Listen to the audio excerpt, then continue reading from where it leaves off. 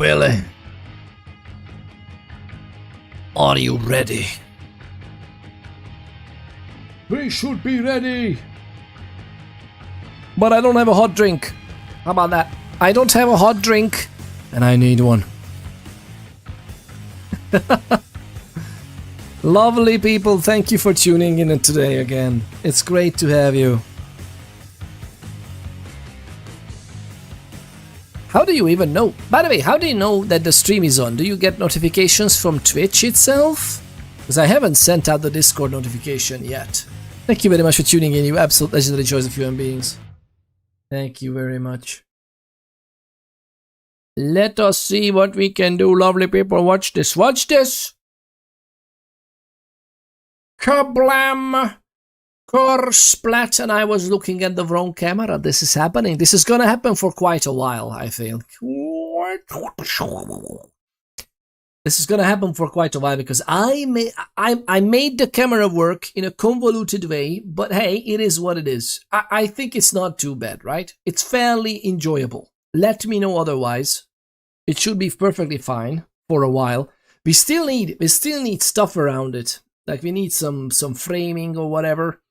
Even if it's just an old CRT TV or something. I have an idea. Oh, Billy, we're gonna make it from Bloodlines. That old CRT television set.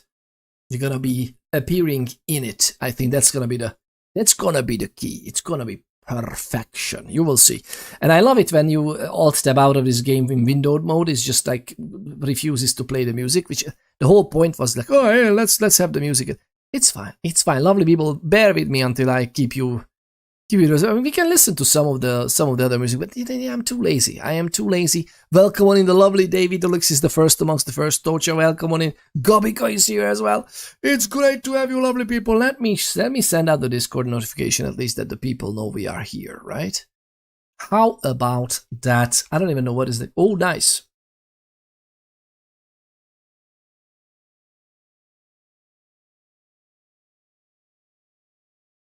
Alright, lovely people.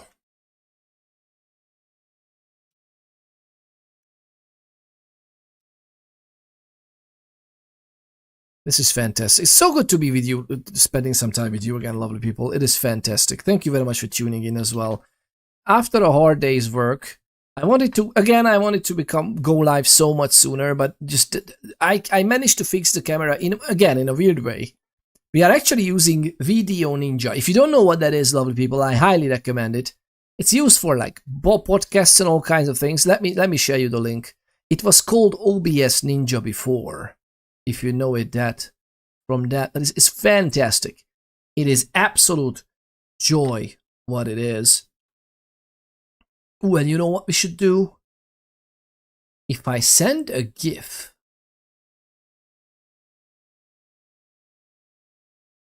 Oh, Billy. Let's see if it works.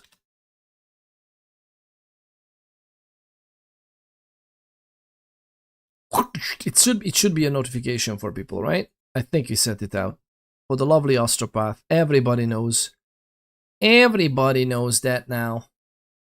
Lo and behold, lovely people. What are we even doing with our lives? What are we even doing? By the way, the reason I was asking where did you know about the stream even is because for some reason I don't find Twitch notifications trustworthy. It's for some reason it doesn't really work for me. And me no like it. Like I don't know why, but it just doesn't work. And it pisses me off. Let me launch the freaking Ristin chat because we're gonna miss some YouTube messages. What are we doing with our lives, lovely people? So many things to do. So many things to do, but we are live, I think. We should be somewhat okay, right? Let me know. Lovely people. Thank you for tuning in again today. We're gonna jump back into the Swansong game and then maybe some Bloodlines later, which is amazing. I love Bloodlines so much. Goodness gracious. There's not even a way love Bloodlines more. It's such a fantastic game. I think we are here almost. Hello everyone, says Lebach. Welcome on in. Thank you very much for tuning in again today. I need to double check the Yeah, perfect. Absolutely fantastic. Community is back. Jeff got his pesos. Because of course he needs that. We are working tirelessly on Jeff's fourth yacht. About, I don't know how many yachts he has, but he definitely needs more, lovely people. So please, order from Amazon. Let's do those things, right? You are the best captain on the planet. I'm not even squidding. Toxa 3 being the legendary joy of a human being for 3 months. Toxa. Thank you very much. 3 months in a row. September? Is it September? Lovely people, that's September already, right? Is that the 3 months in advance? Thank you very much, lovely people. What an absolute legendary joy of a human being you are. Goodness gracious. Tocha, thank you very much. Is it Tocha or Tocha? I always thought it's Tocha, but now I need to know. I feel like I already asked this a few times. But hey, bear with us. So this is, by the way, this is the link I was working on. Let me find it for you. Video Ninja. This website is single-handedly saving the streams and the cameras. Watch this. Lovely people. This is the one. Video.ninja. It was known as OBS Ninja before, and look at it. It's a free tool and it's amazing for streams. If you didn't know what this is, it will speak for itself. So thank you. Enjoy the emotes. There are new emotes as well. One of my there's an absolute lovely legendary joy of a human being. Versailles made us an emote, and I made it into a GIF. That's how it is. Wow, your camera looks awesome today. It's a different camera, and I'm using Video Ninja. So I have this camera plugged into a whole different computer. Again, the camera is perfect. My software is shite.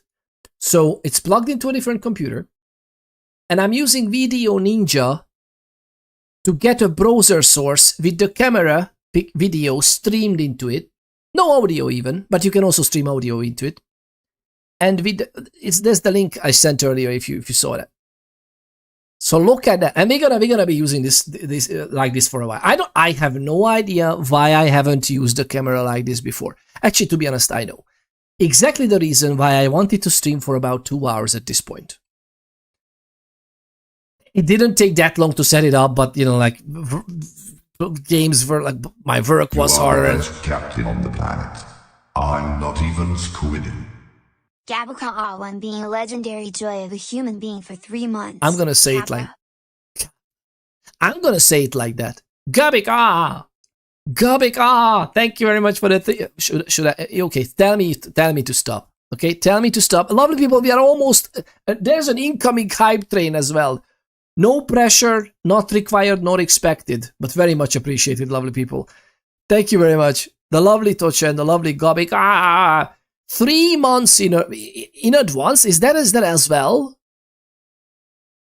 Subscribe for tier 1 month. Okay. I think that's like, yeah, that's a resub. Okay. What was that 3 months before? Is that accurate, Tocha? We are in Discord call, by the way. Enjoy. That's lovely. Like it's a watch party, right? You're pretty much having a watch party. I love it. We are gonna play some vampire. It's a much more laid back vampire game, by the way. Maybe we will tune into a different one. How are you, Peter and the girls? Everybody is feeling it dandy. Everybody is happy. We have some trouble, as you know, but hey, we are getting through it. We are getting through it, especially with your lovely help, lovely people. It has a discount on it, 25% for September. There you go. I told you that people that don't know the World of Darkness don't like Swansong. The guys from the Sandwich channel are an example. Yeah, exactly. And I again, I kind of understand. I don't know. Well, I know. I think the people should, and we can get back to the music. I'm pretty sure the people should, or the game devs should have made a better job in making expositions. I don't like forced exposition in dialogue and in characters because it can be feeling very out of space or out of place. Especially with an established vampire character. For example, who we start with, is a vampire for almost 100 years. So it's kind of weird if people are, although even like this, there's some exposition going on between the characters and telling, oh, there was never a code red in Boston.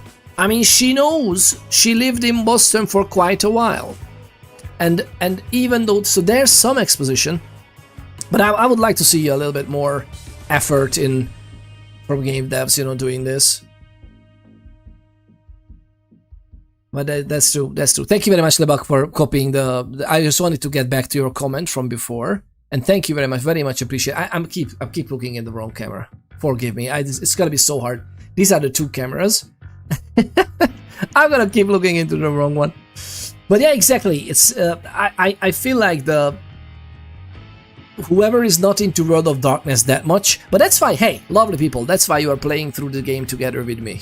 All right. I'm gonna try to explain my best. If you have any questions or something doesn't make sense or there's a weird expression and I'm just having the time of my life while you have no idea why people are afraid of mentioning someone like the Sheriff or the Scourge, I am happy to explain. That is the whole point, right?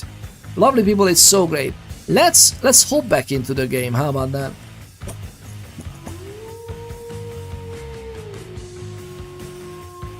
Thank you very much, Gabika. Gabika, The lovely Gabaka one just redeemed hydrate. Gabika. We definitely should need a snack as well. The lovely Toxa 3 just redeemed snack. Thank you very much for the hydrate and snack redeems. Keeping my biological and physiological well-being in mind. Thank you very much. We definitely need some. I think I have some snacks here. Let me see. Oh, we have sunflower seeds. We have some pistachios. That's gonna be it. That's gonna be it. Pistachios! Look at this. Look at this. Oh, really? See you, son. See you. See you soon. Oh, coconut cream super. Thank you very much for hopping in for a little bit. I hope your teeth feels much better, or your gums feels already better. I hope everything is turning out to be good for you. Are you going there as well again? Or is there something different? Nobody's. Enjoy, take your time, safe travels, and more than likely we'll be back. Hopefully. If you're fast enough, right? Oh, Lebak said I'm in the streets using cell phone data, so I'm leaving and I will come back in 30 minutes when I get home. No worries, Lebak, thank you very much. Should we wait for you to start the game? I mean, you know the game inside and out, right? And you can always watch the VOD on YouTube. Not just views. But yeah, okay, I understand that now. Thank you very much. Lovely people, thank you for even thinking about this. 25% off in September. I totally forgot September. How about we launch the game? The Boston court is in turmoil. Code Red Alert has been issued, which means a major crisis has occurred. Laisha and Caleb are summoned by the Prince. September the 4th, 2019. 11 p.m. I'm recovering well. There are 2 more easy appointments for prosthetic prep and 1 more appointment to finish the last of the work. Thank you for asking. Oh my god, that's so cool. So the upcoming appointments should be actually going smooth, right? There's no anesthetics required, anything. That's so cool. And you know what I hope for you and everyone else, lovely people. I remember when my teeth got remade. When my teeth got remade, I remember that the first time I could actually properly eat on both sides, I was in heaven.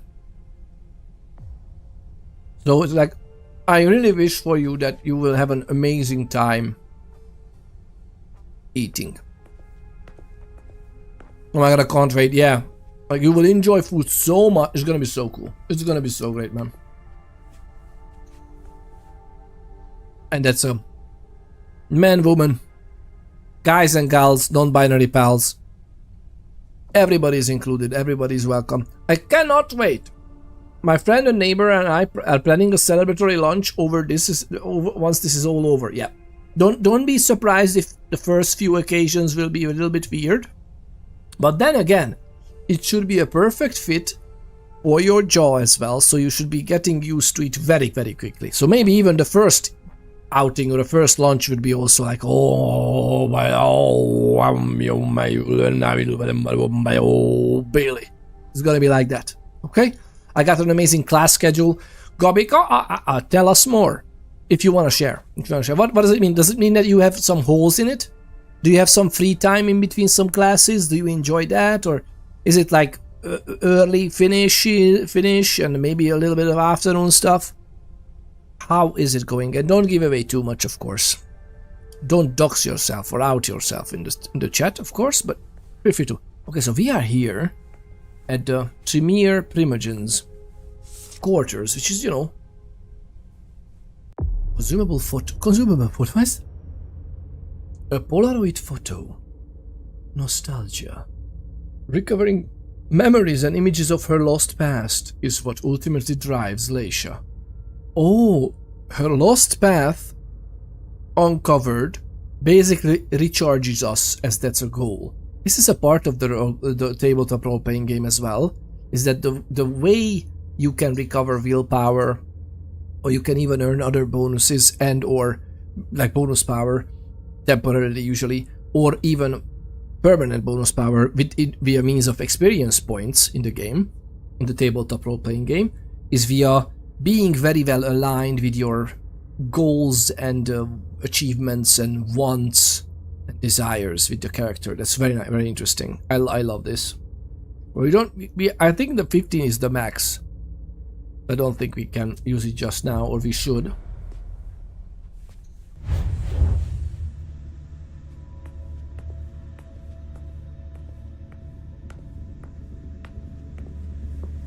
I am a little bit surprised that the Tremere Primogen doesn't have a ward on the door or somewhere here. Or, you know, maybe not here because, you know, yeah, he meets people here, but there, in that door frame, I wonder if there would be a ward keeping vampires away. And ghouls as well. Yeah, probably give it a week to adjust and then try going out with her. Perfect plan. Your mama's so fat. She starts the alphabet with the letter O.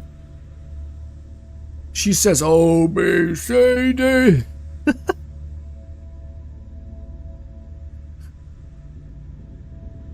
God.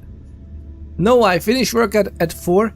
You finish work at 4, 5 almost every day, and you get up at 5:45. Goodness, it's school not work. Yeah, school is work, right? That's your work currently, thankfully. Cheers indeed. That's Backbird 7 Twitch is simultaneously a happy camper and not a happy camper as well. How come? Tarot cards. How fun. The Emperor, the Chariot, Temperance. Easy. Dijon is thinking about taking a trip. Ooh. It's Bipolar Tuesday! Yay!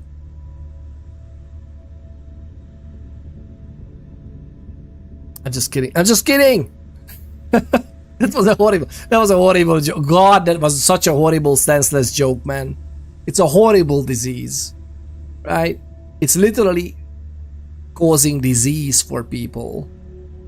They are definitely being at disease most of the time, and yeah. Although I heard that most that's a spectrum as well, right?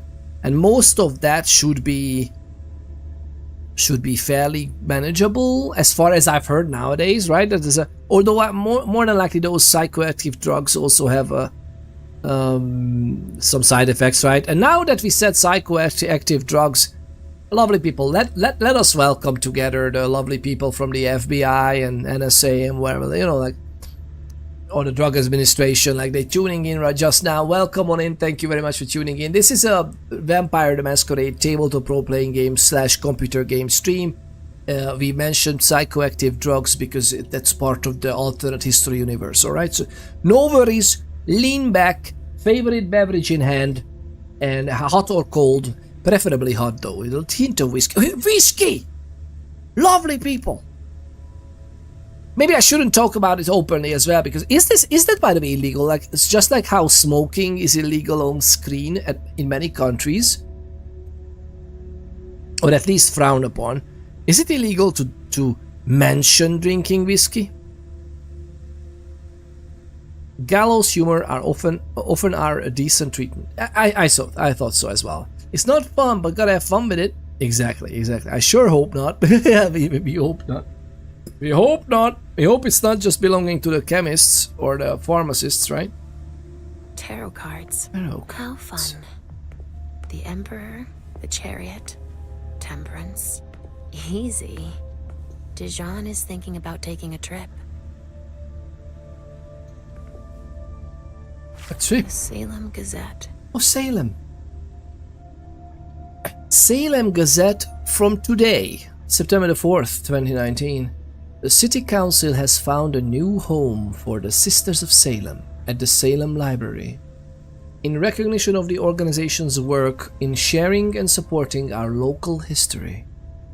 While many know that of the group thanks to the annual organization of their Hallow Mass and the Mighty Dead and Martyrs celebrations. What a lovely name. The Mighty Dead and Martyrs celebration. What's less well known is their implication with people in need throughout the rest of the year. They host newcomers to the area, troubled youth, and older citizens who are isolated. That's so lovely. I guess there's an ulterior motive because literally the Sisters of Salem is, I think, one of the fronts for Tremere Chantry, right? But hey.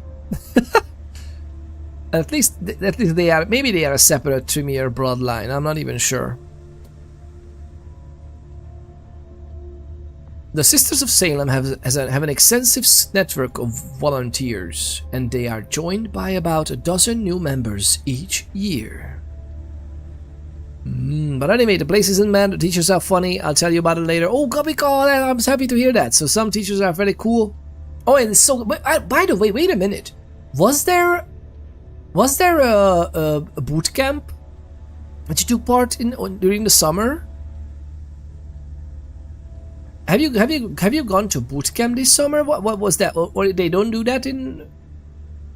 I think so. Thank you very much for the lurk, Molly and Chill, the lovely legendary Molly, hopping in with a great lurk. Thank you very much, appreciated. We are actually playing on a Malkavian at the moment, so we know a thing or two about melding with the shadow. Well, it's actually not melding with the shadows.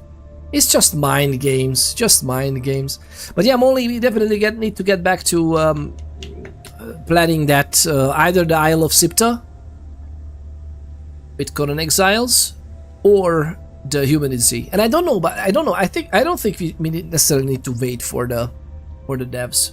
I'm not sure though. I'm a little bit still on the fence about it, if we should just wait if they drop the 1.0, but I have a fear that they're gonna drop the 1.0 like 1 week before the Bloodlines 2, and then we're gonna be needing to hurry. Oh no, that's fine too. It's not gonna be a long playthrough then. And Rip Goper, welcome on in. Thank you. Why am I wrong camera? I noticed that it's not indicating recording, but I keep looking at the wrong camera. I'm gonna need some time to get used to this. The lovely Rib Goper is here with us, lovely people, as well. I thought the evening couldn't get any better, but then I spot a familiar curly mustache on the sidebar of my Twitch. Greetings. Indeed. I am terribly thinking, I'm deep in thought, whether I should change all of my profile pictures to a Clippy, because we have the... Oh my god, what am I doing? What is happening? What's happening? Actually, wait a minute. So I wanted to show you this. Opachki! The camera is fixed, looks good. Well, it's not fixed. The camera, as you remember, the camera was always perfect. The hardware itself is good. I plugged it into a different computer. It's actually in a different computer, and I'm using Video Ninja to get that sorted. Hey, but yeah, let me share this with the lovely people on YouTube as well. So it didn't make it a link. Why did it not make it a link? But lovely people, if you don't know what Video Ninja is, it was known as goodness. Warning, fire detected. Warning, creature attack. Fire! Warning, fire detected. Fire! I'd Pedro raided with one lovely people. Lovely. Oh, Billy. Lovely people. Ooh, Billy. Oh, Billy. Oh, Billy. It's fire for anything that's holy to you, lovely people. Or unholy? We are playing a vampire game. It's fire detected. Oh, wait, no, fire bad. No, that is fart. Fart. Vampires don't breathe. They don't mind some smell. They can smell, but they don't need to breathe. They can breathe, but they don't need to, you know.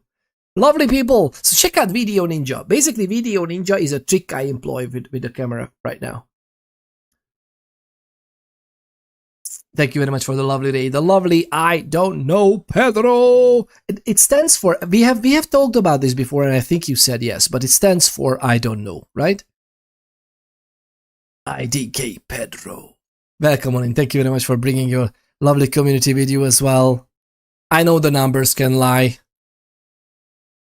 It's addictive. Oh, I recently picked it up as well. Got the recent Twitch stops. How are you liking it? Oh, which one are you play? What were you playing? Currently hooked on No Man's Sky. Oh no, you have never played No Man's Sky. We should play it together, man.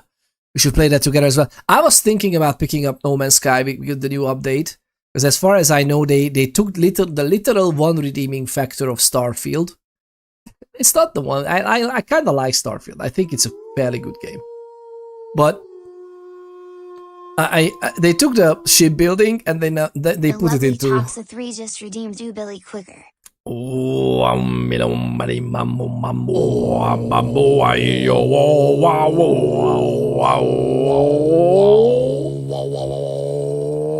Billy. Oh, Billy. Thank you very much for the redeem. Much appreciated. Correct. Okay, that's it. I don't know. Pedro. Pedro, it's great to have you. Thank you very much again. Ladies and gentle people, weighing in at a whooping 200 followers on Twitch, give or take, if I remember correctly, and many, many more to come. Hailing from the beautiful lands of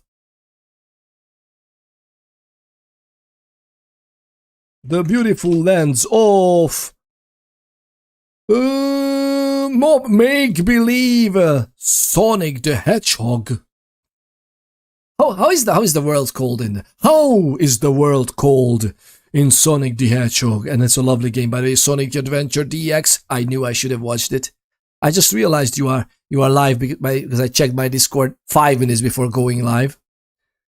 Ladies and gentlemen, the one and only, the absolutely legendary, a witcher amongst the witchers, a vampire. I'm sorry, a kindred amongst the kindred.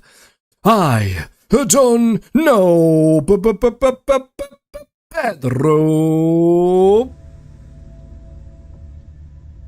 Okay, this might not be the best theme music because we are literally just staring at a text. But you know what it is. You know how it is. Goodness gracious, lovely people. So it's addicting, yeah. No Man's Sky is really addicting. It's so cool, man. Oh my god, I love No Man's Sky so much. I played it very long ago, and I played survival mode, and I loved it a lot. It's in terms of some of the progression, it might be very much easier and just more speedy if you are not in survival mode. I'm also a part of a community who are playing a lot of No Man's Sky. It's very nice. I got my first Corvette going. There you go. That's so curious about how the VR is. The game is beautiful. Oh yeah, the game is amazing. And what they do, No Man's Sky is pretty much like, I love that they weren't broken about the apps. People were tearing them a new one in 2016 when the game came out and it didn't live up to the promises and the hype. It would have been almost impossible to live up to that hype, that level of hype especially, right? But goodness gracious, and I love what they did. To be honest, I absolutely respect what they did. That they were just like, no, they didn't start arguing, you know, like Starfield devs of like, hey, people were not bored on them when they stepped on the moon and it was empty. Really, my guy? One of humanity's greatest achievements compared to the video game. But whatever, let's get. And I kind of like Starfield. But now that they have employed the shipbuilding, I just don't have enough time. Like, that's what I feel like. I really should jump in there. I love Starfield. Yeah, them adding the shipbuilding convinced me to give it a go. Yeah, right. Glad I did. Oh, there you go. No Man's Sky is pretty good, and it has depth as well. Like you can build amazing things. I think there's even underwater stuff as well now, right? You can literally go underwater. I'm so happy. I'm so happy for it. They check out the lovely, I don't know, Pedro, lovely people, an absolute legendary joy of a human being, a lovely streamer. They did good. In the past days, I collected all the drops. Now need to buy the game and go vroom vroom. Oh, yeah, you did the drops. I should have done it then. You lovely people could have farmed the drops. Are there still drops or no? Not anymore. I should have done it on stream as well because of the drops, maybe. Not that it matters a lot, like, you know, lovely people. We are not doing it for that. Well, I'll give it a week or so. They're working out some bugs with the shipbuilding. Oh, okay. I'm not in a hurry. We have some time until Vampire the Masquerade Bloodlines 2. I can work with that. Alright, where are we? Our community should be proud of the unity and mutual support shown by all of our fellow citizens. From their participation in the celebrations to their participation in the social and cultural volunteering done by this organization, declared the mayor after the city council meeting. And she was also very proud to announce that her spouse had joined the Sisters of Salem the previous month. They are totally not ghouls, they are totally not ghouls, meaning they are retainers of vampires periodically, at least every month, drinking some vampire blood, aka vampire vitae, and that makes them almost age nothing and have super abilities, basically supernatural abilities as a human as well. And they, for some reason, are absolutely hinging on whatever that vampire is wanting or desires, guarding them with their lives. Inauguration planned for tonight at the Salem Library by invitations only. Oh, so that, wait, what? Invitation only, September the 4th. That means that the same night that we had the unification, that's definitely not in the Salem Library, right? Yeah. What is this exactly? In recognition of the organization's work in sharing and supporting our local community. Ah, okay. Interesting. Same night? That says a lot. Let's use our knowledge. The Salem Warlocks get it. They are hidden in plain sight among the mortals. I should be looking there. What is this again? The Salem Warlocks get it.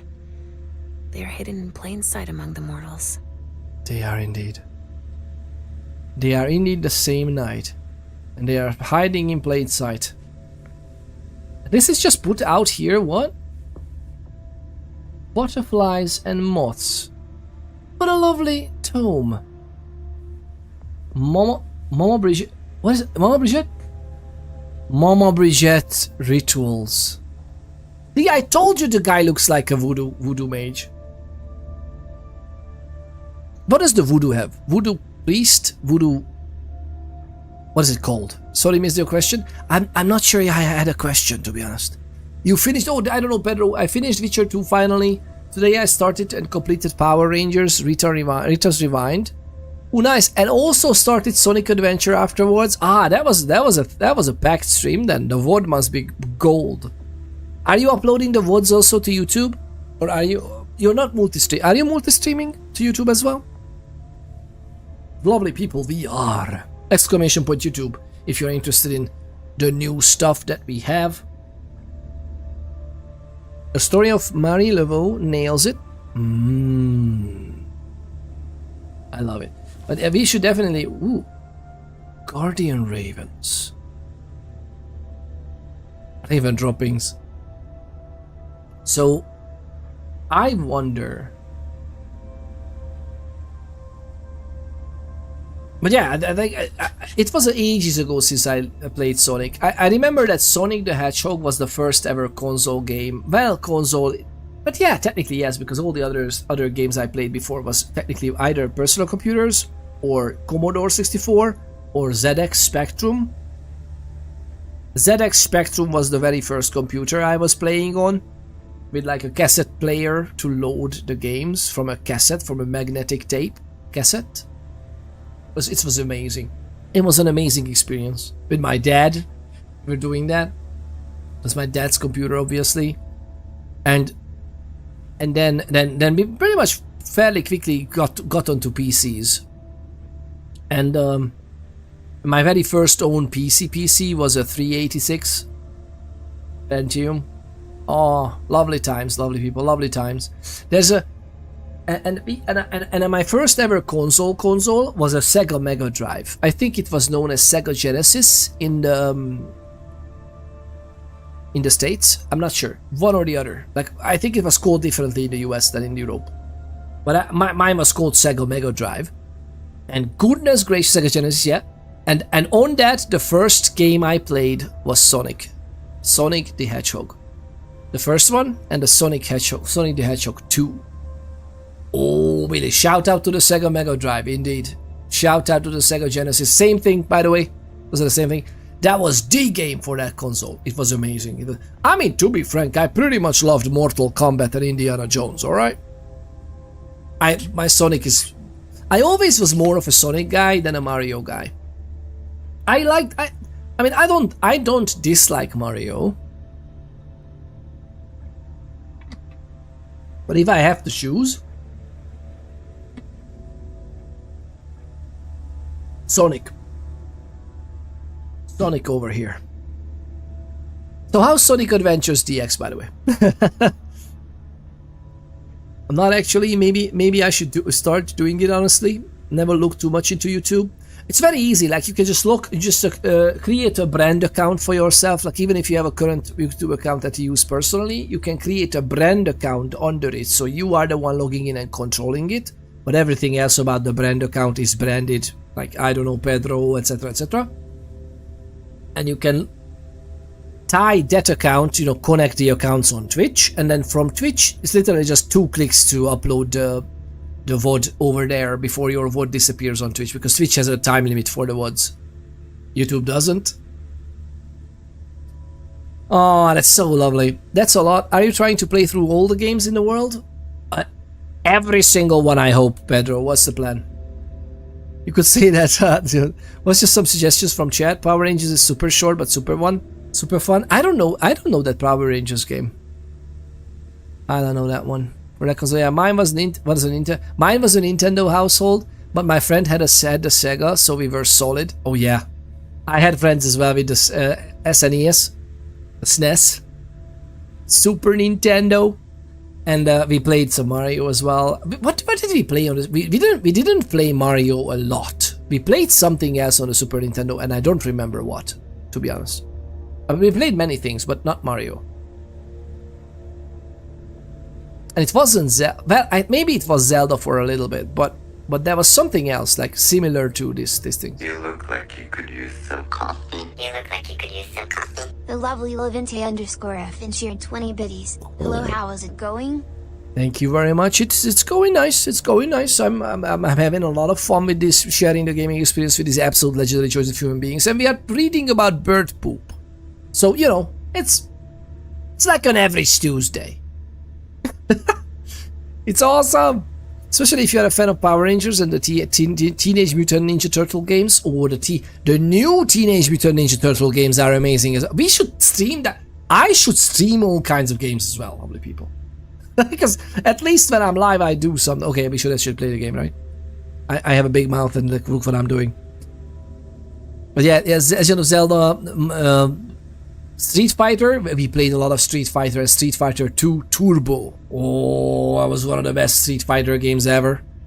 Mortal Kombat, yeah. Mortal Kombat was amazing. I played that on the Game Boy and on the Sega Genesis or Sega Mega Drive. Thank you very much for the 20 biddies. Levy! Levanta, thank you very much for the 20 biddies. 20 pesos. There were all kinds of racing games. Oh yes, there was like, what, a Midnight Racer, or what was it called? Some of them are on Steam, by the way. Some of the Sega games were actually released on Steam. So Guardian Ravens, this is a ritual. In a cauldron, we can make a raven droppings and a corn straw. Blood magnet. Magnet, silver bowl, and vitae. Concealment ritual, a knife and candles, fresh bird's blood, skull, and white candle wax. Is this what was used on that little...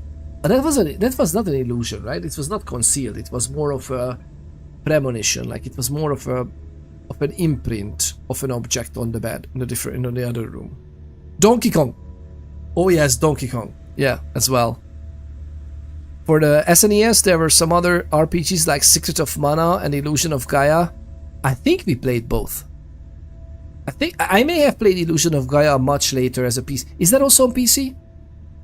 But I think we played Secret of Mana. But back then we didn't understand much about it, to be honest. Back then I was just learning English, so it was... I think most of these should be... I mean, even if they're not, I really hope that these games eventually should be there, right? I have it on an emulator now. There you go. That's the spirit. Not condoning or recommending doing this, lovely people, and nothing against the law, alright? Even though the law is stupid, still need to uphold it, okay? I hope it's a legal emulator, and you have a legal right to do so. Is that even possible? Mostly it should be, right? It's just your backup. Just your backup copier. Illuminated trail. Candles, white satin ribbon. Have seen the prey beforehand. The prey must not go underwater or cross a body of water. So you can do these are straight from the tabletop role-playing game, by the way. I'm not sure about all the ingredients, but this is actually a ritual that you can cast as a thaumaturge. And then you would see wherever the prey goes, illuminated before your eyes. Lovely. Restoration ritual. Candle's call. Sacrificed animal mixed with vampiric vitae. Alright, should we learn about this? No, right? And what is that called? Laboratory manual. Plant... histology? Plant histology.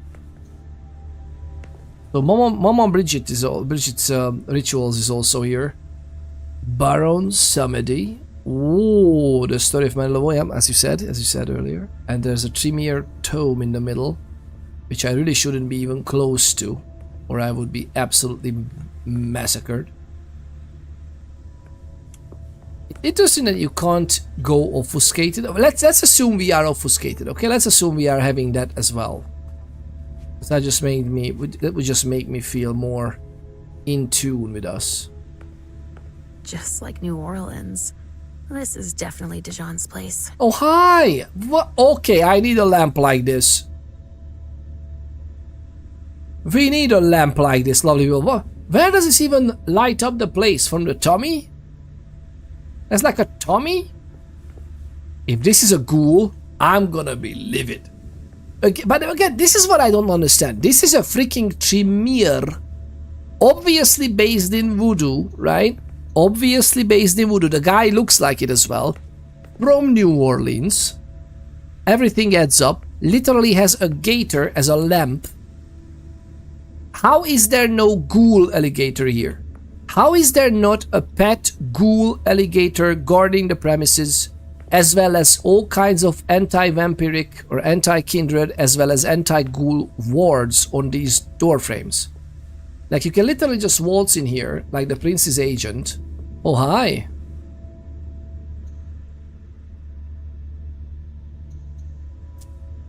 A bird. Dead. Thank you, Leisha. Thank you, voice in the head. It's like, Labak, welcome home. I'm home, but actually I never left. I just put only audio to save cell phone data. I was a podcast. Labak, you pretty much made one of my dreams come true in your pocket like this.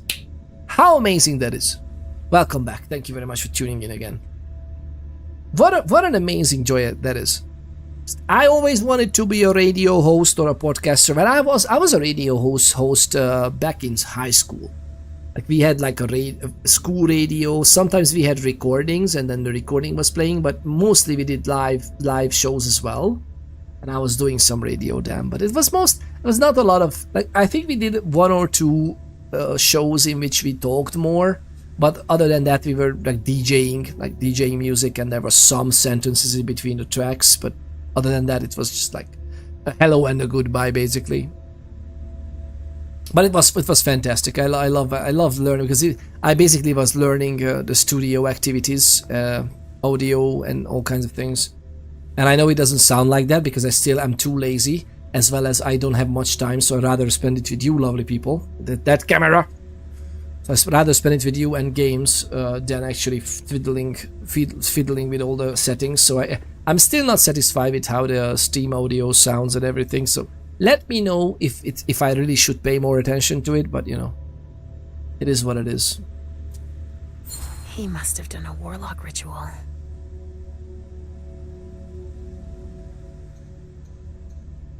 Alright, so there's a skull and a raven. Or it looks like a raven or a flesh blood. Now it could be... Is he around here?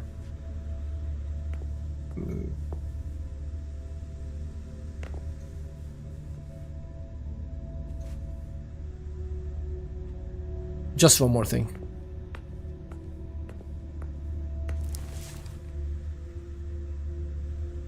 Knife, candles, skull, fresh bird's blood, and a white candle wax. Concealment ritual is what he was doing. Yes, well, all the ingredients are right here. More than likely concealment. And he was concealing a piece of paper. But the good thing in a Malkavian, lovely people, is that you literally have the ability to obfuscate things from the mind. Actually, look at this. These are all very mind-focused disciplines. So obfuscation is basically the tricking the mind that they don't even see you or notice you, or they don't notice objects. Dominate is, well, speaks for itself. You dominate others' minds in various ways, really.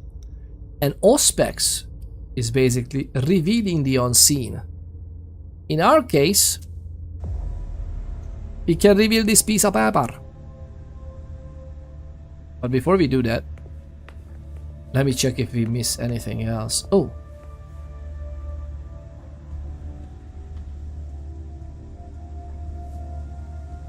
Alright. I feel like... This knife has blood on it. It does indeed.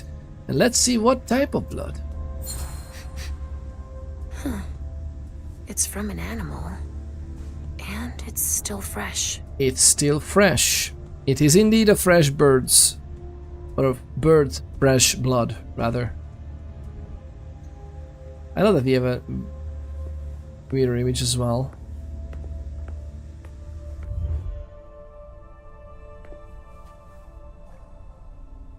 I love this alligator.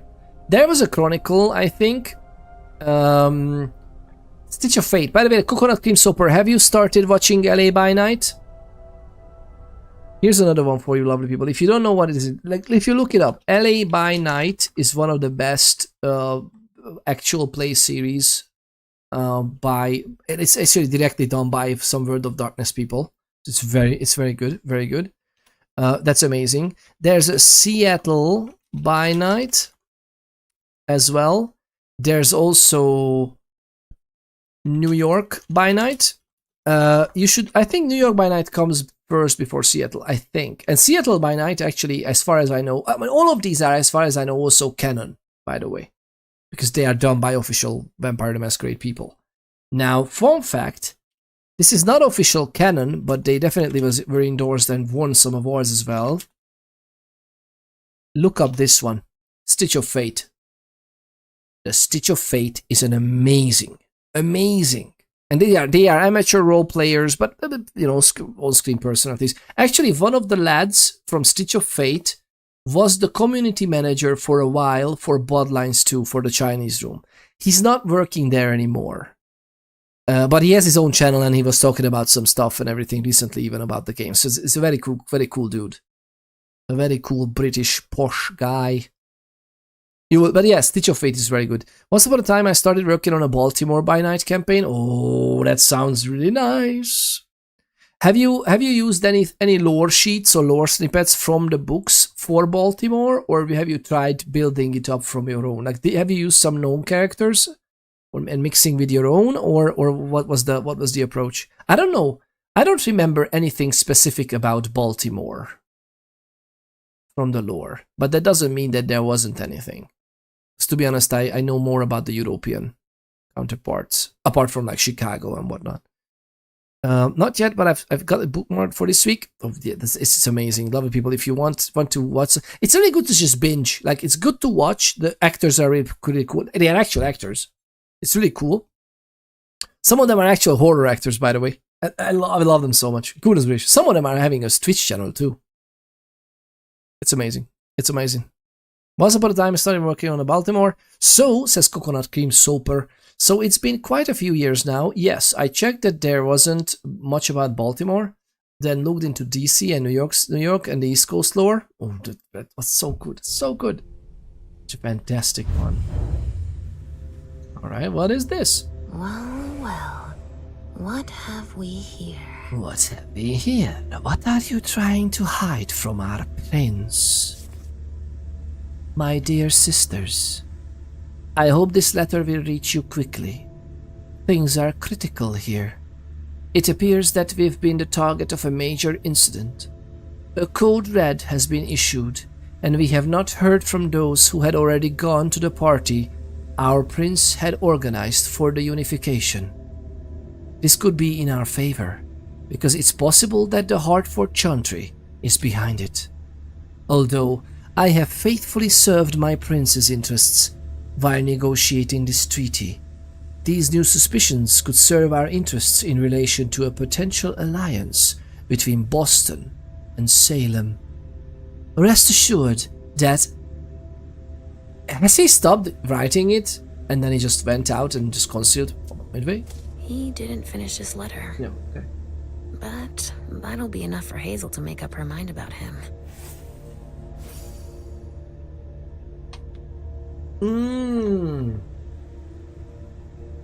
I mean, if I may say so myself, Leisha here is a pretty good investigator for the prince. I love that. Look at that.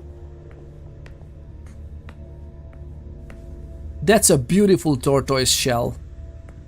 Look at that, lovely people. Oh, I just love this. But again, I have no idea. Okay, concealment ritual, cool. But since you know rituals, how are there no wards on a Tremere Primogens? I mean, kind of established, by the way, that the city doesn't have very old vampires at all in charge. Like, some of the Primogen are only like 100 years old. Or not even that many. Which is interesting. I guess it's because of they are leaning into the beckoning as well. It's called the beckoning, right? If I remember correctly. Wait. What's up?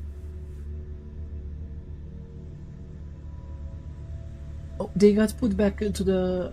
They did not. Oh, did not? Oh, then it's gonna be somewhere there. Or...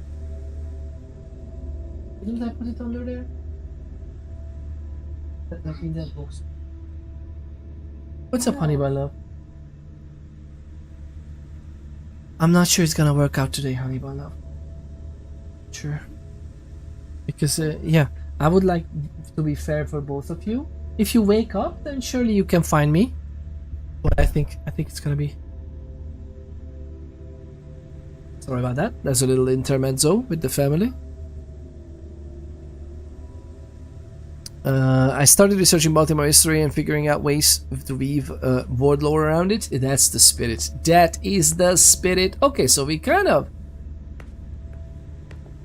got that sorted as well. Any interesting books here? Invasion. It seems to me that the Tremere Primogen wants to get Salem, the Sisters of Salem, also unified or allied with Boston. Which is, by the way, that's not an offense, right? It's interesting that he would do this behind the prince's back, really. Hopefully the prince even knows about this, so it's like perfectly fine.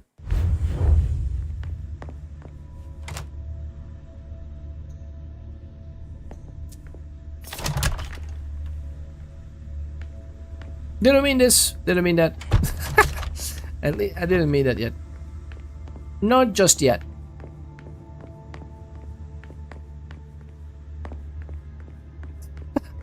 They know. But hi, I'm the prince's agent. I can just waltz around wherever I want. But that's fine. Minion lost her third tooth today. Third tooth. Goodness gracious. Time flies so. Oh my goodness gracious, Billy. Time flies so fast. Aww. Shit. Locked from the other side. Okay. I wanted to check the other. Investigate the other members of the Primogen. Yes, every single freaking member of the Primogen was gonna get investigated. I'm an absolute monster when it comes to this, alright? I'm out here. For some reason we can't go here. Sorry. Council members only. This area is reserved for council members. Sorry. Alright.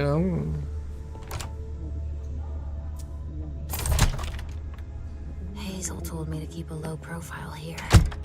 This area is reserved for the prince and her Primogen. Oh, yeah, exactly. That's why we are here.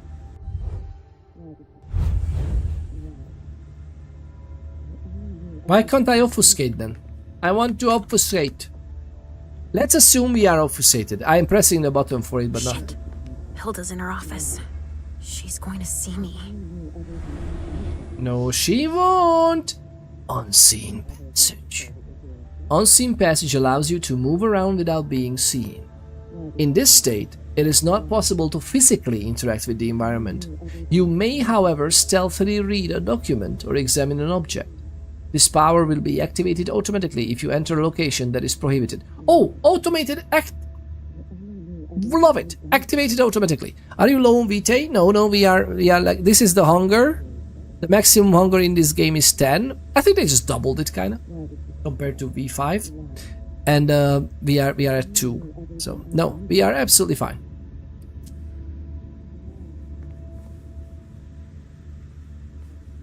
Battle undo.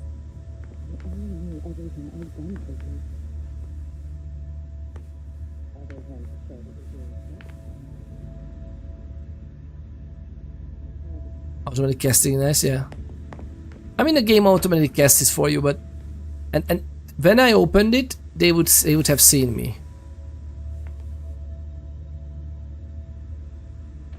A went through chap. I shouldn't be able to interact with the environment without them seeing me. I literally just open the door and he doesn't even... No.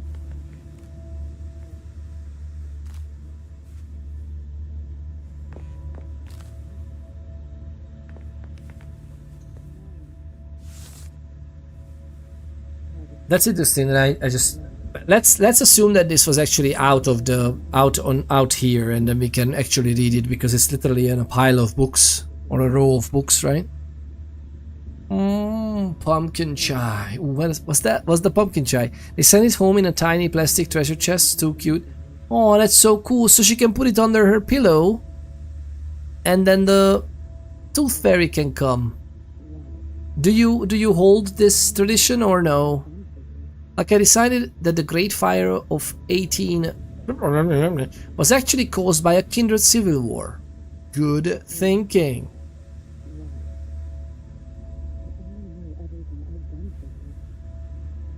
So they're either naive or arrogant. Yeah. How she's doing with it? Is she excited or... Yeah, oh yeah, that's adorable, yeah. Are you drinking pumpkin chai? Chai tea? With pumpkin? What is that? Tell us more. Tell us more. Alright, so what we're gonna do is this. Dear Mr. Underwood. Who is this guy? Who is this? Jason Moore. Oh, this is a human servant. Okay, you got it. Of course. Of course Jason Moore is the ghoul of this guy. Of course. Dear Mr. Underwood, here is the report you requested. Attached you will find all of the documents I was able to gather. Unfortunately, I was unable to collect much useful information about Miss Feng's time in China. But it may not have been the most interesting period of her life. A fairly typical education, exactly what would be expected of the upper class. What is a little less expected is that shortly after her arrival in the US, she was admitted to the economics department of MIT. This was in large part thanks to her publications on the blue economy, which led her to join the Diora ratification project in the Indian Ocean.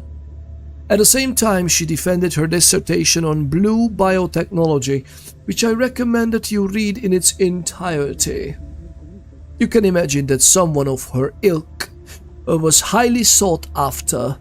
She was wooed by major multinational companies before she even graduated.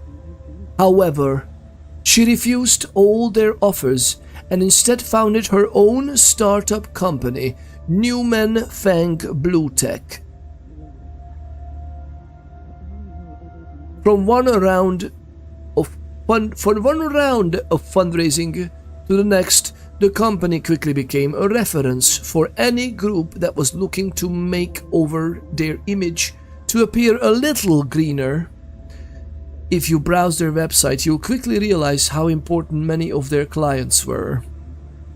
As for the more confidential information, I learned that several governments, in particular Luxembourg and Canada, recently reached out to her. For the moment, it's only a matter of advice and informal discussions, but the speed with which she has broadened her influence is highly impressive. My conclusions regarding her are the following. She is brilliant. One might imagine that she is an idealist, but while her actions do seem to me to be guided by an ideological perspective, she is extremely pragmatic in integrating herself into the upper echelons of society. What's more, she has true business acumen, as her startup is one of the most successful in the country. You have every reason to take an interest in her. I can set up a meeting with her if you'd like. Your eternal servant, Jason Moore. Jason Moore, we know that he's a ghoul who is basically the head retainer of the court, handling court official finances and business, which of course is largely in the hands, on paper, by of the Ventru primogen, Beryl Underwood, who one of our characters is the sire of. By the way, I love this. It's fantastic. I love it. I don't suspect much about Underwood, but then again, can I open the invitation without? I'm. Dear Dr. Karen Parsons, Boston Medical Center. Dear Mr. Underwood, as agreed, here is our payment. Thank you for your confidentiality. You are indirectly contributing to one of the greatest forensic discoveries of our time. If by any chance you still have bloodless bodies in good condition to offer us, please let us know. Sincerely, Dr. Karen Parsons of the Boston Medical Center. Greatest forensic discovery of our time. Bloodless bodies in good condition to offer us. Oh my god. Okay, well, having connection to the medical center like this is not that surprising. Mr. Underwood.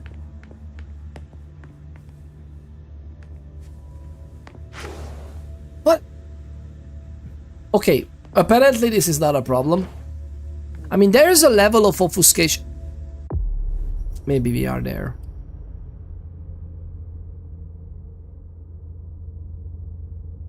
Oh, okay, so allows you to hide objects from the eyes of onlookers or to interfere with electronic equipment if you no longer detect Leisha when using Mask of Stealth. Okay, so we are actually jamming electronics as well. But where is the uniform copying? See someone's identity.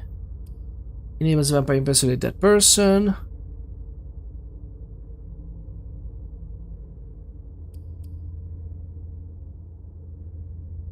Okay, well, it's interesting. So with this one we can integrate. Okay, if we can hide an object, that means that we can open a door, right? Rebecca heading home, nobody's... Enjoy, enjoy, enjoy. Are you at the school? We stopped at a cafe. We stopped at a cafe on the way home because she was having a sad day. Oh, it's a sad day, but the teeth! The tooth fairy will come! I don't know if you responded to that, but you don't have to, of course. Just we are holding a special tradition because my kids are thoroughly convinced, and they are so amazing, that the tooth fairy is not giving real coins. No, the tooth fairy is leaving chocolate coins for the teeth, and that's amazing. Even though we are putting some extra cash on their little accounts as well, but still, it's so cute.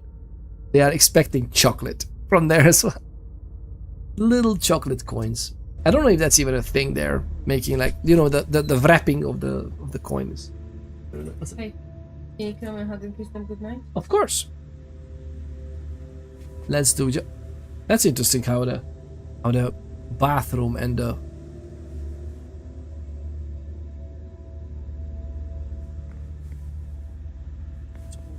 Oh, but curved. This is a curve. Why would you curve this if you are this far away?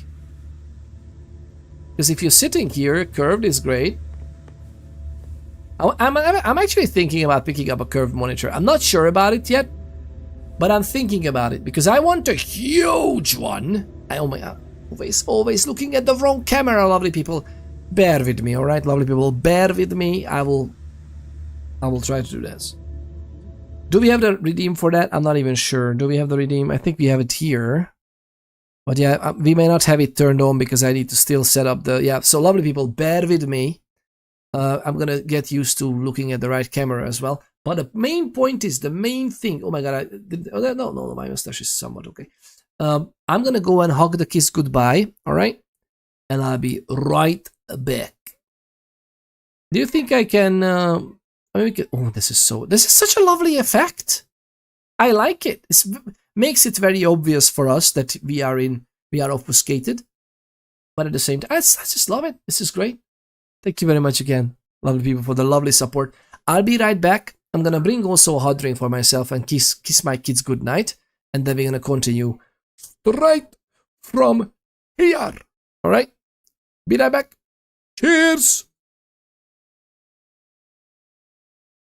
Bum bum bum, bear with me. Bear with us, lovely people. Bear with us.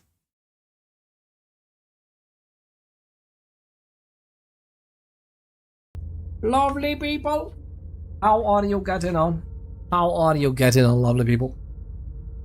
Oh,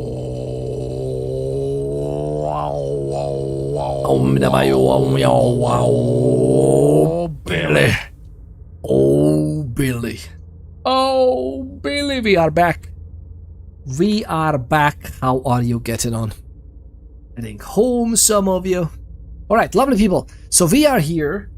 I absolutely adore this game. I don't know how good of this game is for like streaming in general, But hey, we are gonna get him by, okay? That's what we're gonna do. We'll see. Look at this selection of suits. Is this something you would like, lovely people, in your lives? These suits. Barrel's as dead outside as he is inside. Look who's talking. Although hers may be a little bit more stylish than Battle. I mean, Battle Underwood. Ooh. Battle Horse, Forward, The Carpenter, New Horizons, Insanity, Atlantis. There's some lovely books here, by the way. Some of them I know. Oh, and they repeat as well. Oh well, you can't come up with so many, right? Is there text you can read? We can't really read the text there, right? Dictionary of of English. Okay, and there are some. That's lovely, actually. The speculative news from... Oh, he's about as fun as his reading material. The speculative news from... Oh, he's about as fun as his reading material. He's putting us to sleep-ish, but isn't that's suspicious by itself as well?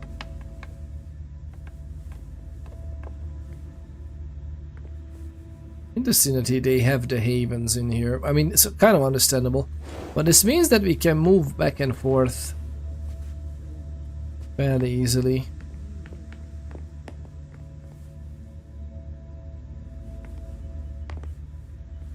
Nothing in these ledgers, whatnot. Dear Sir, Miss Iverson is honored to invite you to the Grand Unification Party in the presence of representatives of the Hartford Chantry. Your presence at these festivities is requested the evening of September the 4th at 11 p.m. at 1 International Place, London. Boston. Foreshadowing much? Is it gonna be the fate of London as well? Hopefully not. London has fallen in terms of vampire terms in the 5th edition. So Prince Mithras, who was the Lord of London, he was the Prince of London for an extremely long time, and Queen Anne, who followed, was there for a while as well afterwards. But actually, before or after? I don't remember that very specific bit from the lore, so we need to read that again, but that's good, because I was just started recently reading the Fall of London lore book. But basically London was... the London Kindred were busted by the Second Inquisition. Basically the Vatican's elite forces descended upon the town and they pretty much purged it from vampires, or at least they think they purged it, or the vampires would like to think that they think they purged it. There are some survivors, of course, as there always are, but it's interesting. I don't really find anything substantially, oh my god. Metal on the wood.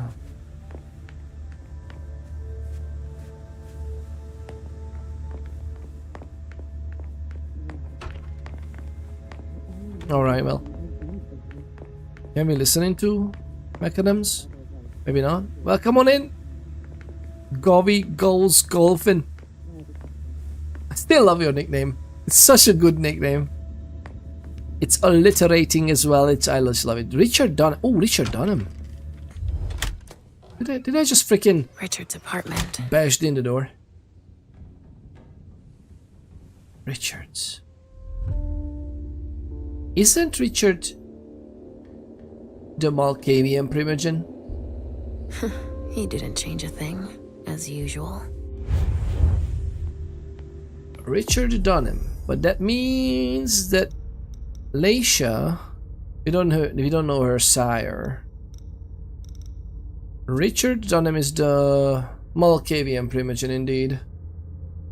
10th generation Malkavian. Goodness gracious, 1897. That's actually interesting. He's not. I figured he would be older.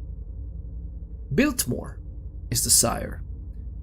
Halsey, is a child, Elsie. Why does this sound familiar? A new unlife. To preserve the Masquerade, Richard declared his death in 1902 in Zurich. He moved to France, where he continued practicing psychiatry in a number of hospitals under the name of Dr. Richard Dunham. In 1920, he relocated to the lunatic asylum in Braun, where he met a young French patient who would serve as a catalyst for a revolution in the way he viewed his psychiatric research. It was in order to save this patient and her daughter, his most precious research subjects, that he arranged their departure for the United States in 1939. At the onset of World War II, the Malkavians, in exchange for his services, aided his escape to Boston, where... Oh, at the 1939, yeah. Escaped to Boston, where they held a powerful domain. Oh yes, there was a Malkavian prince before, right? How's the game going? Sorry, I haven't been able to catch much of the streams. Been a chaotic time in the past few weeks. I understand. How's the kitty cat? And of course, this goes without saying. How's your father? I hope he's enjoying the new bed as well. Like I hope it was a successful project putting together the new bed, right? And I really hope that the cat is also... I hope the damage is not substantial, or even if it is, it's gonna heal nicely. Peter, says the lovely Mando. Mando, it's me! It's me lovely people! Mando is here! Replacement Mando. I mean, there are not a lot of you left, right? There's not a lot of Mandalorians left. The cat is doing well. He's on some strong painkillers though, so that's been kind of funny. Makes a huge mess of his food now. Yeah, I mean, so the Temu Mendo. Not after the purge, right? Yeah.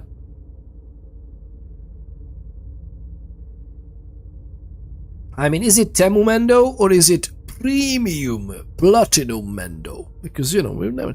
Platinum? What am I even talking about?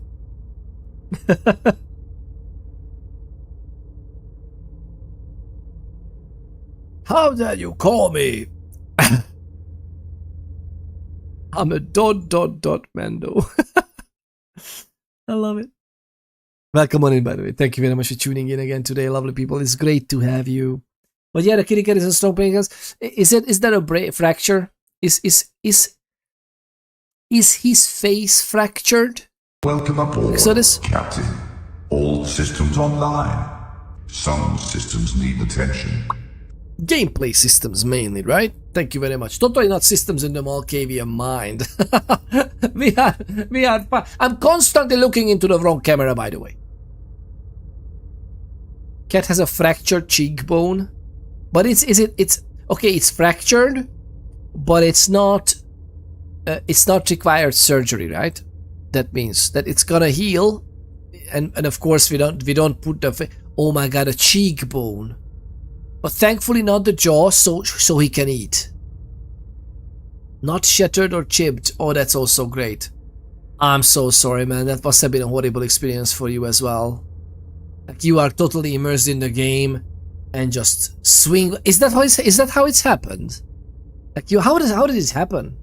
Like, you were totally immersed in the VR golf game with your VR golf club, which is an extension on the controller, right? And you are and it's Vade. It's Vade as well. Or weighted or Vade? How do you call it? Weighted, right? And then you swung it, and then you felt something at the other end. God, it's so horrible.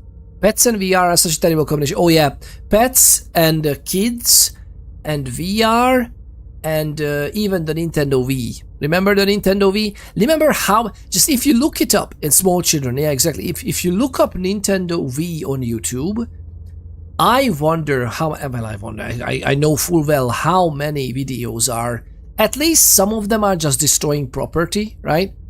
Like the Nintendo Wii controller flying into the TV.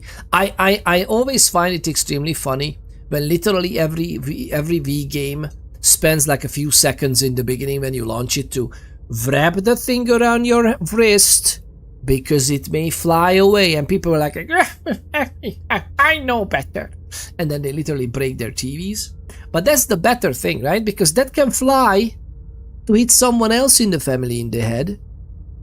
But I'm sure that's totally never happened. Yeah, I can't do VR, it wrecks my head. Oh, you tried? You tried? How did you try? You went to like the VR club or something and you tried some games? Maybe some games would be better for you. Sometimes I feel like that the people who say, okay, not in general, because some people are really do have motion sickness or something is always not right. Of course it's not right.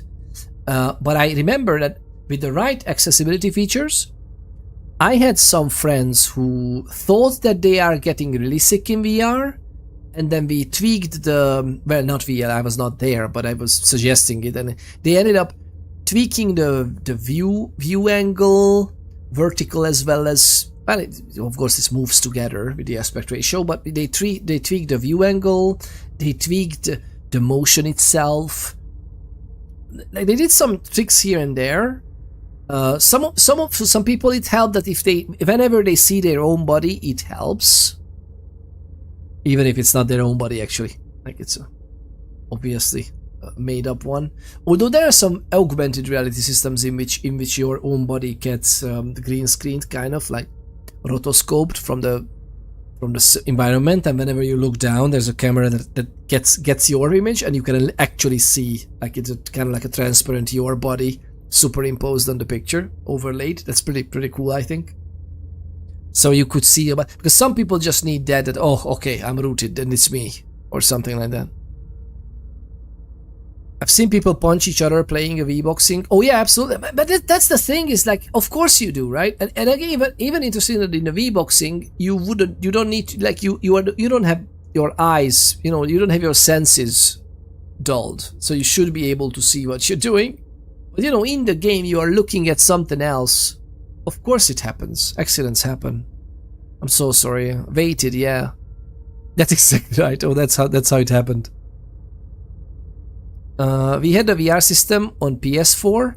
I don't think we had it on the PS5. I think it would work on the PS5. So no, is it that like multiple generation compatible? I know they have a new system now for PS5 as well, but I think the PSVR, right?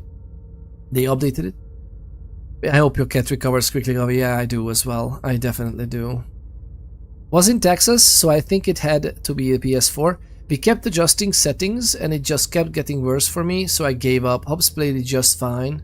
Yeah, it depends on it. It really just depends on how people are. Yeah, and it's sometimes it even, if you are sensitive to it, it can be so interesting. If even with the right settings, like, it can matter when you last ate, what you ate. Like, there's so many different things in play. But yeah, some people are just like, we are cool. They don't care. But this is the same with, like, I almost said this is the same with seamen, but I mean the actual seamen who are, like, out at the seas, okay? Lovely people. Not that type of seamen.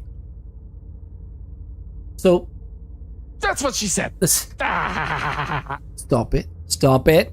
But that's what they said, is that however you can take a ferry or any kind of boat is also, it could be indicative of how you are in VR. And you would not know unless you've taken some, because some people can take the big boats but not the small ones. Some people are in reverse, actually. Like, usually the smaller boats are worse, I think, in the vast majority of cases, because the bigger ones are just more stable. The bigger ships.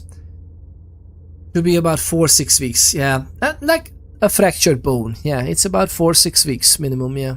I really hope he's fine. Like, he's under painkillers, which is cool, but I really hope it's not that effective that he literally just bounces into things and then makes it worse or something, because it doesn't hurt that much, or And isn't it even harder with a male cat? Like, isn't he outgoing and then keeping a territory under watch and having a pet door to just go in and out? I mean, to be frank, at least it's a cheekbone, which shouldn't really stop him from moving around. But at the same time, as you said, like, he's under heavy anesthetics Like, how would he sit on his favorite fence and whatnot? Like, that's... Oh, I'm so sorry, man. Poor little thing.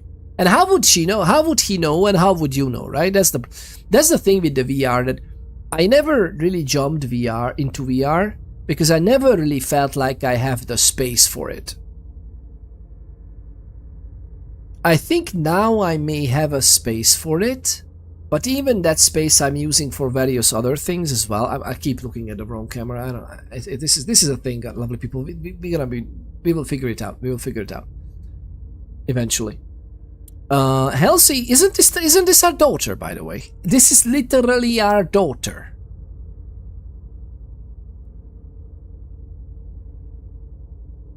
If this guy is 12th generation and Leisha is 10th, and we are 12th, and this guy has Halsey as his child, and I think that's the daughter. Do you think that our own child is our sire? That would be creepy. That would be creepy, and creepy good writing, to be honest. Upon their arrival in Boston, Richard boasted of his research to Quentin King, the Malkavian prince of the city, and introduced him to the two patients in his care, Leisha and her daughter Halsey.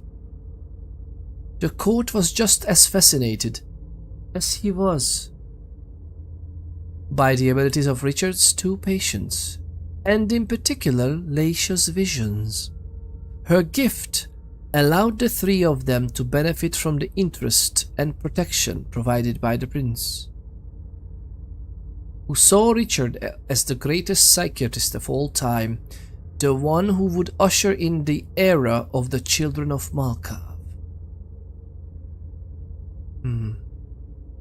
Promising research. In 1950, Richard exhibited his psychiatric research on the resonance of vessels, which earned him the support and recognition of his peers. Resonance of vessels. Is this the blood resonance? That based on strong emotions we get buffs and strengths, basically using it as a source for the sorcery of what we do? It's not a sorcery, but you know what I mean. He's fine in that sense, still very playful and affectionate, not uncoordinated. Okay, so thankfully it's not like a concussion or something, at least. It was just a big, strong hit to the face. Oh, I'm so sorry about him. Yeah, wife and I have agreed I do it. I do it when the kids are sleeping, and we tuck the cat away in the basement with his litter box while I do it. Yeah, I mean, that's the only, that's the only way, and you wouldn't have thought, right? Like, the cat would see you do all kinds of weird motions. Why would he come close? But at the same time, you are not always moving from the outside.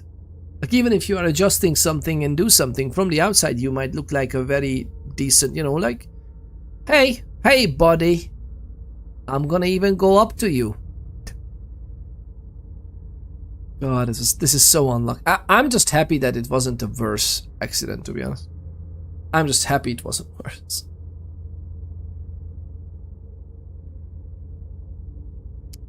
Oh, Billy. What a little thingy. By the way, a lot of people tell me if I'm too much out of the camera. I don't know how much I cut away from this side of the screen. Let me know if I'm too much out. I know if I do this, I'm out, right? If I do that, I'm out of the screen, but we'll be fine. We'll be fine. Thank you very much for the follow, by the way, Mando. The one and only. Well, one of the few Mandos, but the Mando of our community. One of the best bounty hunters ever.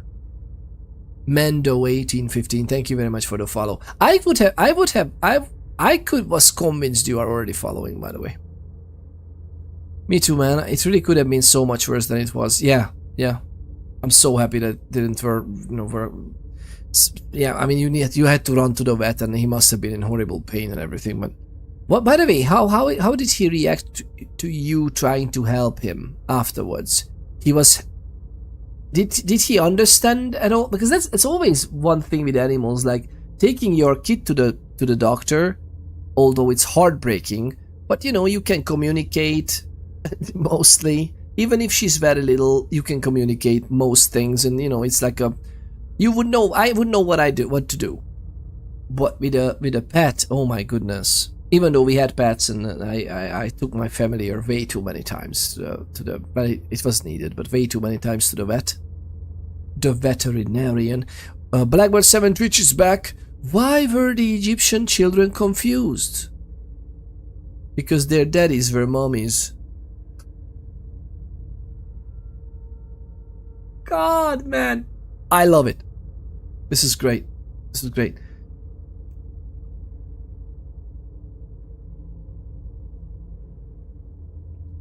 He let me pick him up. Set him down on the couch and pet him. He just laid there with his eyes closed for the first while. Oh my god, what pain it must have been. Did you even hear the crack? Oh man. So, but that's actually great because he has a very good temperament then.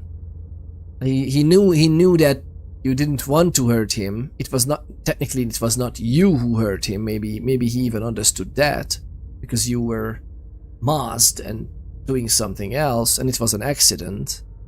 And then he let you pet him. That's so nice. What a poor thing.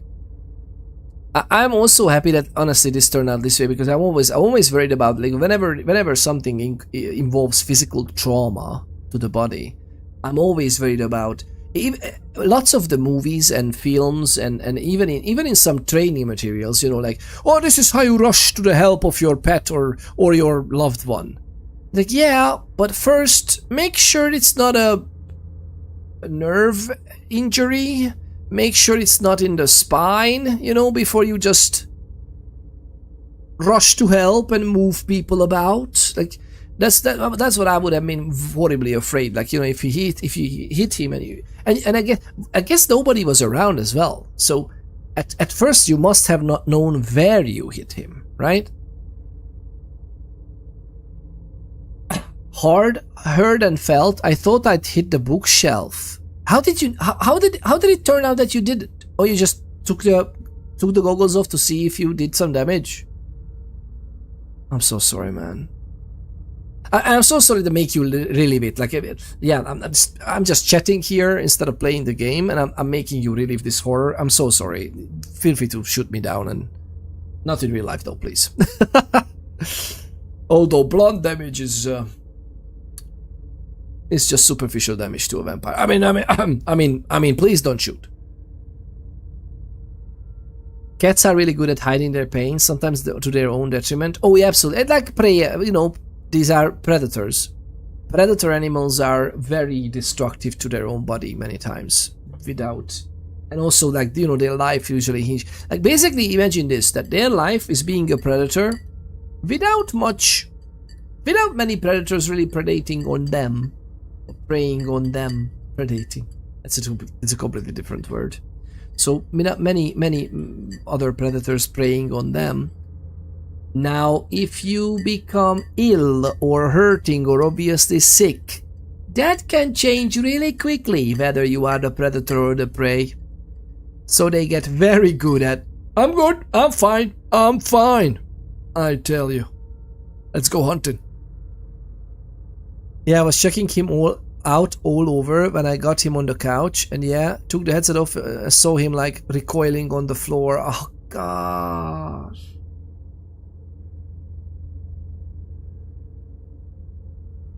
I'm so sorry, man. I really hope that this is like the last of your tribulations.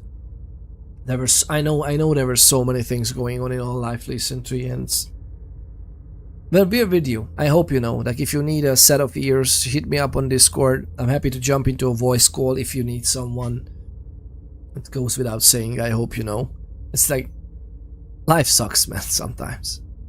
But I'm so happy that at least that, again, it's just a cheekbone. He'll be fine. He'll be fine. How old is he? How old is the kitty cat? Alright, so promising research, resonance of vessels. He experimented on the vessels using chemical cocktails in order to significantly amplify their resonance. Yes. Interesting. I mean, one would expect the Malkavian to do something. His experiments were a success under the reign of Hazel Iverson, who immediately realized the incredible opportunity this presented for Boston. If she could maintain the properties of the enhanced blood in containers using magic. I don't like that they call it magic. I think it's more badass if you say using thaumaturgy. And I understand that even the real-life connotations of magic and thaumaturgy are somewhat similar, and thaumaturgy is a special type and practice. Yes, but I don't know why. Maybe it's just my nostalgia for Vampire the Masquerade, the very first edition. Because in that, thaumaturgy was just like so unearthly. Like it was so supernatural. Like it was more than magic at the time to me. Because we didn't call it blood magic and blood sorcery. We called it thaumaturgy. She could corner the blood market and, more importantly, leave her mark in history. The prince gave Dr. Dunham the means to carry out his research and began to negotiate an alliance with the Hartford Chantry to get the help of the Blood Witches. Absolutely amazing. Richard, however, only looked after his own interests to advance the psychiatry of the children of Malkav. To do so, he must satisfy the prince, but he must also protect his most precious subject of study, Leisha, from the prince's ambitions. This is fantastic.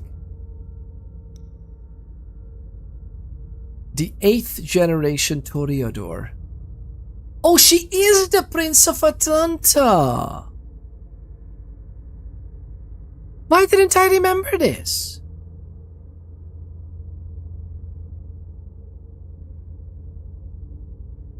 She wed Tegirius, one of their leaders in Tehran. Divatara and the Ashira. Ooh, another vampiric sect. Very nice. Beckoning of the era. Ash went on many trips and made social appearances, resisting the beckoning as the elders disappeared one by one, leaving behind an extremely fragile Camarilla. That's an interesting plot, by the way. The new lore in the 5th edition. That the elders, most of the elders, are affected by something called the beckoning, which calls them away to the Middle East, where they say some of the antediluvians are having their torpor, their long sleep, just waiting to get up, and they're gonna be hungry and you know, in vampire myth, whether it's myth or real, it's mostly, I love this game, how this game is written in the TTRPG, because it's really gives this tool in your hands as a storyteller, which is the dungeon master in this tabletop role-playing game, that whether you want to use this plot device as myth or hearsay, or no, this is actually, there is some truth to it, and how much truth to it there is, it's also your decision. I love it.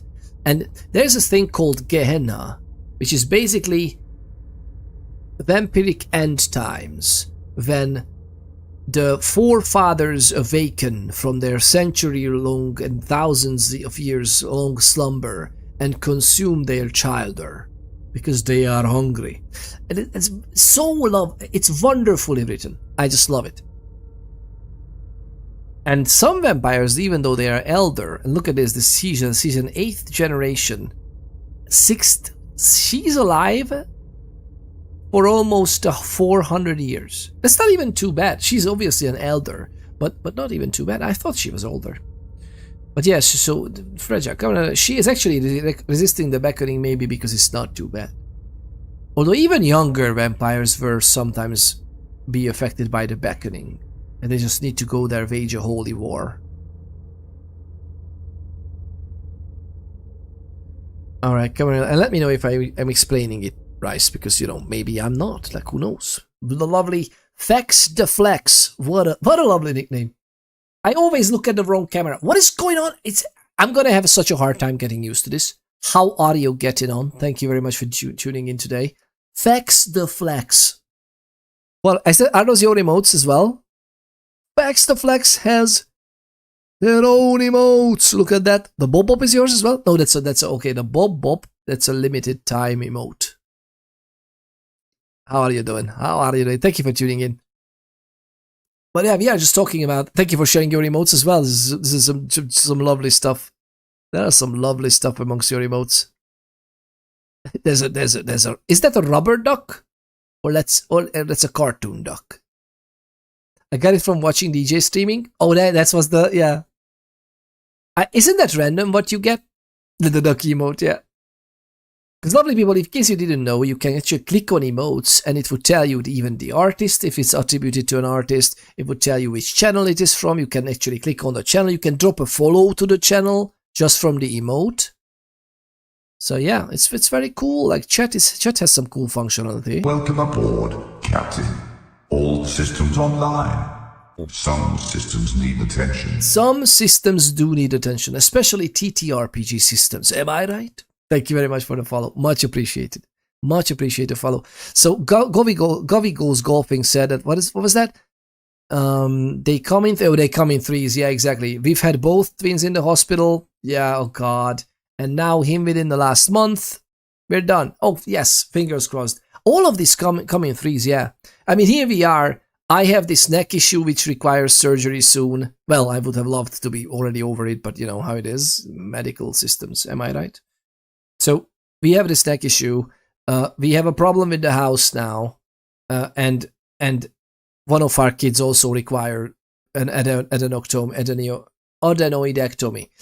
Adenoidectomy should be a very routine process, I know, but it's also a surgery, so I'm freaking out about that too. And I really hope that these are the three, and I hope I identify the three, because these things come in threes, right? Fingers freaking crossed. We are totally not superstitious. Goodness gracious, lovely people. Thank you very much again for the follow. Fex the flex. And are you DJing as well on your streams, or what is the profile? What are you doing? What are you doing? How is it getting on? Do you know the game? Or do you know the base game, the World of Darkness flavor of tabletop role-playing games? Sorry for derailing the stream. Govy, of course, please derail the stream. That's kind of like what we're going for nowadays, right? No, I am a gamer. Are you a game? I mean, the two things are not mutually exclusive. Like, you could be a DJ and a gamer. I played the TTRPG since 1998. Fellow veteran. I think I played it first then as well. I either played it in 98. I think then. Either 97 or 98. That's when I first played and I think I actually ended up playing the first edition. Not even the revised. Wait, revised was out? No, revised was not out then. Second edition was out at like 97, right? My first encounter was LARP actually. That's my live action roleplay. That's cool. I played that only in live action roleplay. I think I played it 2006 or 7, I think only. 5, 6, 7, something like that. No. Yes, 2004, I think. That was my first live action role-playing vampire. That was very cool. I loved it. We had a really good group. Like, we had an established group in the city where I was in, and we had some acquaintances and friends there already. So it was really cool. Bruja Ancilla, who just awoken from torpor. Which one do you use? Bruja or Bruja? Bruja Ancilla, who just awoken from torpor. That was you? Nice. I mean, the Bruja don't get as much credit for their brains nowadays. They are a very old and ancient noble clan. With a temperament, okay? That's Your camera is so clear and smooth. What is going on here? I did a workaround.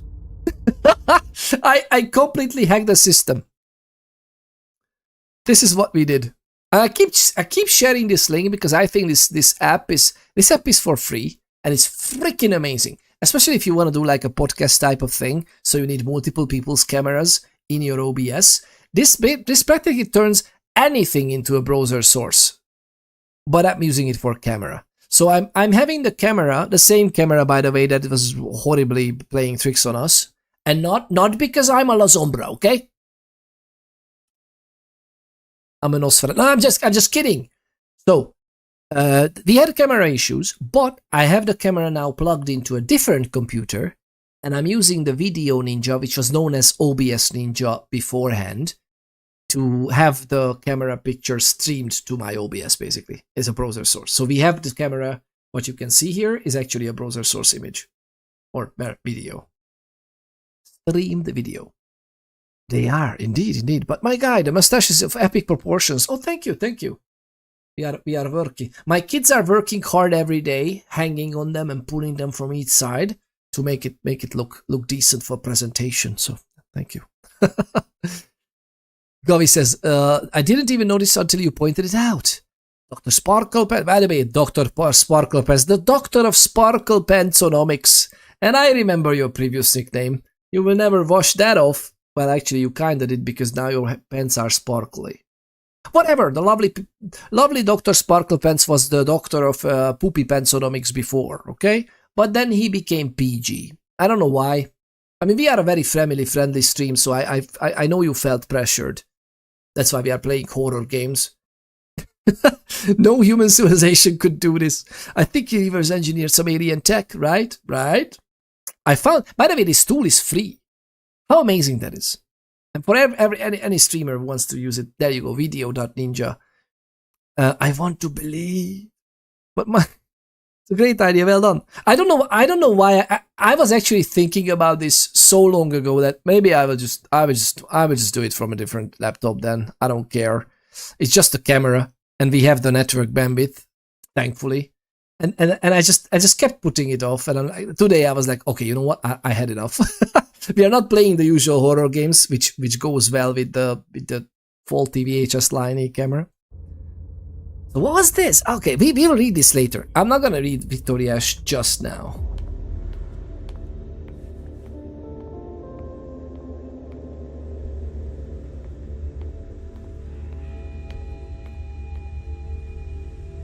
I mean, she has all specs, just like we have all specs. She's actually... Mr. Teddy! Isn't that the cutest? Isn't that the cutest? Malkavian. 11th generation Malkavian, by the way. That little girl there. And she's also obfuscating. He must be hiding somewhere else. Maybe she does. If I turn this off, will I not see her? Why do I see her? I turned off all specs. How do I penetrate the veil? That's an old time question, right, lovely people? How do we penetrate? How do we penetrate? That is the question. No, he's not That's there. what she said. Mr.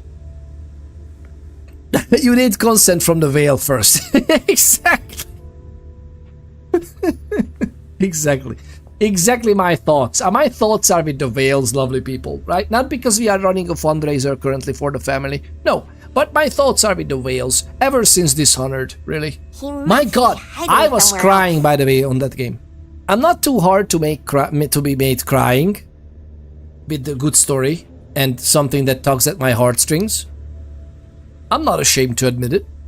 But goodness gracious, lovely people. No, he's not there. When I was playing Dishonored for the first time, I literally was weeping for the whales. I see guilt. Richard often asked me. Guilt? I see guilt. Richard often asked me. Richard. Dear Dr. Dunham, as instructed, I have prepared the donors you listed for the unification party. They will be ready for you to pick up at 9 PM at the Red Salon. Where is Richard? He didn't come back from the Red Salon? He must be hiding somewhere else. I love that lisp. I don't know why. At first I thought the lisp was too much for the girl, but to be honest, the more I hear it, the more I like it. I actually have several fans who still call me Poopy or Poopy Pants. I don't mind. Okay. Tony still calls me Poopy Pants. I mean, it's hard to forget, right? With that stain, with that stench, it's hard to forget. I'm just kidding. I don't mind. I can smell, but I don't need to breathe. I'm a vampire. I mean, duh. I am a beardman myself. Oh, I am now having it tied up because of the neck problem that I have, because I need to treat it every day twice or thrice. So I have it. I actually cut most of the beard off, but I have a fairly significant beard as well. Exclamation point. Exclamation point YouTube. I think this brings up one of the videos. And you can check it out. You can see my beard there in full glory if you're interested. No pressure. No pressure. Not required, not mandatory, but very much appreciated if you lovely people check out the videos. This one specifically, I sent it again because of the YouTube people. So we are multi-streaming on YouTube. Lovely people, professional streamer here, and you didn't tell me once that I have the freaking Be Right Back screen still up. Why? What am I doing with our lives, lovely people? What are we doing with our lives? Goodness gracious. Okay. I think it's good. I think we done it. I think we done it this time.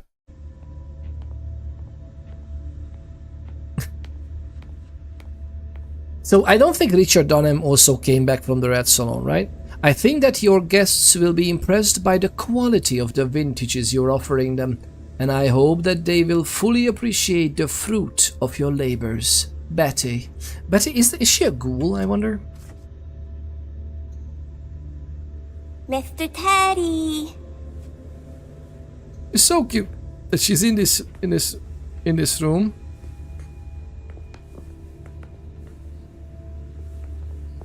Oh. Insert floppy disk. He must be hiding somewhere else.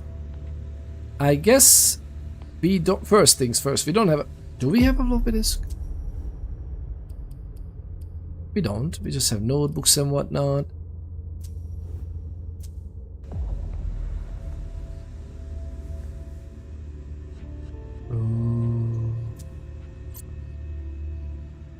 Dock no disk. Please insert storage medium.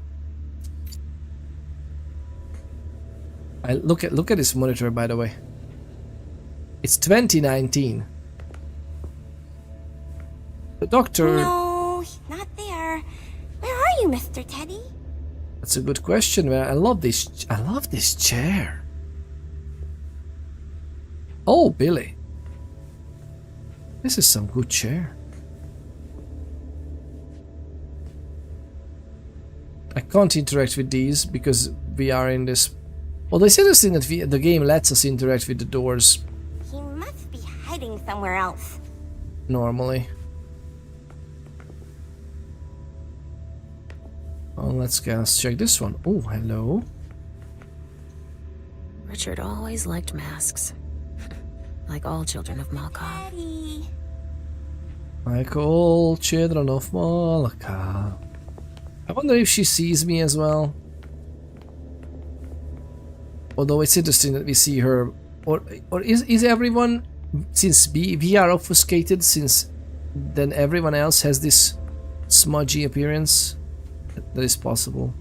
I love that there's a tub in the middle of the freaking room. Approachable from all sides. There's a lot of hiding somewhere else. Lot of places in here which has the bedroom together with the bathroom. I don't know how I feel about that. I don't know how I feel about that.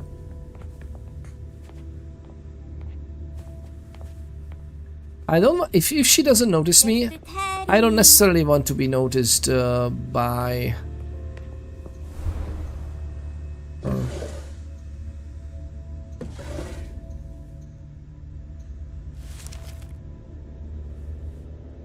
Unknown origin. Panic for 7 minutes. No, he's not there. Where are you, Mr. Teddy?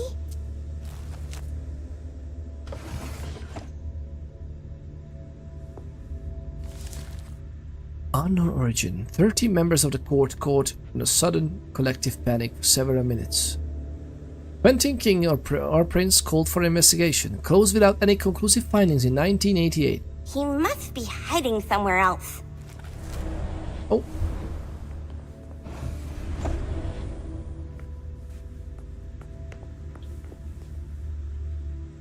Oh. Is it random? Can't open these. Insert floppy disk. We don't have a floppy disk though, do we?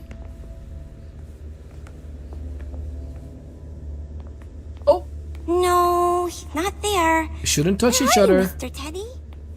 We shouldn't touch.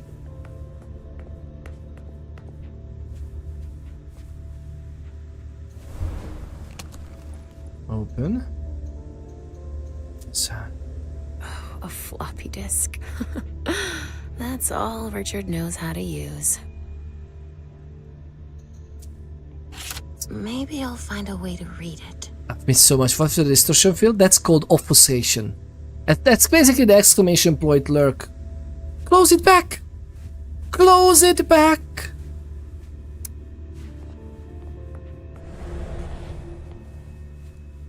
So obfuscation is a vampiric discipline usually majoritarily used by the Malkavian clan or bloodlines as well as the Nosferatu. And this discipline allows you to move around undetected and to mimic someone else. It is a very interesting discipline. I think the lower part is more interesting. Yeah. So this is the art of manipulating others' perceptions. Basically a manipulation of the mind. You're not turning invisible. I keep looking at the wrong camera. So you're not turning invisible. You are tricking the minds of others into ignoring you. Or to just remember you as someone else. But you can outright turn invisible to them. In higher levels, you are able to trick cameras as well, which means that you appear very blurry, unidentifiable, and you can go nearly undetected. You can even put a mnemonic imprint on the tapes and recordings. So when people are trying to identify you on a tape, for example, a videotape or a video recording, they would just see a smudge, or they would not notice you because it's playing tricks with their minds. And there are some ways with Auspex of actually seeing through these illusions. That's why the Malkavian is a very interesting. The Nosferatus are sometimes masters of obfuscation. They need to be, right? They are very hideous. But they don't have usually the Auspex paired with what they can do. But again, these are just the starter disciplines. Like most vampires are actually rooted in the same basic principle. They are able to learn these disciplines, but there's some properties of the blood that created you from your sire and from your bloodline. So that's usually, Malkavians are usually obfuscation, Auspex, and dominate. Well, dominate was dementation, which is directly manipulating the mind through the madness, the type of madness that you are. But in V5, the new edition, they changed this to the making someone a little bit mad is basically an amalgam of two disciplines. Like either dominate plus something is the domination of the mind in that specific angle, like the Malkavians can do.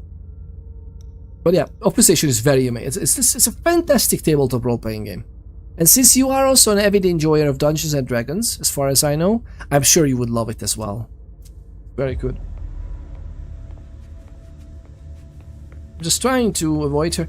I don't know why Mr. Teddy. She's looking for something, searching for something. I wouldn't know why she would not have Auspex or, heightened senses turned on, which would mean more than likely that she would see through my obfuscation. I don't have a high level obfuscation skill, but she acts like she doesn't see me. So I would like to act like... Alright, October 31st. Unknown origin, the servants of the primage in the apartments began to hum the same song for 1 hour. Somewhere else. Closed without an exclusive findings in 1988 after the prescribed 10 years of investigation. Oh. Unknown origin, the servants of the prince's quarters all laughed hysterically for 1 hour. When thinking our prince called for investigation. No, nothing. Miss Hazel Iverson, our prince... No, he's not there. Where are you, Mr. Teddy?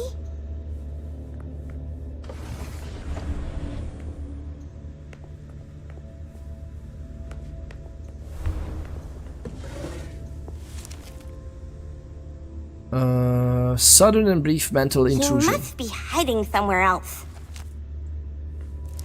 Oh, no, other one. I think I was made. I think I was just made. But I can talk to her, right? She's my freaking daughter, for crying out loud. How many hours have I spent sitting in this armchair for my therapy sessions? Mr. Teddy. Oh, yeah. How many hours have I spent sitting in this armchair for my therapy sessions? Imagine your therapist, both you and your therapist being practically immortal, and you are going to therapy for hundreds of years. Like, imagine that. How old is she? Well, it's okay. It's not even too bad, but that's a hefty amount of years, right? It's pretty sweet, very much so. Still playing through the Curse of Strahd. Whoa, that's so good. That is so good. That's one of the. That's a wonderful campaign, the Curse of Strahd.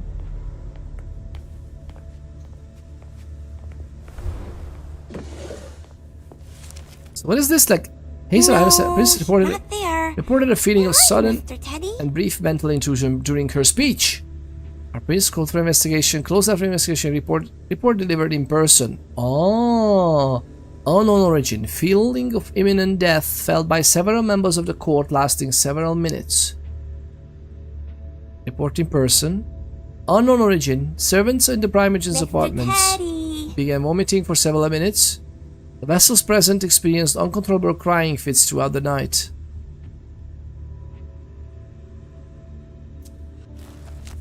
Huh. He must be hiding somewhere else.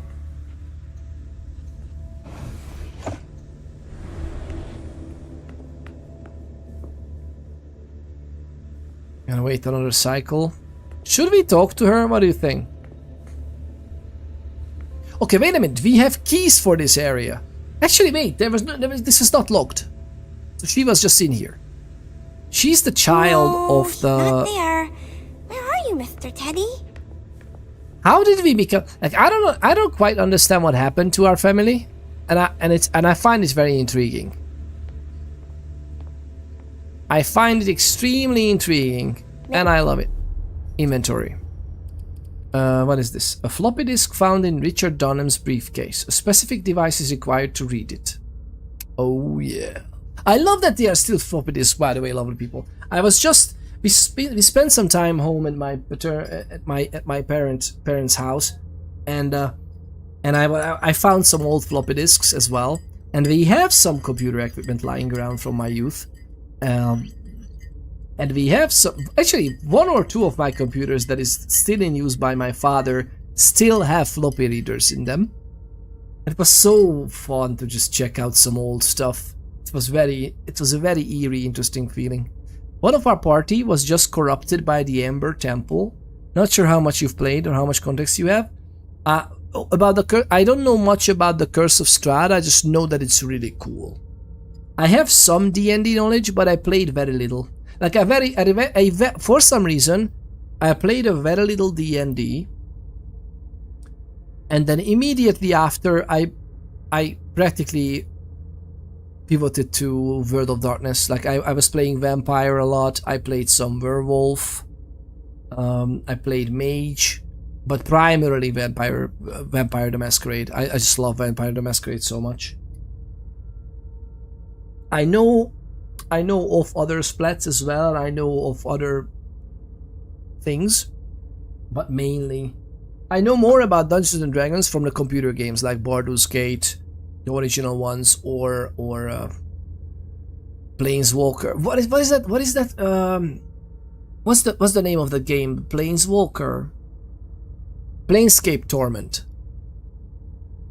Oh, Billy.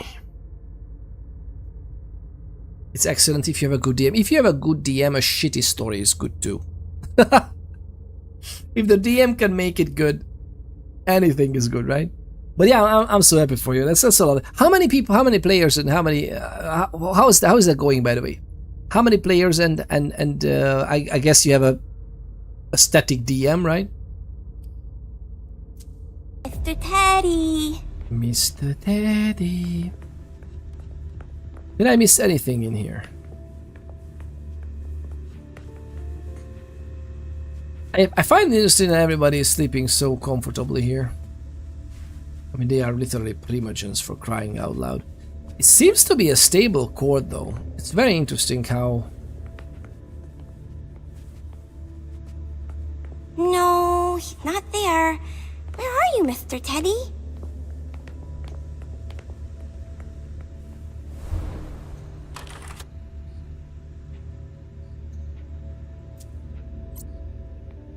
Disc. Dear Miss Iverson, as per your request, Mr. Underwood came to the Red Salon to carry out a review in view of the collaboration with the Hartford Tremere. We can confirm that production can triple if we expand our operations into our basement. I think it would be wise to create a reserve and allocate only 1/3 of our production to Hartford. We will also provide a temperature-controlled storage area for this purpose. As for your more practical questions, please do not include the formulas I've been able to work out in your dealings. Mr. Underwood also feels that we need to keep them secret in order to keep the advantage in this agreement. Oh, okay. Yes, of course. The formulas. We both feel that convincing them... Where are you, Mr. Teddy? We both feel that convincing them to send Tremere to Boston to perform the blood stabilization tests would be a better alternative. Oh yeah? As for an industrialized production of more than 400 units per week, I prefer to err on the side of caution. I am able to produce everything alone in my laboratory. Aiming for more at the start would require a move and would surely get us noticed by our suppliers and raw materials. Okay. He must be hiding somewhere else. Richard must have had a breakthrough, if Hazel's interested in it.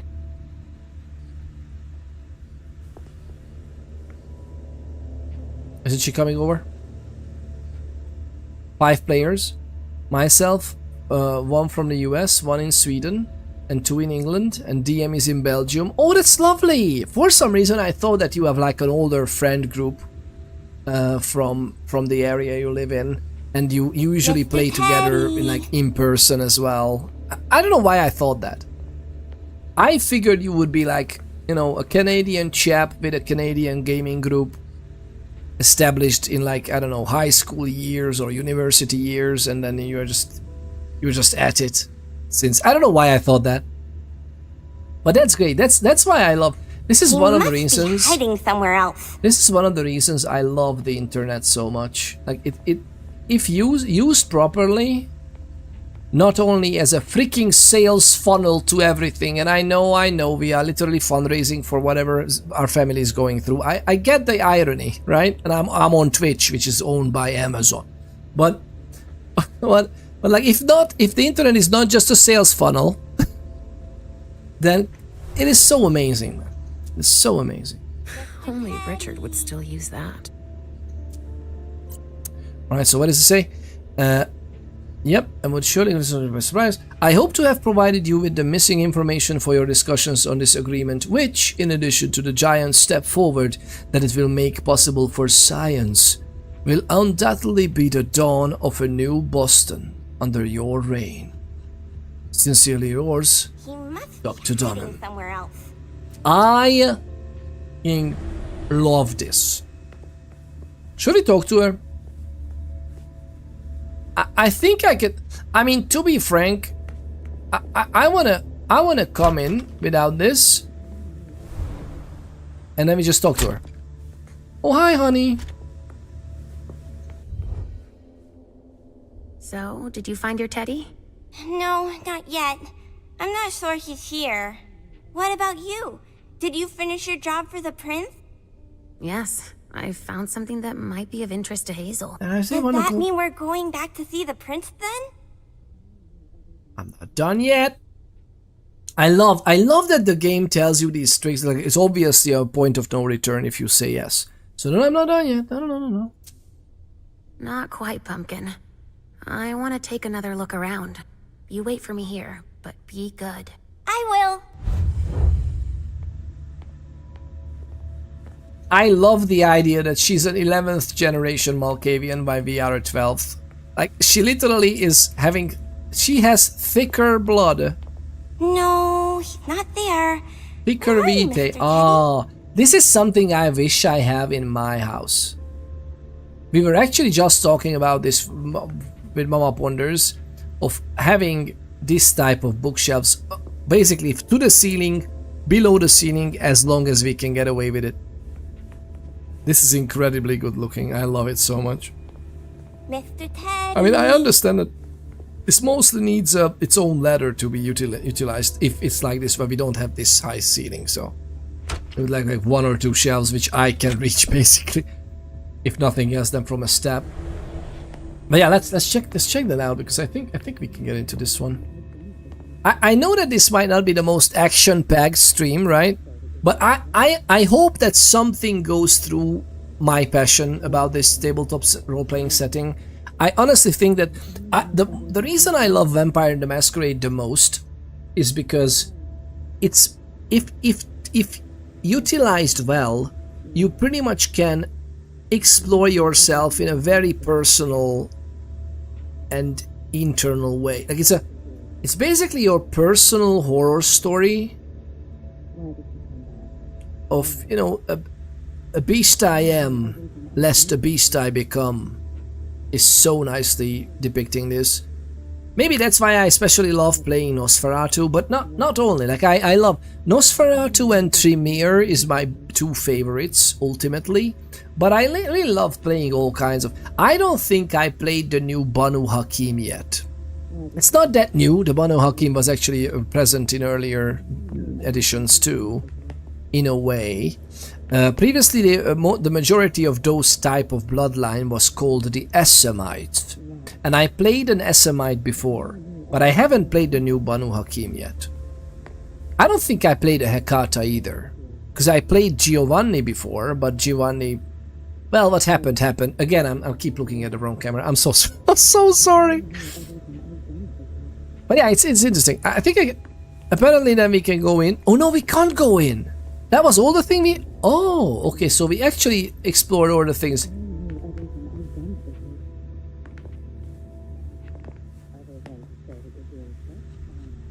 Hello?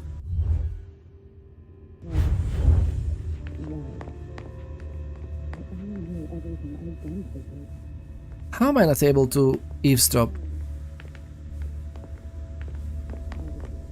Okay, so there's obviously an opportunity to eavesdrop here, but we can't.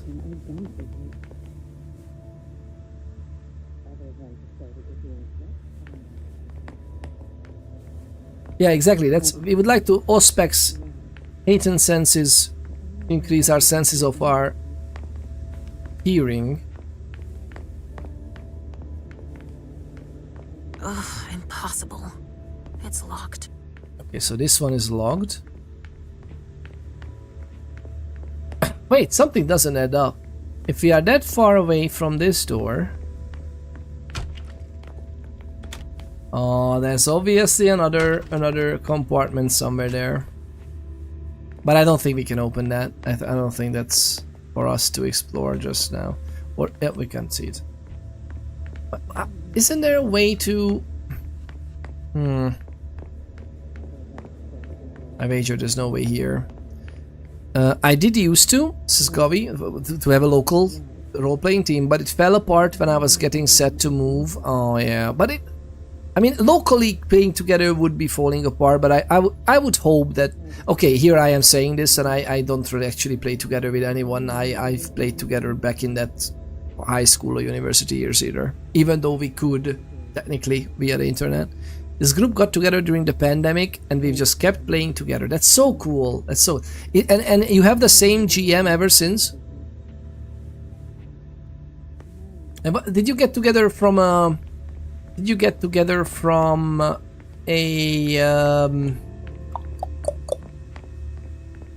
Did you get together from a Discord group? Well, how did you actually find each other? I'm always interested in how people finding roleplay. I remember that, for example, for computer game-based roleplay, like whenever you use the computer games as sandboxes and you actually role-play in them, which is mostly collaborative writing, which is an amazing process. If you haven't tried that, I mean, it's not, it's not everyone's cup of tea, but I especially love the type of roleplay in which you can only write, because then every voice, everything, that all the stories are coming alive in your head as if you would read a book. So there's no, weird feeling of someone playing a woman while they are a man. So the audio is hitting you out of immersion or something. But it's rather very, very fluid and amazing to write together. Obviously, the roleplay is a little bit slower because you need to type. But most people are in those circles are typing very fast. But it's so cool. And I remember we used battle metrics. I think it's battle metrics. If you search for battle metrics, you will find like a game server list site, and in those you can specifically try to go for roleplay servers, and you find stuff. It's very interesting. No, one of the COS players, one of the Curse of Strahd players in England is running a homebrew campaign right now too. He was our first DM in Tyranny of Dragons. Ah, I see. But that's lovely, but he gets to also be a player. One of my gripes with Vampire right now is that I was storytelling so many tables, and I love it. Like, don't get me wrong, I absolutely love storytelling, which is the DM, the GM in that setting. But sometimes I would love to just be a player, but I didn't have the time to just be a player somewhere else, even though there are some really good ways of finding games as well with the official discords and whatnot. And there's even an unofficial one, which is very cool. Found them on the forum for the program we use, Fantasy Grounds. Ah, I see. Just did an LFG and ended up with a good one. Oh, but first try. We all made the same sort of movie reference jokes. Oh yeah, that's very good when there's like already chemistry, right? I don't know why I can't peek into this conversation.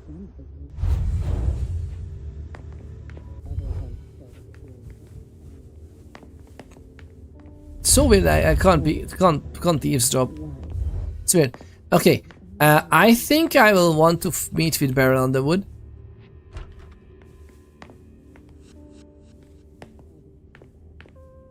Access means nothing to you, I see. Make yourself at home. Don't mind me. Oh no, I wanted to talk to you. How am I not surprised? What doesn't surprise you? For you to turn up at a time like this. The prince had me released. Of course, she needs you. I'm guessing she sent you to spy on the council. Okay, maybe I shouldn't have given this away, but now we did. It is what it is.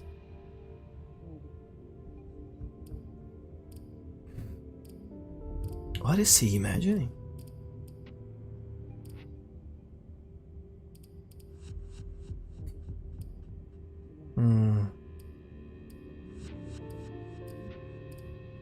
Do we even have skill? We have skills. Okay, well, should we use both of these? And then just get some back. I think we get back 2, so we'll miss 4 only. But what do you mean? Tell me, do you remember the last time she pulled you out of your musty hole? It's just that You don't remember, do you? You're still having those little memory issues, it seems. And I suppose Halsey's here too. Oh, of course she is. The more the merrier. Don't start with me, Beryl. Otherwise... Why don't you go out and play in the sun? And let me get back to work. Work? With everything that's going on. Hazel will appreciate your dedication. Get out, please. That's all I'm going to be able to find out about him. Hazel's gonna be disappointed. Oh, Billy. I told you I've got work to do. Oh, I should have maybe went for a different one then. Go bother someone else then, please. Oh, this. I mean, I think I was cool. I just can't do this.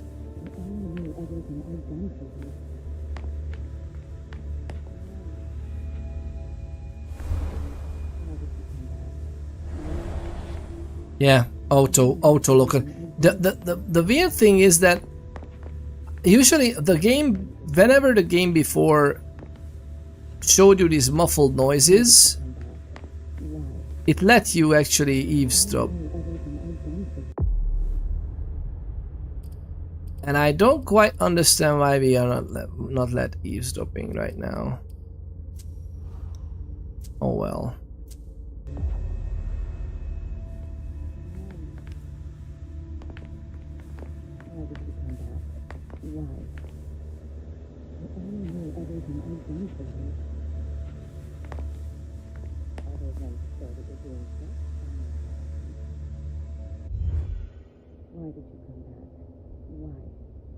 Why?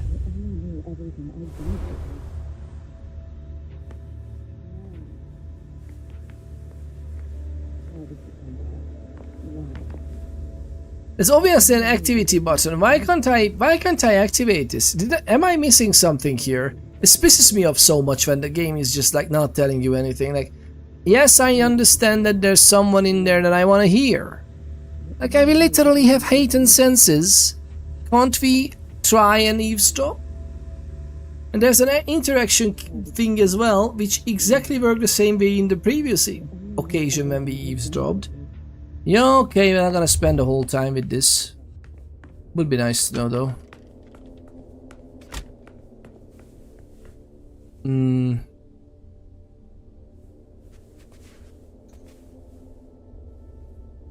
Are you almost done? Yes, I found something that might be of interest to Hazel. Does that mean we're going back to see the prince then? Yes, we can. I love it also that you accidentally can't advance the story. Like, this is just one click, but this one is an actual progress bar.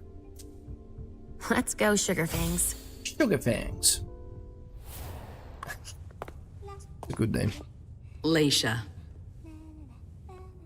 I'm all ears. Everything went all right. I knew I could count on you. Was Halsey a good girl? Yes, as usual. Good. Were you able to find anything interesting in Ms. Drury's apartments? Yes. There was intel she had gathered on the guests, including those from the Hartford Chantry. Anything about their regent, Deneb Osborne? Yes, he seems to be obsessed with memory magic. Interesting. Ooh. I gave everything to Delsin. Thank you. I'll take a look at it later. Were you able to see or hear anything interesting?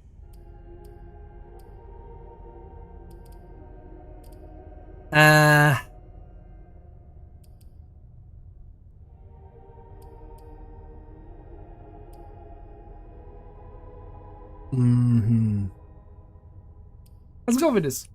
I also found that at Jara's. A file on the party. It's a record of everything Journey did. That could be useful. Give it to Delsin on your way out. Anything else? Merciful. What does that mean? What does that mean? I am curious. Boom, boom, boom, boom. All right, so we got the introspective, which because we were checking out that we were checking out the premonition, right? We were focusing on the premonition instead of what's happening around us. Negative 20 to the next experience cost of the Auspex discipline. Very good. Again, a new vision triggered an uncontrollable curiosity in Leisha. Her Auspex discipline will develop more easily. Merciful. Plus 10% success rate in rhetoric tie. Don't let appearances deceive you. Journey was innocent, and Leisha helped prove it. Her ability to wield flattery has improved. Rhetoric. That requires this one. Yeah, well... yeah. More than likely we're not gonna do much with this, but at least the tie thingiling improved.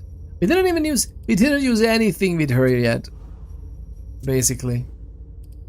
Okay, and this one gives no effect. This one is there's no suspicion. Interesting, the suspicion might have risen as well because of the, although it's not counting the vampire suspicion. Unless we are being lousy around the Masquerade, I guess. Merciful. Alright. I like that you can play it so many different ways. Should I tell her about this? Or Dijon? Let's talk about the premonition first. I had a vision. I knew you would. What did you see? Was I in your vision? I think it was me. My forehead was on fire. All right. Do you have any idea what it could mean? Not in the slightest. Are you disappointed? The important thing is that you're starting to have visions again. It is important. But...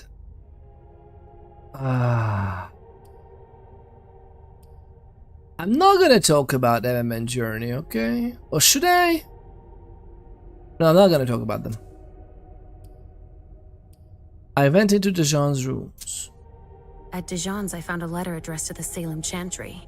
Did he betray me for the Warlocks? I don't know.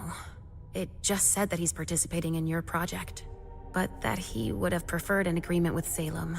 Oh, I understand his recent illusions a little better now. I'm going to need to have a word with him. Go on. I mean, do you trust the prince? The more I know, if I'm role-playing Leisha, the more I know, the less I trust her, to be honest. It was hinted at that we are only used as tools, and currently, oh, we got back with our daughter. Oh, I'm out of the institute.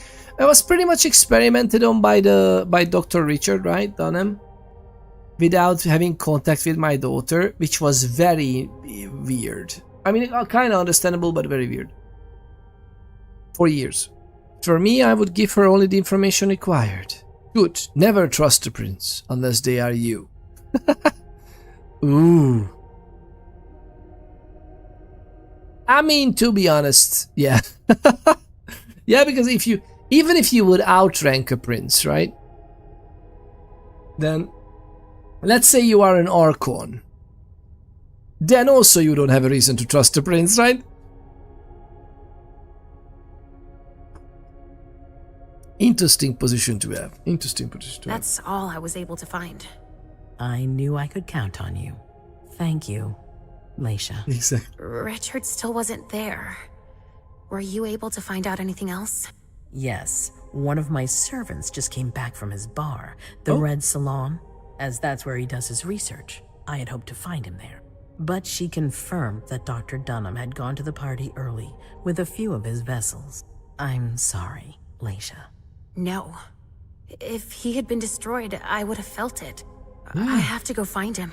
You're the most discreet of all of us, it's true. But we have no idea what might have happened there. It could be dangerous. I won't be alone. Halsey will be with me. Of course. And one last thing. Dr. Dunham wasn't the only one there. There was also Miley, my child. Bring her back to me. Yes, of course. We'll leave right away. I wouldn't expect anything less of you. Thank you, Leisha. Miley, her Ventru child. Interesting. Oh, it even gives you this? What is this? Scene overview. Princess quarters. Yeah, the Boston quarters turmoil. Yeah. Each scene ends with an overview of your accomplishments, failures, and what you could have done differently. For each success, your character earns experience points. Interesting. We earn the traits, which is given. But these are just lasting now, right? So, oh no, wait, actually, these are permanent? Oh no, these are... This is for the next experience cost, but this is permanent, right? Can you play all the different clans in this one, or just a select few? Just a select few. In this one, you have three pre-made characters, basically. a Toreador, Leisha, the seer of the prince, the Malkavian, and Galeb is a Ventru. He's actually a 10th generation Ventru, I think. Pretty powerful. Generation doesn't always mean outright much more powerful, especially in this vicinity. Like if he would be like 6th or 7th. Oh,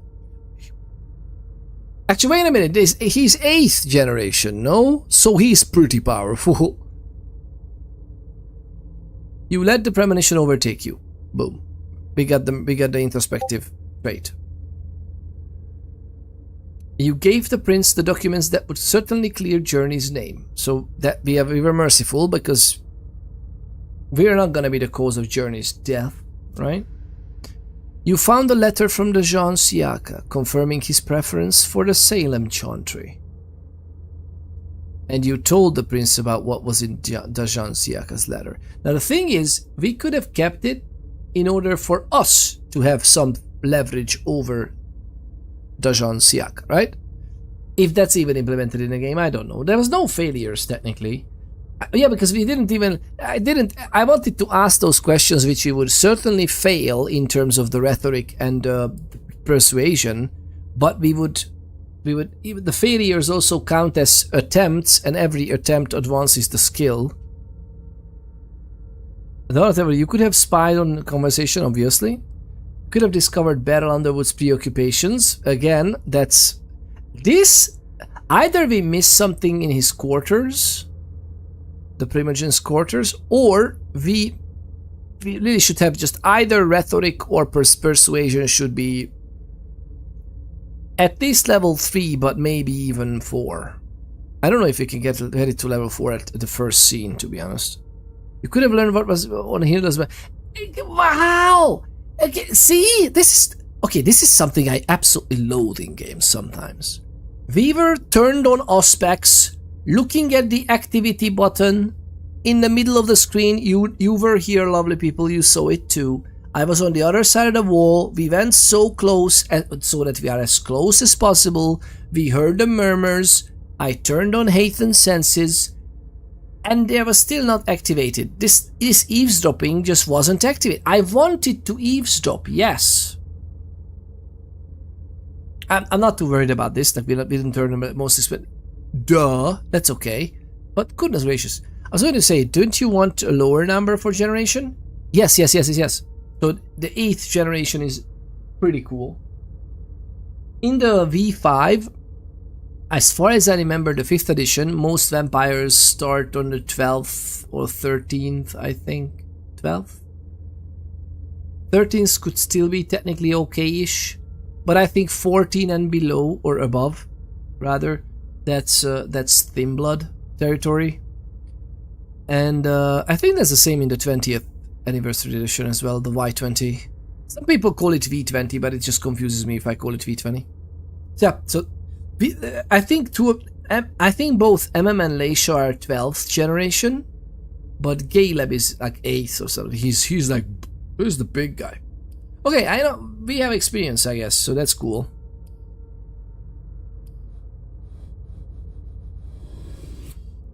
Can I spend the experience points? MM, come here.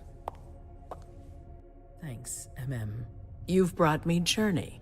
I knew I could count on you.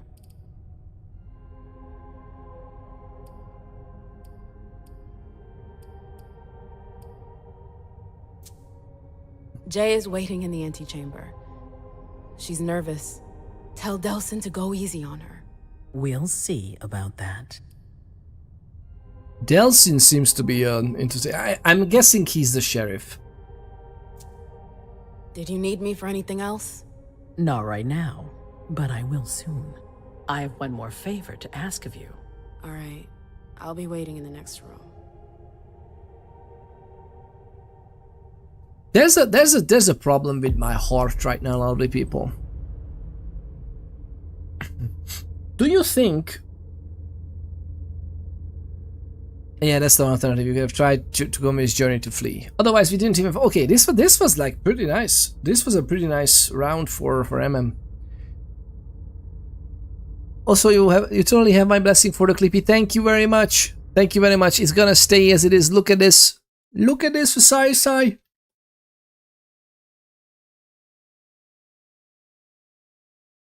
Ta-da-dum, ba-bum-bum-ba-dum. We have a new animated emote from it as well. And I'm gonna change the profile pictures. I'm not sure if I'm gonna change the profile picture here on Twitch, because lots of people even outright mentioned that they are like looking for this. Oh, there's a mustache guy This big mustache is up there. I mean, maybe we should change it anyway, right? That's adorable. Love it. Yeah, right? Govy goes golfing, loves it as well. That was made by the lovely Visai. You can actually go to the... I attributed it to you. Even the animated emote. I put it... It's a 2-frame GIF. Like it was very simple, right? But I attributed it to you. So if you click on the emote, it should be saying that it's yours. Oh, it hasn't. It isn't not saying it just yet because you need to like. It's still pending. I think you need to accept this as yes, just this was your doing, and then it will be like your name will be mentioned if somebody clicks on the emote as well as an artist. There we go. Hell yeah, right. It's so cool. And by the way, your idea as well that hey, here's the 2 versions. They could actually be a GIF. I immediately like, okay, they will be a GIF. Like I had to do it. By the way, one of the easiest ways to make GIFs. A lot of people, I'm dishing out advice nowadays. It's on. Okay, you haven't asked. All right, you haven't asked, but I'm gonna still show you. Okay. You haven't asked about this, lovely people, but I'm gonna still tell you that this here is one of the easiest ways to make a GIF online. It's lovely. It's free. And I think they process something about what you do, but I don't think they like only if you upload a picture or something, it like stays up on the servers for like an hour. So I don't think they do much. I don't even know if you could give them money, to be honest. I don't know how they make money. There's a buy me a coffee link. There's a buy me a coffee link on the easygift.com website. But yeah, it's fantastic. I love it. I made both of the frames of the GIF. I have that as a notification. Oh, nice. I click the accept button. Nice. Which means if I click on the emote now, it should say. Oh, it's not. Maybe we need to refresh. It should say your name as well. Like there should be like a parenthesis, an artist, whatever. If it goes, I click the accept button. Let me see if it works. Like, oh, Billy, that should have the art. Yes, artist Surion, and yours should have an artist tagline on the top. I'm not sure if it. I don't understand why I don't have it. Maybe it needs to go through the system before the attribution goes through. Sometimes it's like communication between servers. Thank you very much for your blessing as well, Visai. It's a love, very much appreciated. Thank you. But I was thinking about changing the Discord and changing some other profile pictures to a Clippy because, to be honest, lovely people, everybody should change it to a Clippy if you don't like the overreach of corpos a la Cyberpunk 2077 or Cyberpunk 2013 or Cyberpunk 2020 or Cyberpunk Red. Doesn't matter. The corpos. If you don't know what we're talking about, by the way, lovely people, check out Luis Rossmann's channel. I think you know what we're gonna do? You know what we're gonna do? I'm gonna find it for you. Maybe we will make it a command as well later on, because this is something that everybody should know. Oh, there's a new Clippy update, by the way. There's a new Clippy update. Very nice. I think this was the first video. Okay, I'm trying to find the first video for you, and there's like a four videos now about this topic. But if you go here, lovely people, this is the one. Exclamation point. Well, we will have an exclamation point later on. We should have a comment for this. But this is a video about why you should change your profile picture to a Clippy. And it's fantastic. If you look through the comments of the video, it's amazing. People are getting really creative about the Clippies that they're having, and I love it. I love it so much. And thank you very much again, Visai, for enabling me as well to have the mustache version of the Clippy. Watch it through, lovely people. It's very well. Luis Rossmann is anyway an absolute dude, an absolutely lovely joy of a human being who you should watch. And he has some very useful stuff in the open source / repair it for yourself / corporate greed reporting. There's a wiki collecting all kinds of shady practices about companies as well. It's so good. It is so good. I highly recommend. It's transparent. You could add a little Clippy. in the PFP, keeping the main image while still having Clippy.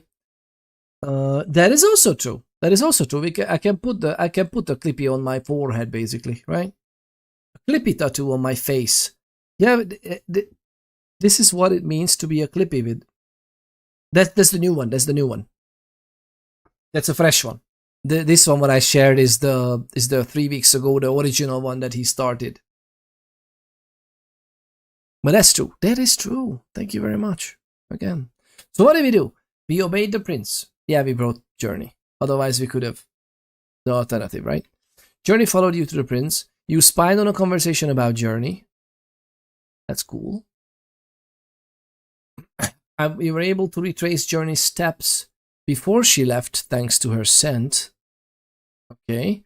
And the resonance bonus for a present. Oh, the resonance bonus is for presents. That was by accident because we fed twice. I should have looked it up, to be honest, on the... Is there a way to know the resonance bonus in advance? Or just observe the people and then you would know. I think there's a skill that you will see it. But you will see the strength of it, no? Ah, whatever. Minus 10 to the next experience cost of the mental attribute. That's lovely. Caleb Bezori, Eternal Protector. Look, he's dead. I know. ConsumerRise.wiki, exactly.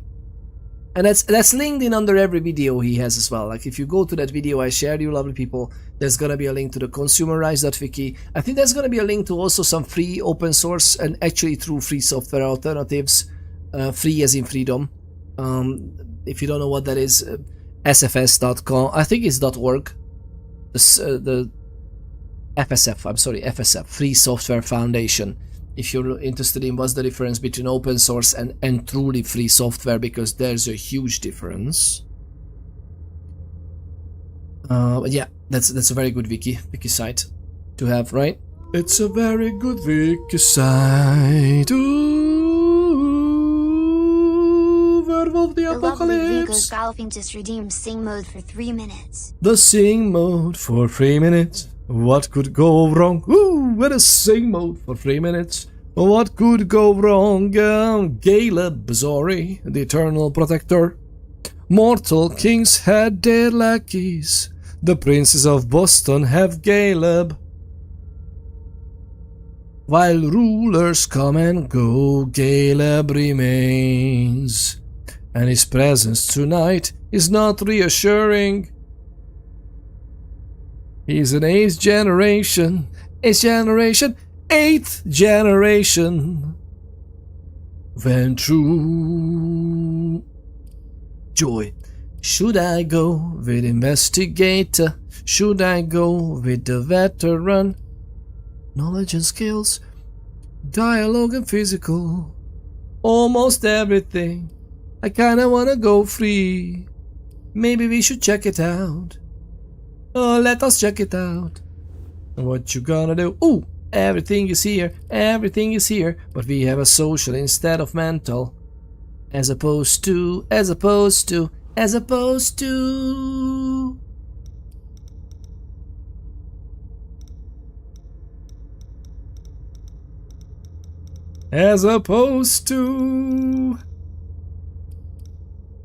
Malkavian. Thank you for checking out.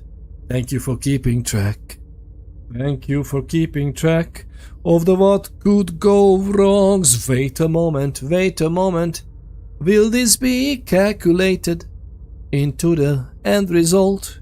Into the total? Look at this, he has a sense the unseen, which is quite unusual because at this age he could have like 5 or 6 disciplines. What is he even doing with his own life? Oh my goodness, what a loser. I'm just kidding, Caleb. It's a game. It is just inspired by you. Presence and fortitude. Boom. Available only in exploration. Ability to withstand physical pain. Hunger cost depends on your fortitude rating and the difficulty of the interaction. Did I just sing erection? Interaction. Okay. Stop it.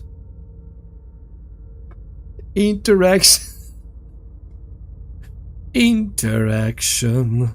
External erection. There are all kinds of types. Why am I saying it out loud? Just because I think that doesn't make it right. It was a bit hard to search on the wiki. I tried searching for some stuff. Maybe the search is not a well implemented functionality. I wonder what type of wiki they are actually using. But it was like 3 days after he made the first video mentioning it. Oh, the consumerized.wiki is very old now. It's at least a few months. FOSS, free and open source software. Another thing is Libre, based on the French word for the three. Meaning free as in freedom, meaning free as free to use and do with as an alter as you will. That's the Libre is what I'm talking about. Because there is the, again, FSF is your friends. Free Software Foundation. Ooh yeah!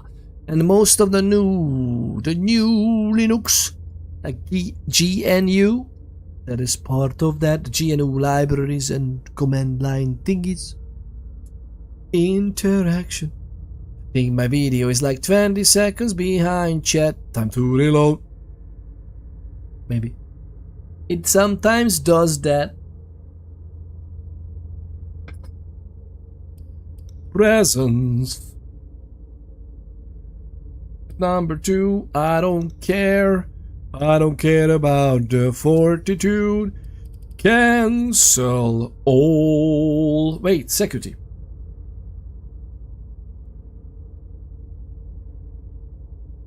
That's alright.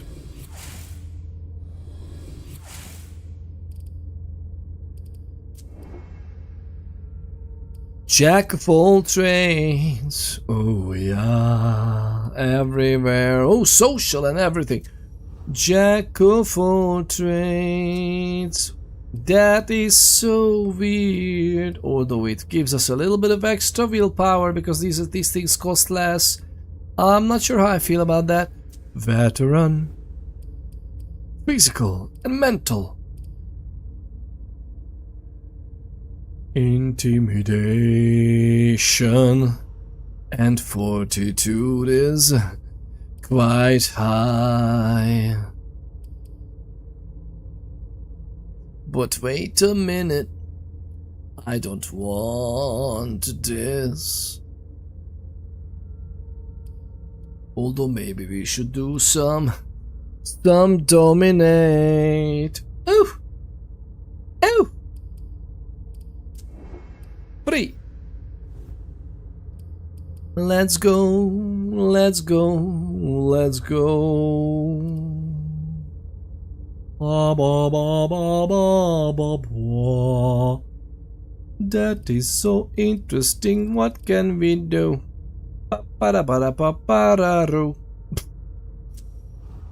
I think I'm gonna get this here. Fortitude. Just because we can have it. Defend against an opponent's skills. Increases the chance of winning by 50% in case of a tie. Or dialogue power. Voice of the mind. Voice of mind generates 1 less hunger, which is great. Dialogue power. Voice of the mind can also protect against opponent's disciplines. Ooh, that's pretty nice. Voice of the mind generates 1 less, which means that generates none, I guess. That sounds great. Oh, whoa, whoa, whoa. Lovely people, this is an extremely long scene session, okay? Thank you for redeeming the viewer repellent mode on Twitch and YouTube. The lovely, I'm doing it for the wrong camera. Peter stuck in singing mode. I am frozen. Dominate. Compel. And words of steel and imperial speech and iron fist and logotomy.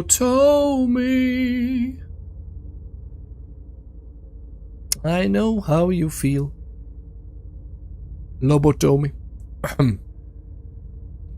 Maybe that's how I feel. Buffering causes delay in video instead of stuttering.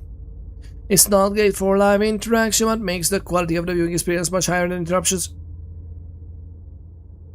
Oh, there's always a little buffering delay.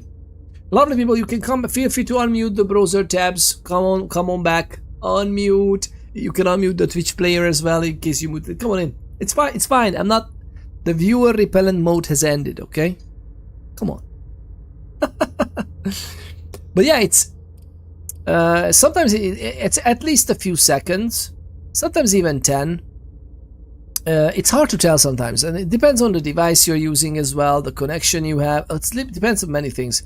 It tries to Twitch usually tries to stall you a little bit, like have a little bit of extra time in terms of latency, rather than have stuttering. But of course, you know, online videos, so sometimes it's just stuttery. I never mute you when you're singing. Oh, coconut cream soper, stop it. Stop it. Why do you want real life hard of hearing so early at your age? Come on. And I'm working on it. I think we're gonna give this case of a tie. This just gives us a case, so in case of a tie, I kinda wanna have this. Walls of Mind. Increases chance of winning by 50%. I kind of want that. Let's have that. Okay? But here...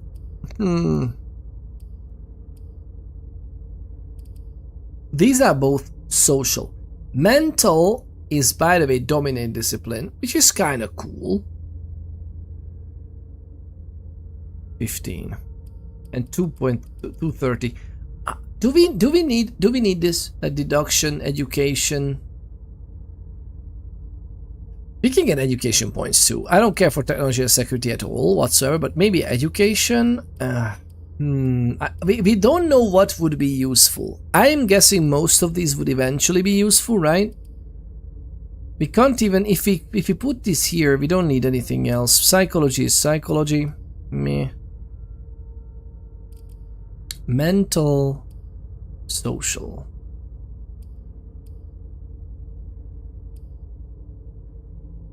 I like the idea of dominate discipline, by the way, for this guy, because he's like an old Ventru. What if we go this way? We get education points, like maybe this. 70 is not gonna be enough for anything. Look at this, 50, yeah.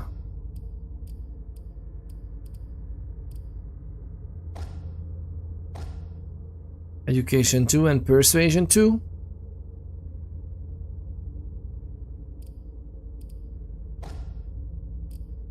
Let's go with this. Let's go with this. I don't know if this is good or bad. We're gonna go with this.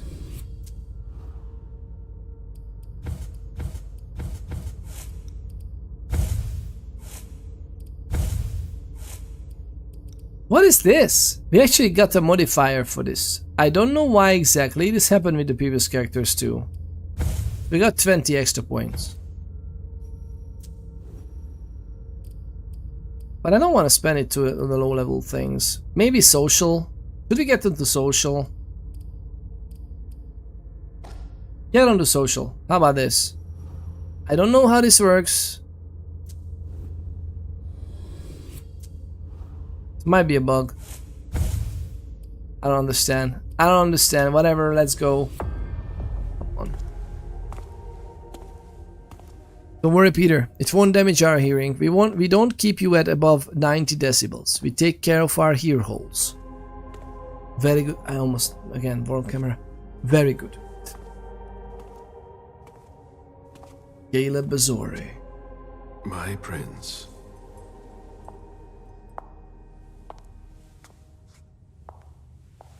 Delson. Bazori.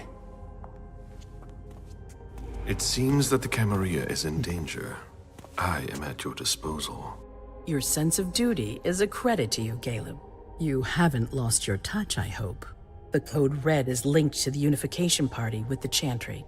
No one there is answering anymore.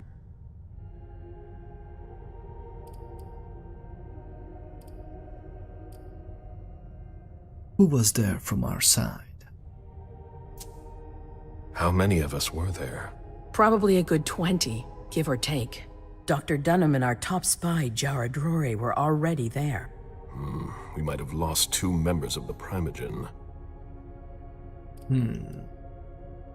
Any word from Hartford? The Hartford Chantry. What about Hartford? Have you heard from them? If those dogs had anything to do with what happened, I'll cut their throats myself. Do you think they might be involved? I don't know.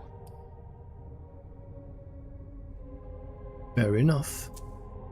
It's too early to draw any conclusions. Where do you want to start? Can I count on you? You have no reason to doubt me. One by one, the Anseli heed the beckoning and go east. You're the eldest in the city now. Don't do this to me. Not now. I would be very grateful to you. And Fang. How may I be of service? Go and see Caius with Jara gone. He's in charge of security. He may have learned something. You can count on me. You have my absolute confidence, Caleb. My prince. You know what's funny? Among many things.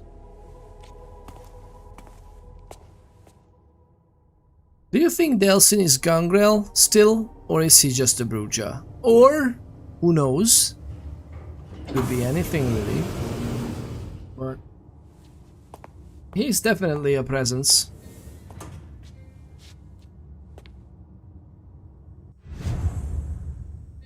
So, lovely people, before anybody criticizes this game about the kind of robotic, monotonic motion animations, you know what's funny? A vampire as old as him, who would look like a pale dead corpse with his blood vessels and everything, by the way. I love the depiction. He looks dead. I love it. Now, this guy would actually act this robotic. Like, after 100 years, your facial expressions are definitely not gonna be the same as before, right?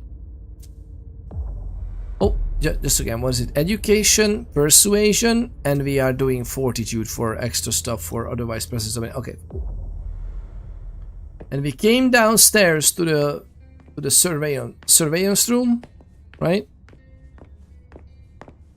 Mr. Underwood, I'm sorry, but my instructions are clear. You little shit. I'm just following orders. You have no idea what's at stake.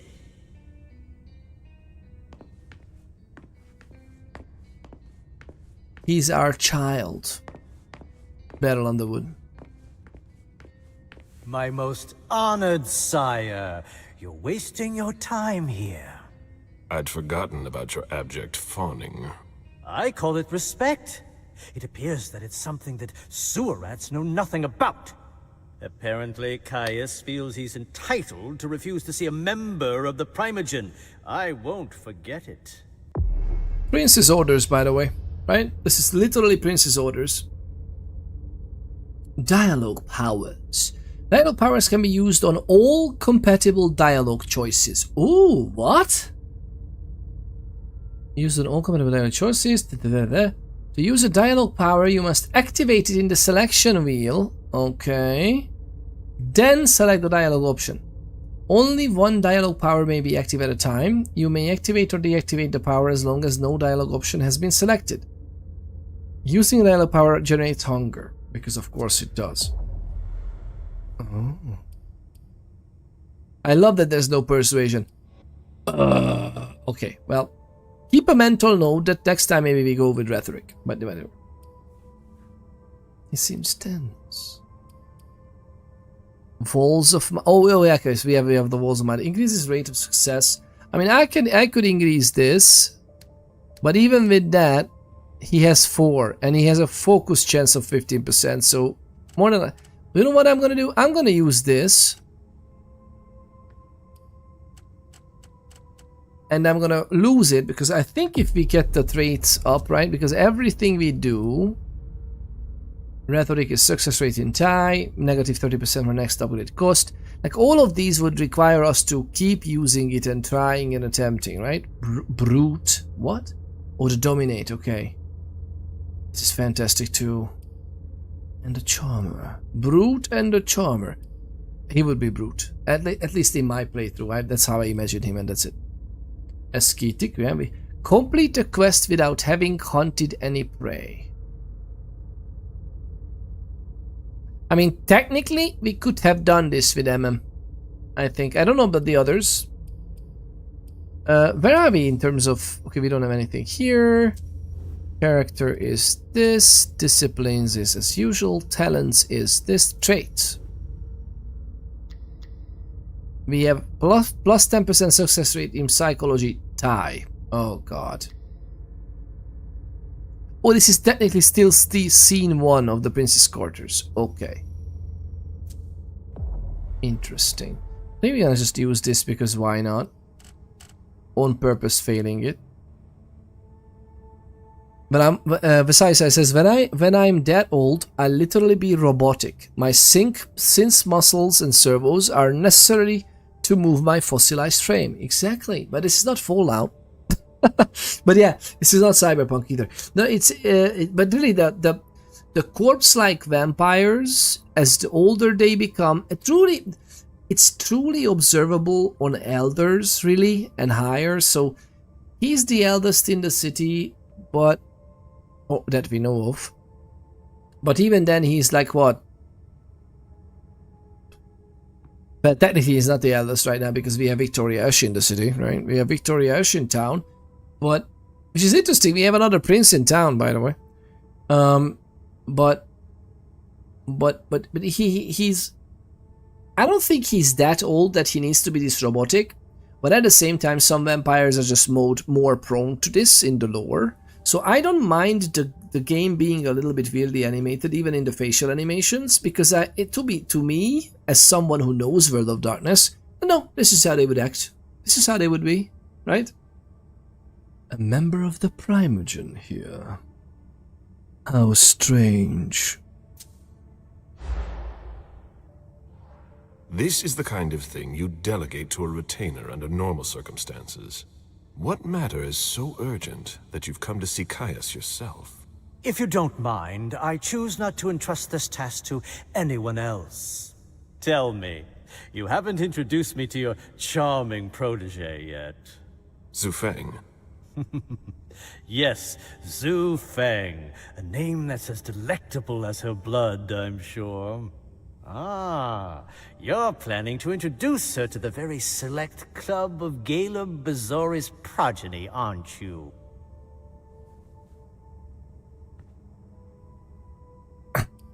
Person. Ooh, lovely people. So wait a minute, we can actually do this.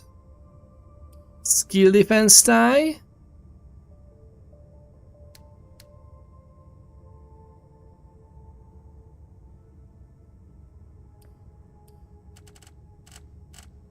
I wanted to, I mean, why would, okay, so in my mind, I have no idea about the characters. I don't know enough about them. But in my mind, Galeb would not really defend himself in this because he's fine. Like, oh yeah, Bazori progeny, oh, you're gonna sire her, right? So, duh. Although if we don't defend successfully, does that mean that there's like... I don't know how branching the story is. But I wonder, because based on that letter we read from her, I wouldn't be surprised if he would be saying that, oh yeah, my sire who doesn't like me that much anymore, he used the word disappointment in every way, right? It used the expression of like in every way he was a disappointment in terms of being a child. of his, and I wouldn't be surprised if he would intrigue his way into becoming the sire of this Su Feng, because she definitely wants to be a vampire. Although who can't? It would be hard because she's already definitely. I think she's ghouled, right? Which means that she's absolutely hinging on him. I don't know. It's interesting, but that obviously that would put him exactly there that he would like to. He would want to sire her, but I don't know. It's just interesting. In my mind, Caleb Bazori would not be interested in defending himself. But I kind of like the idea of trying this new skill that we have. Let's roleplay it. No, we don't need to. I don't care. I hope that the prince will allow me to shortly. I hope so for your sake. Who knows? Dear Hazel is so unpredictable. At any rate, it would be an honor for me to welcome and guide her. You will speak of nothing with her at all. Is that an order? A word of advice. Oh, pardon me. I fell out of the habit of receiving advice from you so long ago. Well, if you'll excuse me, I must end this ever so pleasant conversation. I need to find a way to avoid losing too much money. I need to find a way to avoid losing so much money. Battle Underwoods. Did we get some more info about him? He looks so much better on this one than in the otherwise. 1869. Wait, Caleb is 10th generation. Oh, I thought we are 8th. That would be so much better. Well, Victoria Ash is 8th, right? So that's pretty decent. Journey Atkins is also a Toreador. Sid Kalasar, 12th generation, 1938. Oh, this is fantastic. April Bosley. Interesting. April Bosley is a 1999 embraced, fairly new kindred, but he's very much in the good graces of Hazel Iverson. And she really focused on the presence discipline, right? He just pushed down fairly easily. Hazel Iverson, 10th generation Ventru. Okay, so she has thick blood, but she's not that old. She's 1941. Wow. Okay. Hazel. Hilda McAndrews. Yeah, I mean she's the sire of Lewis. Yes. Interesting. This is lovely to read, by the way. 11th generation. It's interesting that here we don't see the sire, Halsey, while it's fairly obvious if you go to Richard Dunham that the child is Halsey. Do you think they wanted to then make it part of the plot twist or something, but then forgot to remove it from here and just only removed it from here? They wouldn't be doing that, right? I guess it's fairly obvious. Yara Drory. Oh, I love that they don't show her. I think we saw like one 8th generation Nosferatu. Okay, this is big. Really. The Fall of London. Love it. Love it. Deneb Osborne. 10th generation Timir. I love the idea. Regent. Dejan Siaka. Would you look at that? Dejan is a thick blood. Imani is, yeah, Marie Drishe. Timir. He has thick blood, but he's not that old. I mean, some of these vampires are not old at all, but some of these are. Interesting. So cool. Blush of Life. I like. Okay, so here's a lot of concepts that if you're interested in the tabletop role-playing game, is very much easily... Oh, here's the beckoning, there you go. A mysterious calling drawing elder vampires away from their fiefs and fortresses. The elders are compelled to travel east, towards the lands where mortal and vampire civilization began. Mesopotamia, here we come. Into the fog of a shadow war, fought over the graves of their progenitors. Indeed. Indeed. That is so cool, man. And it's just such a cool game. Again, it's cool for me. I fully would understood that this game is definitely not successful amongst people who are just, oh, it's a new vampire game, let's try it out. It's like, if you don't have any semblance, or if you don't want to learn this, then it's like, what is going on, man? Right? This is a handwritten list. These names sound familiar. I like his war sector. We don't have deduction skill though. This is a handwritten list. These names sound familiar. Deduction, rhetoric. Mr. Bazori, can I help you? I need to see Caius. He doesn't want anyone to bother him. Prince's orders. Take it up with the I prince. see. He's holed up in the server room. You'll need a pass to get in. There's one on his desk. Thank you. I love how the servants have these masks on. These are usually, more than likely, these are very powerful ghouls. They have the masks on, and the mask has a symbol on top, just as the tattoo of the prince. I like that. I like this touch. It's very interesting. Oh my god, this is like a interesting decoration. Oh my god, the ever-present hoodie and well, it could be Nosferatu as well, of course. Mr. Bazori, I need to focus. Can it wait? She is Nosferatu, look at that. Oh.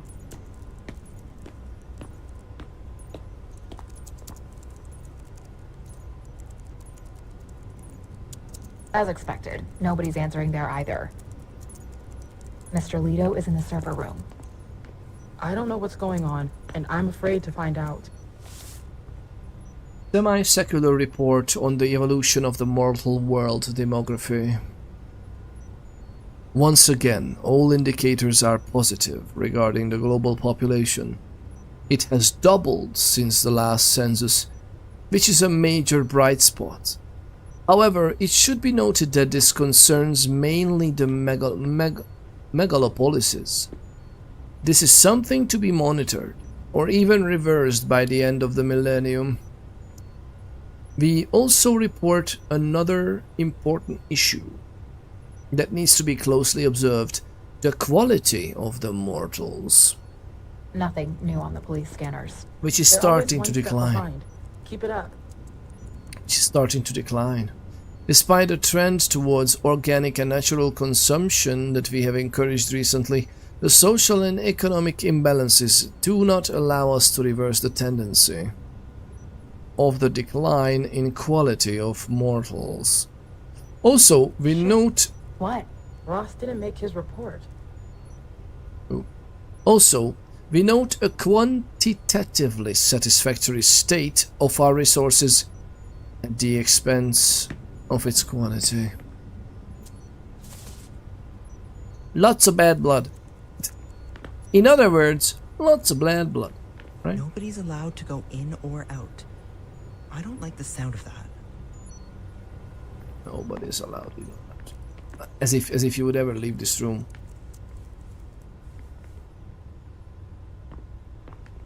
Alright. Caius Leto. What's this? Hematology, biochemistry, enzymology. Well, these are important for the blood stuff, right? Examine. Were you Blood able to reach your tests from a contact? red salon. No, still nothing. I don't like this. Jara Jory. She always said she preferred paper to digital. Jara always preferred paper to digital. Most Nosferatu embraced, no pun intended, most Nosferatu embraced the use of technology, but yeah, it's What? in this day and Ross age. didn't make his report. It appears that Richard is making progress on his stabilized blood, but he hasn't perfected it yet. Perhaps the Hartford Chantry will be able to help him. Box batteries. She always said she preferred paper to digital. Blood tests from the Red Salon. All right.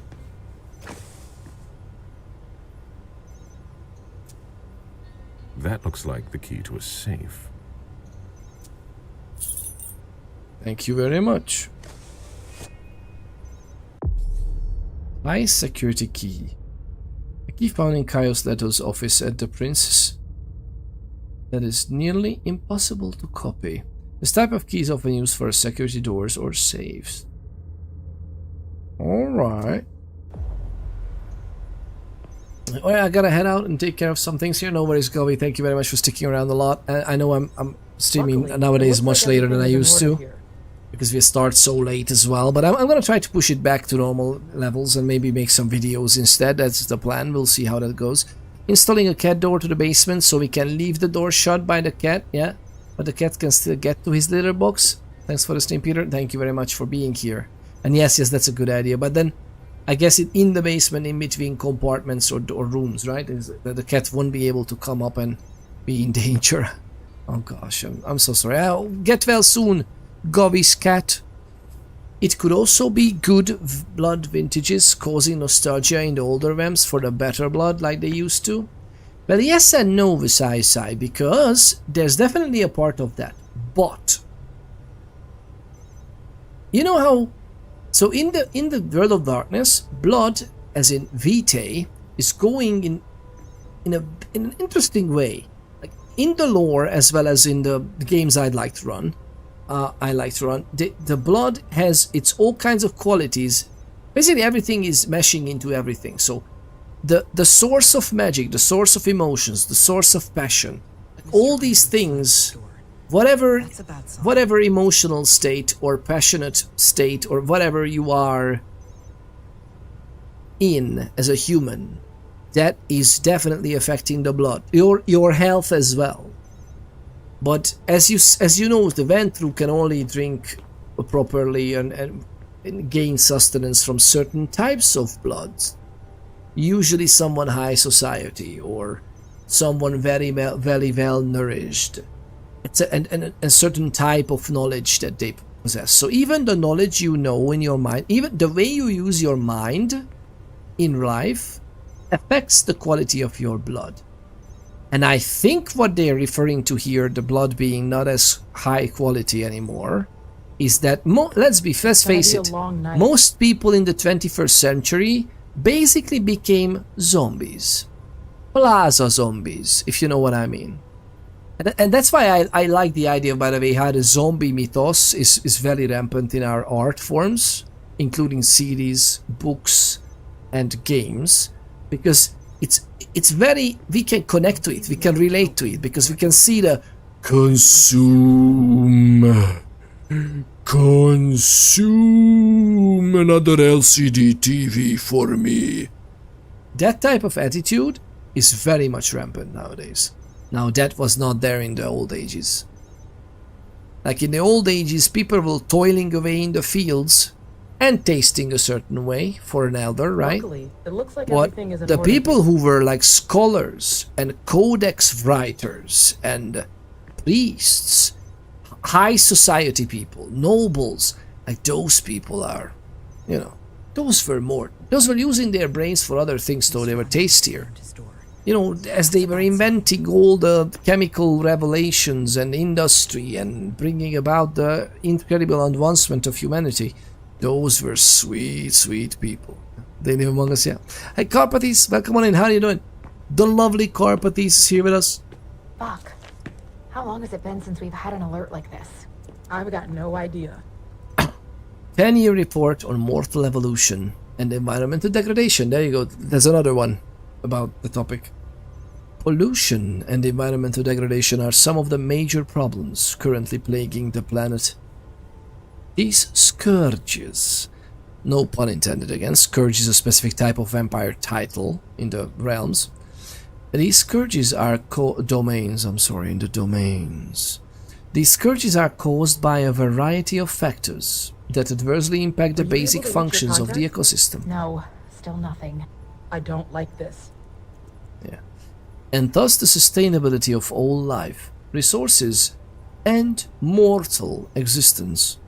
These environmental problems, especially global warming, are currently very worrying for the future of the planet, and consequently on the maintenance at a satisfactory qualitative level of our blood supply. Several phenomena are responsible. It's gonna be a long night. Several phenomena are responsible for the degradation and pollution of the environment. I don't quite like the expression global warming, not because it's like, not because of that, but because I prefer the term climate change, because in many portions that is a warming, but in many areas of the planet that is especially a cooling and getting cold. So yeah, you know, global warming can literally bring about a freaking ice age in the northern part of Europe, for example, or even in the middle of Europe, which is frightening thought. But hey, only thing it needs for the freaking North Atlantic current to collapse, which is interesting because it has collapsed before in the history of this planet. It just restarted, like the heat transfer that occurs in the ocean. That basically that's the reason in Ireland we have such good weather. In Ireland, based on how north it is from the equator, we should have a weather similar to Canada or Alaska even. Yet we have amazing mild winters, mostly. There's some cold. There's some actually surprising colds nowadays, even with the current is still alive and well as far as I know. Fingers freaking crossed. But yeah, it's an interesting thought, right? That this current could actually collapse again. And you know, collapsing is usually not a fast thing in geology or cosmology. It might even take like 60 years for it to collapse. But after that 60 years, hell is gonna break loose. It's gonna be weird. Overpopulation. It presents a danger for the environment because the increase of the population requires more buildings, more food, which involves deforestation, as well as an overexploitation and the pollution of the land. Production of polluting waste. The detritus and waste produced by humans are a major cause of environmental degradation. It comes from an Nobody's answering there either. It comes from an intensive and unreasonable production of chemical products.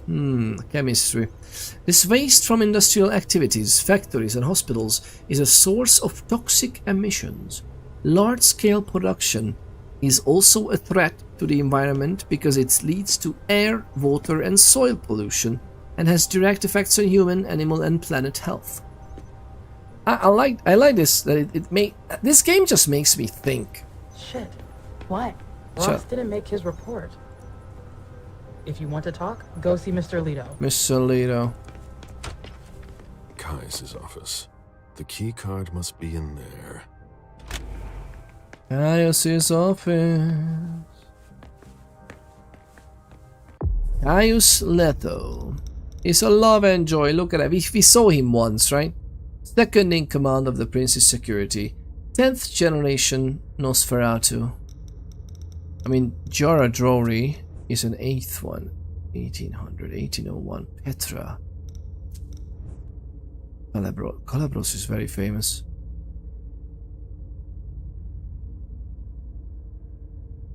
Alright, Caius. We will read this later. Oh, there's a safe. Are you supposed to be here? Yes. We're stepping up security on every floor. Yes, you should.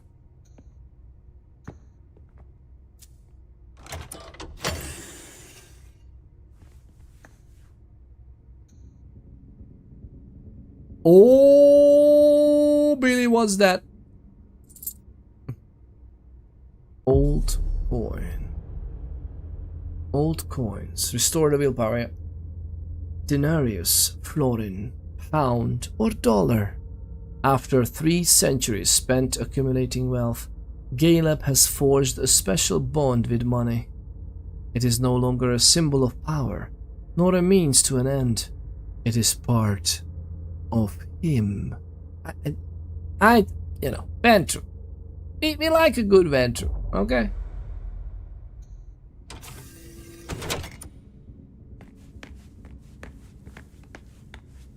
Oh, hi. What's this?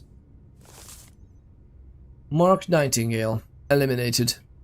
Janine Jones. Clara Fitzpatrick, eliminated. What do you mean eliminated? What's happening here? Oh, what's so serious? Paul Nant used to check. David Wong. Yates. Travis Gilmore. Do we need to know this? Is there any Jonathan Dick? JD. Just dicking around. Okay, so this is interesting, but let's get the... The prince asked for a background check on retainers and mortals we use outside. If there's the slightest doubt, we eliminate them.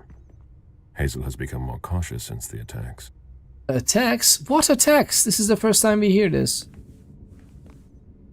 Are there multiple attacks? The prince asked for a background check on retainers and mortals we use outside. If there's the slightest doubt, we eliminate them. Hazel has become more cautious since the attacks. Are you supposed to be here? These screens aren't going to watch themselves. We're stepping up security on every floor. Not to worry. That's the thing that we need. Actually, wait. Observe. Security has been increased to the maximum.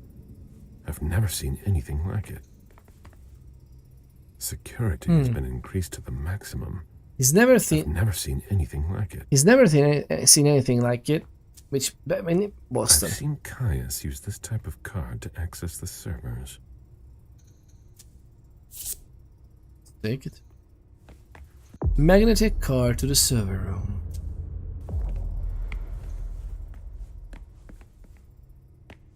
These screens aren't going to watch themselves. Not unless it's AI. Right? Oh!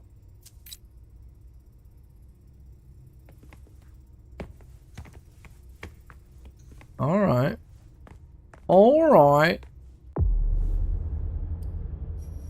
What's up with this?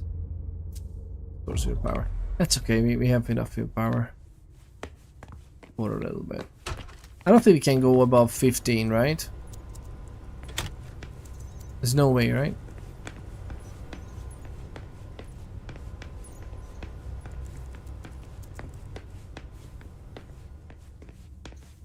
Good evening. Can I help you with something? If I can do anything to help, let me know. Then decide, right? Server room. I've got more important things to do. These servers hold all of our secrets. I understand why they're so well protected. If I talk to you, Mr. Leto will tear me a new one. These servers hold all of our secrets. I understand why they're so well protected. Tell me a new one. Data storage solutions.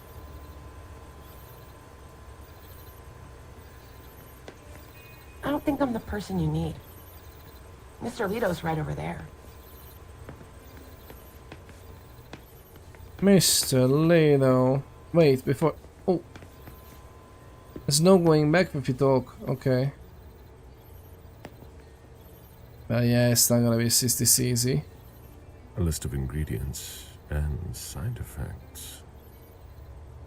Excuse me? A list of ingredients and side effects. Dijon wanted to warn us about the Hartford Chantry's favorite rituals. He doesn't trust Deneb Osborne. Mm-hmm. Understandably so. I guess we're not gonna... Still no news from our assets? No. I can ask around if you want. No, it's fine. They'll come to us. What I'm thinking about though is there a way to figure out the password to that server or to that laptop?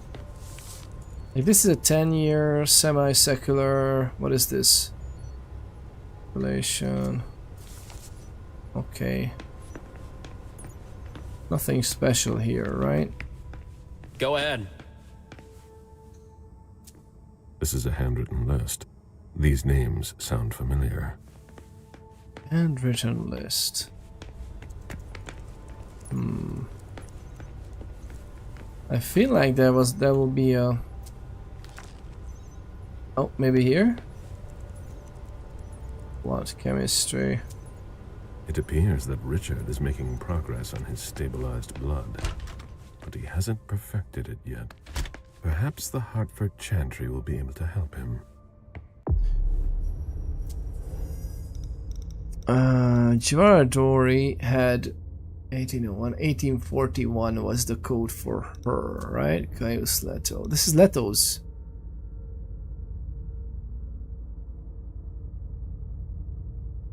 (2014). Would he be stupid? What do you think, lovely people?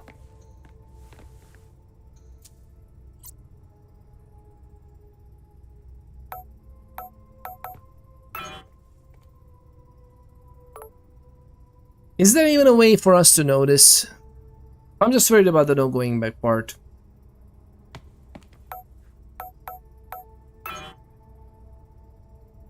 When did Shrednet go down?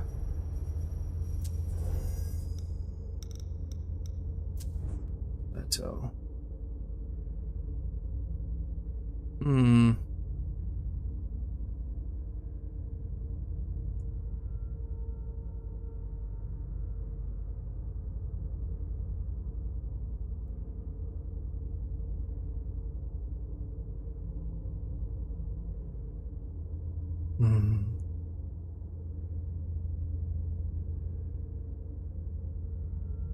This is lovely.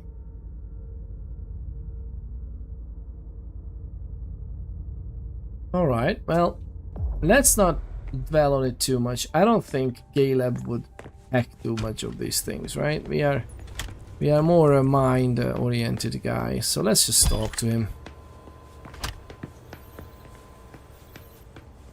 What do you think is going on? It could be the Anarchs. Could be Anarchs. I imagine she sent you. Finally, some good news on this shitty night. What's the situation? Not good. Not good at all. The prince needs more than that. I hope you've got it. You want details? Oh yes. Who issued the code red? Who is it the message? And you're the one who received the code red, personally. It arrived directly here. It's authentic. I verified it. Who issued the code red? Who sounded the alert? A man named Wu. Ever heard of him? A retainer. One of Jason Moore's bodyguards. Moore, the asset manager. What was he doing at the unification party? He was supposed to answer technical questions about the financial viability of the agreement. Moore is good at hiding our kind trafficking. He's one of them, after all. Aha! I love that every blood-related stuff is just basically trafficking instead of trying to get the blood elsewhere. Wouldn't that be easier? Although I guess they need it freshly, readily available for testing, right? But even in that case, would you not just cloud the minds of the mortals so they forget, and you can keep them for a few days or whatnot, and then no hard thing. Wouldn't that be easier to conceal from other kindred and everything?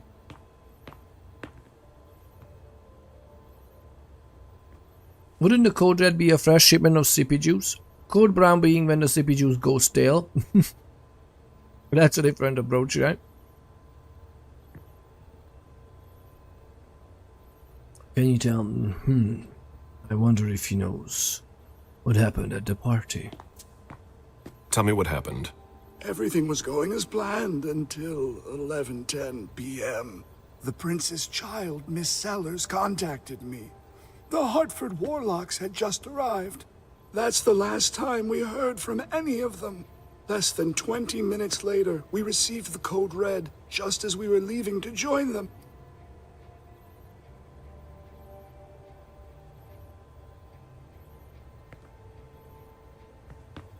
Just as we were leaving. If somebody wants to really hurt us, why wouldn't they wait a little longer? Or maybe that retainer was just fast in sounding the alarm. Anything that could be of interest to the prince? I'm working on it. Jara Drury is the expert, not me. If only she was here.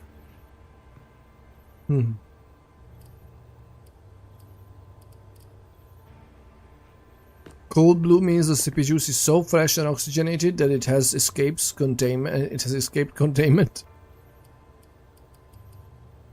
And but cold green would mean that there's like fungal infection going on in the blood or something. I wonder what each of the colors would do.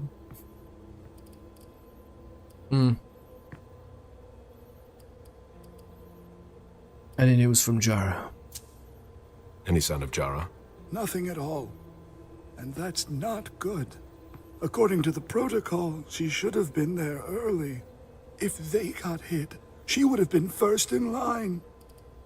But yeah, but she's a very old Nosferatu. She could vanish, no? Did the Chantry contact us recently? Any word from Hartford? Do you think it's them? It would be ill-fated. I knew we should never have trusted those damn warlocks. I mean, our interests really align, though. Like, they are experimenting on blood. We are experimenting on blood. The interests are truly a win-win. Do you think it was the Chantry? Or was it the Sisters of Salem? Is he keeping an eye on the honor? Yeah. I wonder if Caius knows to keep an eye on the Onarchs. No, code green means that there's gremlins and goblins about. Code yellow means hemolymph, bugs abound. Oh god. Bugs mean rats. Hemolymphs. Any movement with the Anarchs? As usual, they're keeping their distance. You know it's always a pain in the ass to locate them. They don't want to be fined by the Camarilla, understandably so. There's one thing we haven't considered. The Crimson Oaks. What?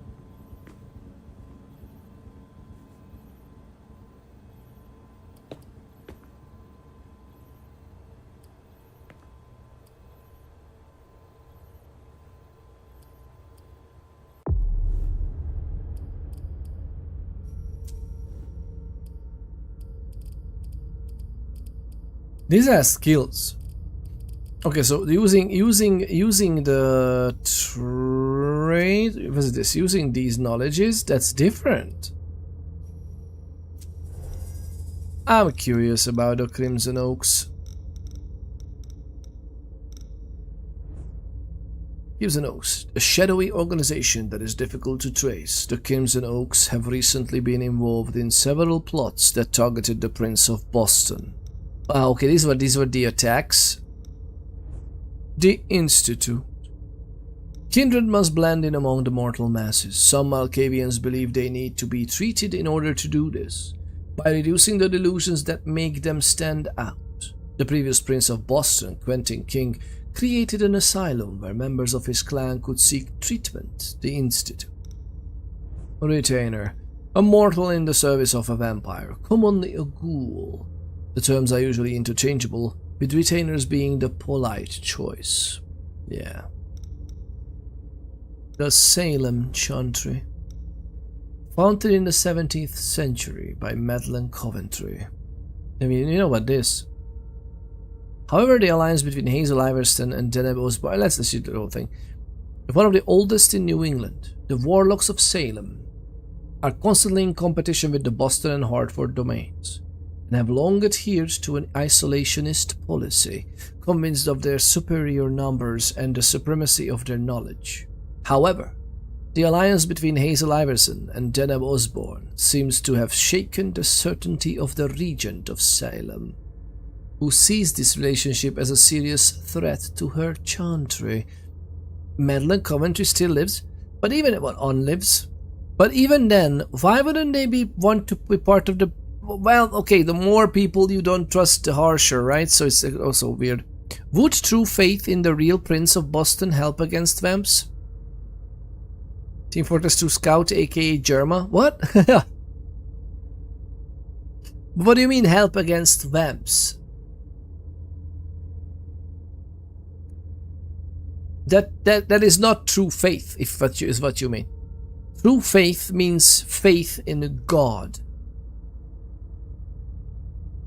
and the ever-working machinations of God and the goodness of God, as opposed to the curses. It's basically truly believing in the good would make a huge aversion in the cursed, because vampirism is a curse. Traditionally, mythically. Well, is it true or not? Remains to be seen. I love this game world so much, my god. I so much adore this. Heard of them? They were behind the Quincy Market attack, weren't they? I don't have any proof. We just caught a thin blood who wanted to trap the prince, and who told us about them. Apparently they're new in town, but Mr. Rory thinks he's giving us the runaround. Did you look into it? I tried, but I didn't have the resources to discover anything else. Leave no stone unturned. Oh. Oh! Something is happening. Hello? You. It's about damn time. Shit. What? You're... Hello? Damn it! I lost them. Who was it? Whoa. The one who sounded the alarm. Shit. Now it's just ringing. What did he say? The party was indeed attacked. Apparently it was a real bloodbath. He and James had just enough time to get more out. They're stopping by his place to pick up some sensitive documents. And then what? Are they coming here? I don't know. We got cut off. Call him back. I mean, he knows. Inform Hazel. I mean, he knows that he knows where the evacuation points are as well, right? Just because they are retainers. This is a critical moment for us. I have summoned you here tonight to organize our reaction to an imminent threat. What threat exactly? We've got no reason yet to Call think... her off again and I'll slit your throat. Oh! Excuse me! Careful, Hazel. How dare you speak to me like that? Enough! I command you to be silent and listen to me. Oh, so that's how it is. That's enough, Beryl. Yes, it's come to this. You would do well to listen to your sire. We have just been attacked. This is not a time for childish displays of discontent. Caleb, the code red was sent by Wu. Go to Moore's and find out what's going on. As you wish. And bring Moore back to me. He was supposed to be at the party. I don't understand why he's the only one who was able to call us. I would like to speak to him very much. Consider it done. I trust you. He might be involved in this, so gather any documents you can find there that could tie us to him. What? Very well. Delson, see if you can get Caius to find us a new middleman in the cane business to manage our interests. Cane business. I don't want to take any chances. Then, I want you to talk to everyone. Somebody must have seen or heard something. Dijon, make sure all our defenses are in place. Yes, Hazel. You will go to the old Jefferson Library. What's there? That's where the Hartford Chantry calls home here. I gave them the building so they could have a base in Boston. I demand to take her place. Request denied. What game are you playing, Hazel? It's a suicide mission. Oh God, it's all right. I got this. I'm not made of sugar. She's not ready for this kind of mission. I should go with her, at the very least. No, you will remain here. Mem goes alone. Why don't you send Dijon instead? Enough, Hilda. Dijon has work to do elsewhere, and I don't need to explain myself. Hazel, if anything happens to her, I'll... Nothing, Hilda. You'll do nothing. It's high time you learned to trust her. Which one of us are you planning to send to the party? She's already left. What? Who? I sent Leisha. Are you serious? A few hours ago, she was snoozing behind locked doors in a psych ward. You're playing a dangerous game, Hazel. Without us, you would never have come into power. You've chosen the worst possible moment to turn your back on us. On the contrary, I find this moment very appropriate. I am the Prince of Boston, and you are the Primogen. I owe you nothing. Delson, escort them out. The session is adjourned. You all have your instructions. I find it weird that how one of the best parts of the game. It's very nice. This was a very nice show of power, that's for sure. Is this one of the best parts of the game? Are you really? Is this? What do you mean? Okay, what did I miss? You could have learned more about Caius's Leto investigation.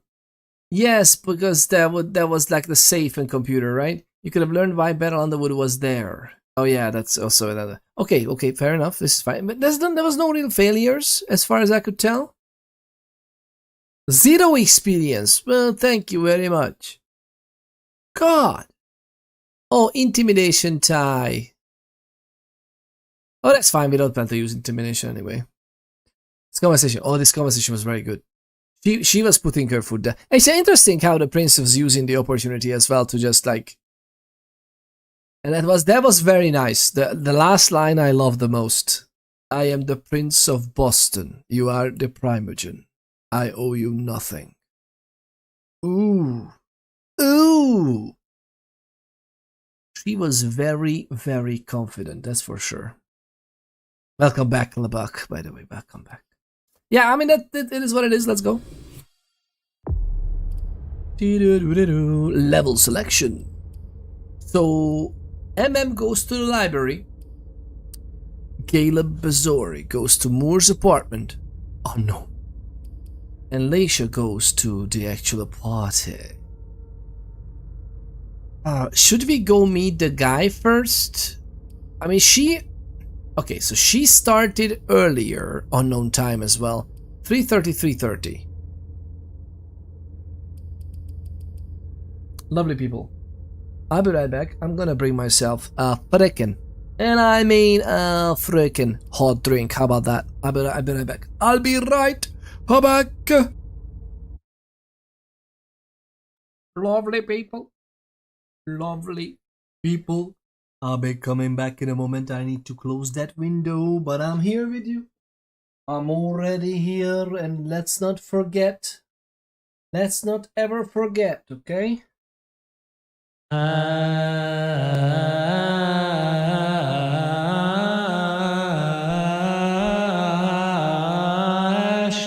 not a call.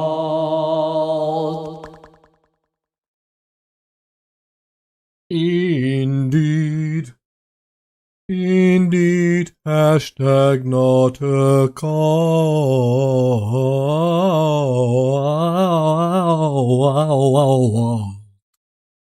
Alright. Ladies and gentle people, for legal reasons, we are hashtag not a cult. For taxation purposes, it's very tempting, though I'm not gonna lie. Et Urgara Pondera. What is that? What is that? God, Zok, it's so great to see you. Zok, the lovely people, the legendary Zok Ali Pok. Zok Ali Pok, one of my favorite modders in the Project Zomboid community, by the way, because I love your Noisemaker mod. That Noisemaker mod made so much more fun of a great concept that was just not working properly in build 41. I haven't even tested it in build 42. By the way, is your mod working with build 42 as well? You know, like basically Zokalipok made the large proper radius noisemakers with like skill books and everything. It's very cool. It's very cool.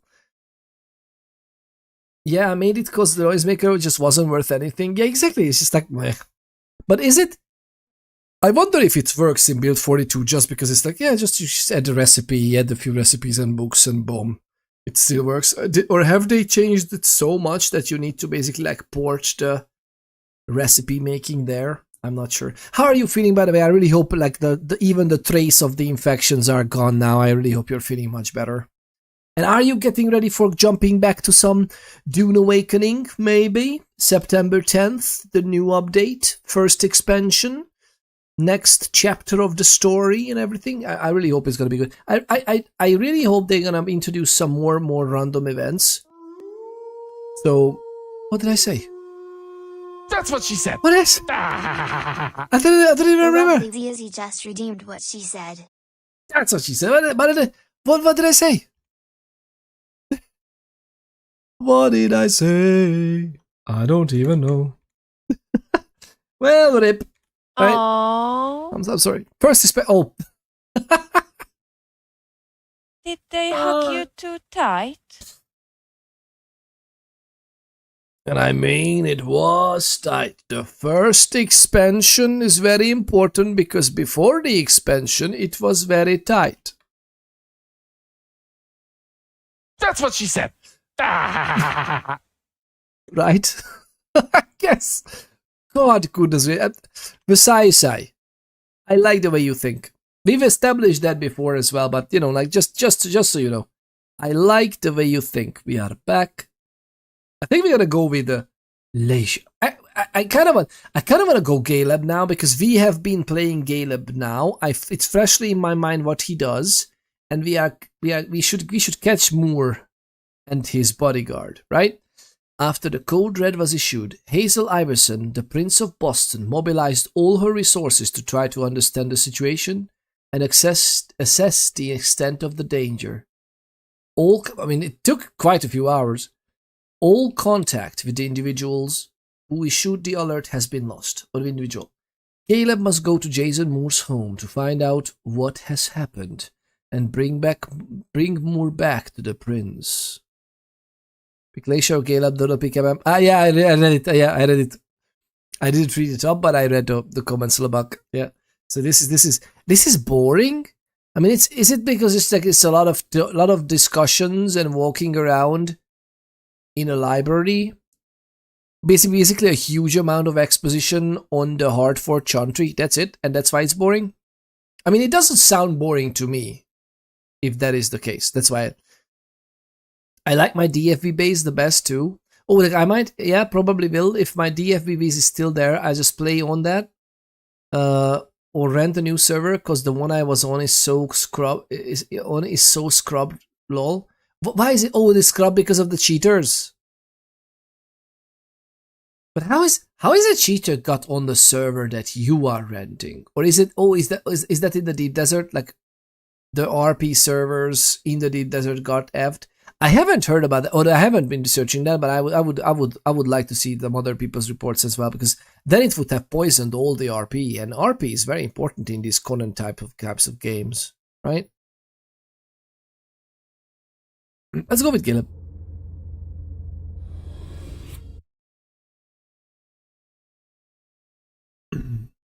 I can send you logs and videos and stuff that you can see. Oh, no, I believe you. I just believe you. You can send me, but I barely have enough time to properly play games. So I just believe you, of course, what happened. But it was in Deep Desert only. Someone just stopped everyone from doing anything. But that's the thing, I don't understand why they would do that on a roleplay. So like the roleplay server would be, if someone wronged you, roleplay how you got the short end of the stick, right? I should have reached out to G-Portal, like you said, though, not to Funcom. Oh yeah, Funcom even said from the beginning that the private servers are totally G-Portal. They are partnering G-Portal.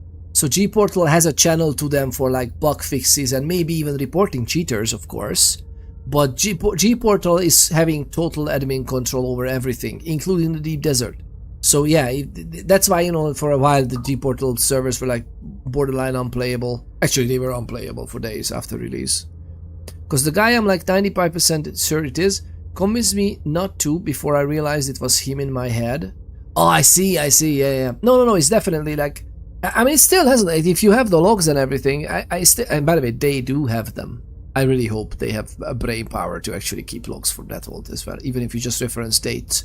But again, I would definitely share the stuff with G-Portal. The NM to you and I show, yeah, for sure. You can. Again, you don't have to because I believe you. Like, why would you say otherwise, right? But then again, like someone who ruins the fun in role playing, because you know in like hardcore PvP. And obviously nobody will hurt my base. Like in that scenario, I would understand it more being an absolute douche. You're a coder, so I like to. Oh, I see. Oh, because there's like the alignment of the stars is very much on it. But yeah, it's very interesting. What did I say? What did I say? Oh, we have 0 experience, literally. Crying out loud. Unless... No. Nah, we... 0. Absolute utter 0.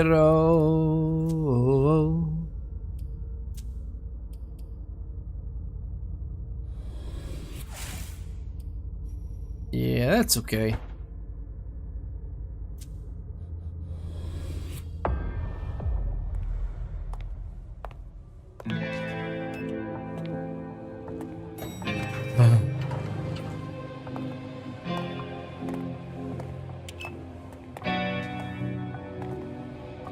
Nice badge.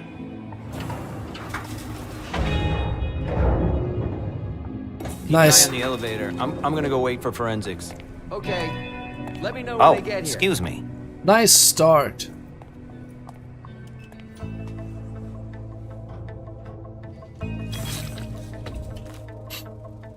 Message from the sheriff.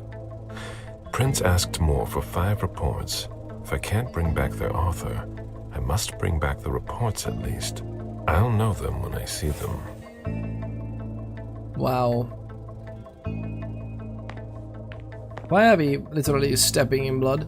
Why could we avoid them? I wish to play the first game ever in Mankind.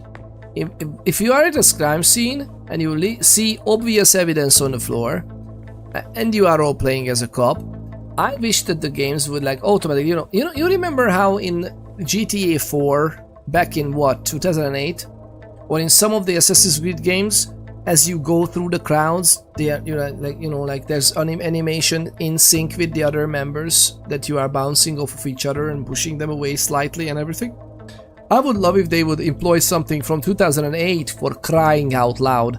So when I do this, my character would step over the freaking points of interest, right? That would just make more sense. Okay, so they came in here and they got hit here as well. There's no power? Why do they need a power here for the... I mean, is it so big, the reflector? That's not a good sign. Thank you, Caleb. That's not a good sign. How insightful. Thankfully we have your went through intrigue with us, right?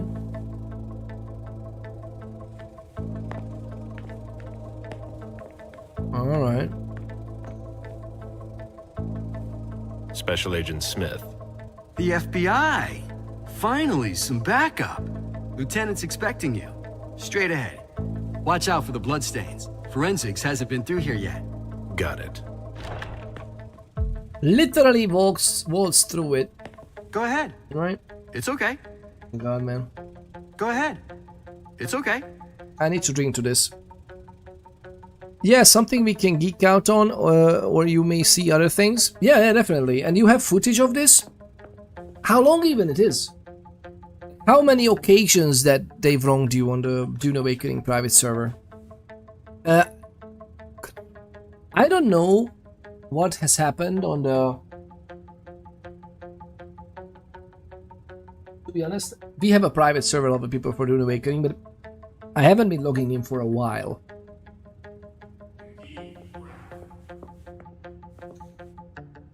The victim lost a lot of blood. Oh, even the walls, okay.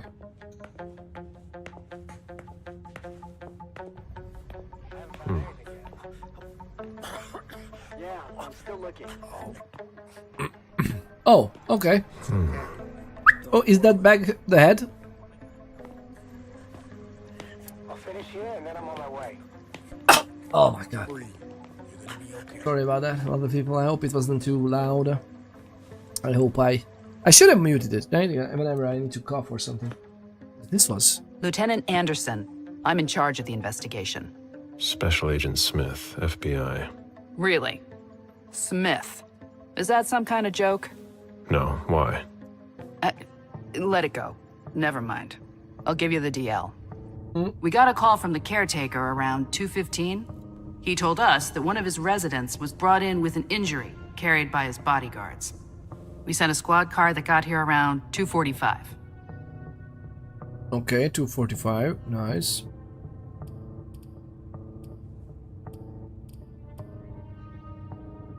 They said that she's a lieutenant. Why does she have so many stars then? Who was the first person to get here? Who was the first person on the scene? That would be Baker. He's somewhere around here. It shouldn't be hard to find him. Something doesn't add up. Am I mistaken, or the Boston police force ranks? The lieutenant is usually one bigger star, no? Am I missing something here? Or two stripes sometimes.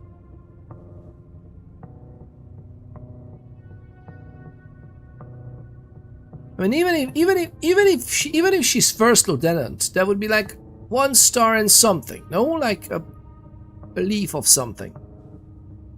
Louis Shade on YouTube says, if you haven't logged in for a while, you should consider doing so just to mothball your gear, like disassemble buggy, orney, and hang on to parts or put them in bank storage. I know. I have a... Let's see.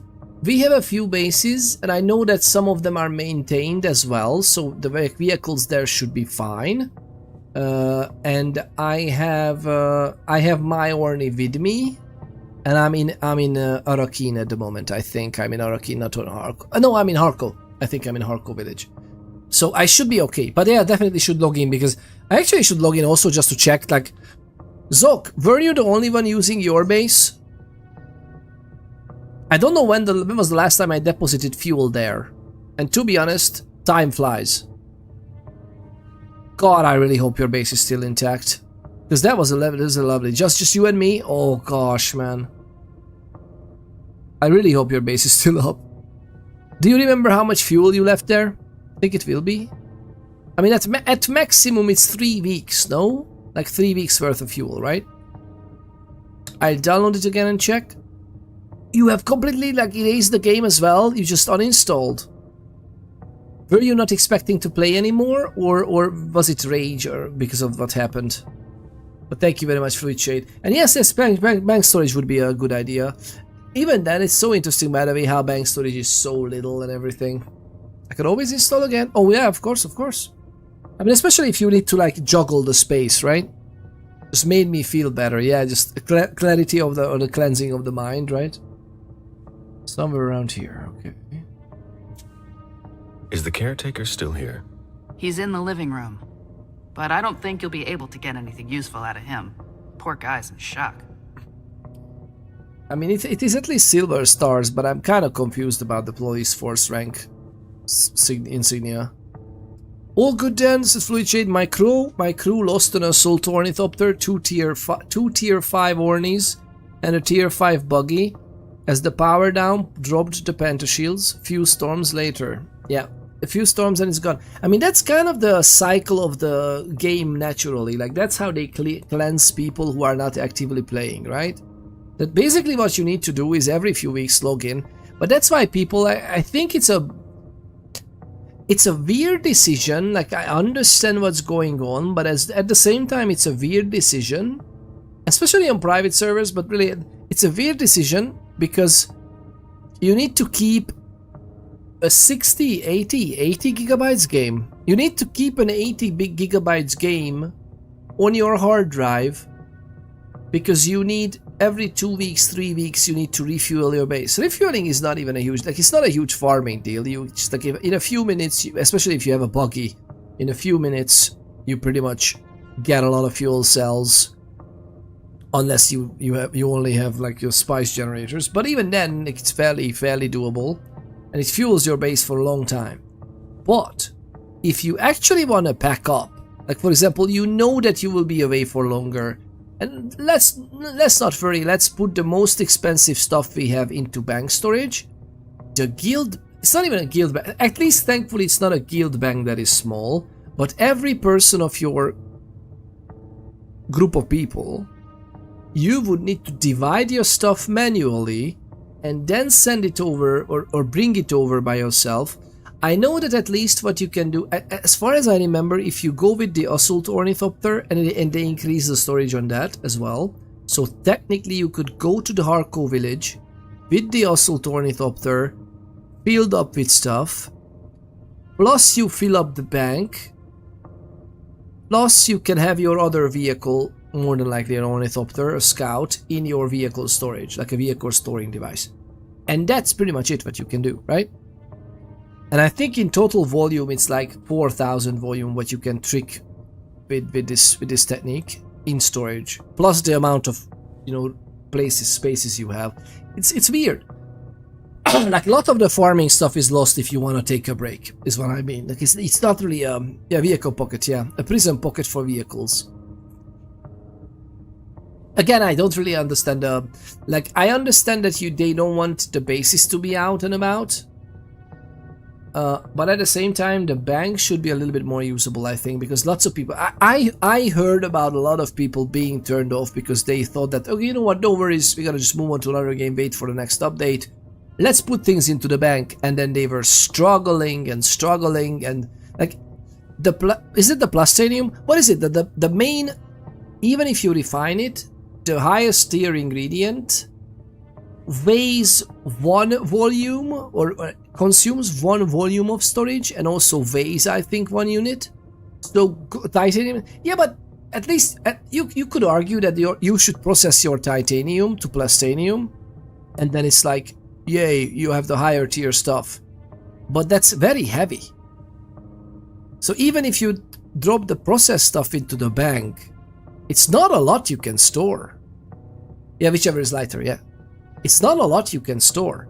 And I'm not saying that the storage should be extremely long, because, you know, but they should calculate the storage based on, like, a good start for a high level character. Because, you know, someone like me, I put in the game 2050 hours, let's say. Oh my god, what am I talking about? 250. Foreshadowing much. I hope the game will be that good that I'm gonna be back for much longer. But I have played the game for 250 hours. It's not even the largest in our community, of course. Not even the longest. And even I have so much stuff that I'm not sure if I would not keep up my things. I just lost something as well, because I kept up my base right next to Unknown Host's base in the official servers that we play as well. And that base had like 2 weeks on it or something, but somebody told me that, oh, they're gonna more than likely log in and, you know, do a round of refilling everything. And I refilled mine to like 3 weeks, and then I logged off, and we went we went on vacation for a little bit more than 2 weeks. I'm very lucky. It was very amazing. It was before the freaking crash of the welcome back gift of, you know what you need? A lot of cash, because you either buy this house or get to the streets. So that was before that. We were like, oh, weeks of vacation. It was a nice vacation. But that's like, I purposefully didn't even bring a laptop with me. Like I'm not doing anything. So I'm not gonna log in and review my generators. And in turn, nobody logged in, I think. So that big base got destroyed. Some stuff was prepared there for me for a speed run I wanted to do for the Ornithopter, because that was an early level character for me for official servers. I haven't played much on officials. We played on the private. So it's weird. Could have a deposit fee at the bank scale and wait. Yeah, exactly. Like you can do that too. Like you need to farm something in order to utilize it, but someone high level would obviously have access to that resource, like Solari, right? There really isn't. I feel like to me it's more for like rare things that may sell on the market but aren't currently. Yeah, exactly. That's what it feels like. Yeah. Which is, by the way, I don't mind releveling or refarming or like.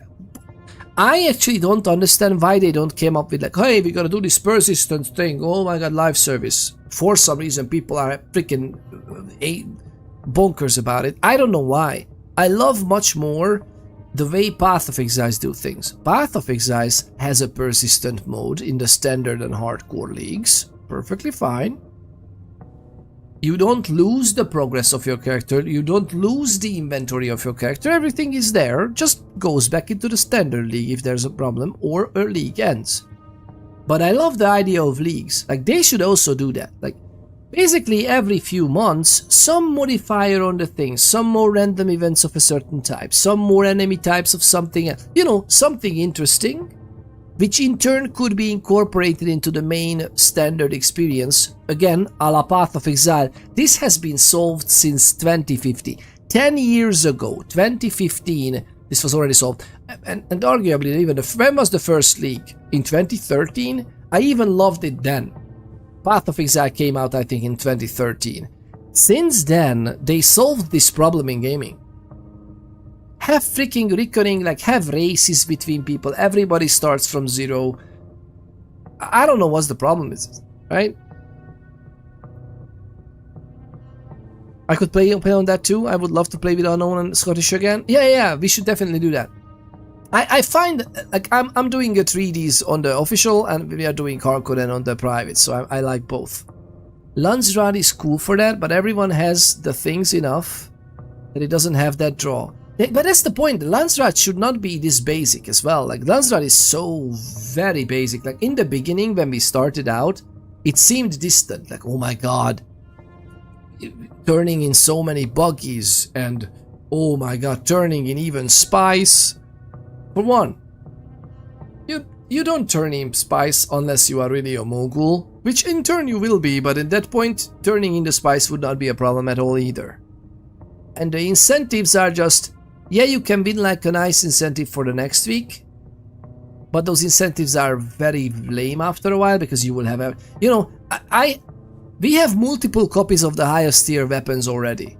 I wish we could have at least new weapon skins every few weeks, right? Or just a new color, for crying out loud. They are literally monetizing, not monetizing, but in the game wise, they have like, logged in color schemes. Just at least a color scheme that is interesting, not the same thing from before. Like I honestly feel like that this game could use like a group of interns who are like learning how to do new items in games and whatnot, and they should be constantly creating interesting designs. Approve it by the creative director, but another skin on the rocket launcher, another skin on your flamethrower, stuff like that, How amazing that would be. Like every few, and they don't need it that frequently. Like if you drop a content drop, I think for about 1 or 2 weeks everybody's happy. And don't tell me you can't create a new schematic and a little bit of change on a model on a freaking flamethrower in 2 weeks. Like, come on. What's harder?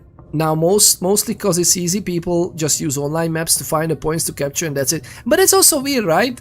That they came up with all this cartography system that, hey, by the way, in the economy, there will be scouts and you can sell the maps, the sync charts. But like the first thing that happened is there were 2 or 3 online tools that after somebody explores it, they upload it to the online tool and bam, we have the deep desert out in the online world. Which again, I would love if we would have a really private deep desert and amongst ourselves we could do the roleplay and everything of like, no, we're not looking up that freaking thing because part of the fun is exploring and trading each other's information. The internet literally negates a whole game system, which I don't even know why they bothered, because they obviously intend the game to be massively multiplayer. So it's like, oh god, I have so many questions. And so few sips. Oh, I love this. Oh my god. When the whiskey burns exactly the right way, and it twists your head to the right. That's how you know a whiskey is good. It twists my head to the right, it's good. Yeah, something special. Yeah, exactly. I think the spice needs to be rarer too. It's still too much. Yes, okay, I agree. Because if you figure out what to do, then it's like so abundant. It's so abundant. You just go around, scoop a lot of it up. Then you have the biggest spice refinery. And what is it? The biggest spice refinery is giving you double or 50% extra, right? So it's also a hefty amount plus. Fluid Shade on YouTube says, also, we could suggest they don't decide to make an event that builds 2 cannons outside my base. Were they shooting it? But wait, in PvE areas, those shouldn't hurt your stuff, right? I think the NPCs and whatnot can only damage placeables now in the PvE areas. What exactly happened? Tell us more. The noise. Oh, the noise. I see the noise shaking my head. Says Fluid Shade on YouTube. There are like 6 giant ringmouth spy spawns. Says Zokalipok. Oh, really? Currently there's 6 giant ringmouths. So nobody has to really compete for them. Yeah, but even then, you know, competing for them. Like some people just wanna do the farming and they don't have any equipment properly to fight. So you go there with like a group of 4. And you are literally steamrolling the server, mostly. It's very weird. Like, there's no incentive for actually getting into faction-wide, large-scale warfare. It would be lovely if certain skins, color schematics, extra copies of something, maybe even a full-on nice buggy equipment, I don't know, something would be a nice incentive to go at it. Other than, yeah, all of the things you can just earn in other ways which are much easier and less of a hassle, and you don't lose durability of your stuff with 10% if you die. Like, for RP I would like a completely private server, exactly. But again, that's why I don't understand why can't we pay a little bit of extra, because I'm pretty sure there would be people who would throw it together and just host. And by the way, if you host the Deep Desert for the same amount of people that you host the private server for, I'm pretty sure you don't need 9 of the same, or well, 9 times 9 of the same capacity server as a freaking so complex architecture like for the Haga Basin. Like you can just say that, okay, the Deep Desert is Deep Desert, but for the private servers we are only doing 5x5, or I don't, even 3x3. Give me a 3x3 Deep Desert for the 40 people, or for the 60 people that we have on the private servers, right? And that's it. Actually, private servers are 50, right? 50 or 40 people. Just...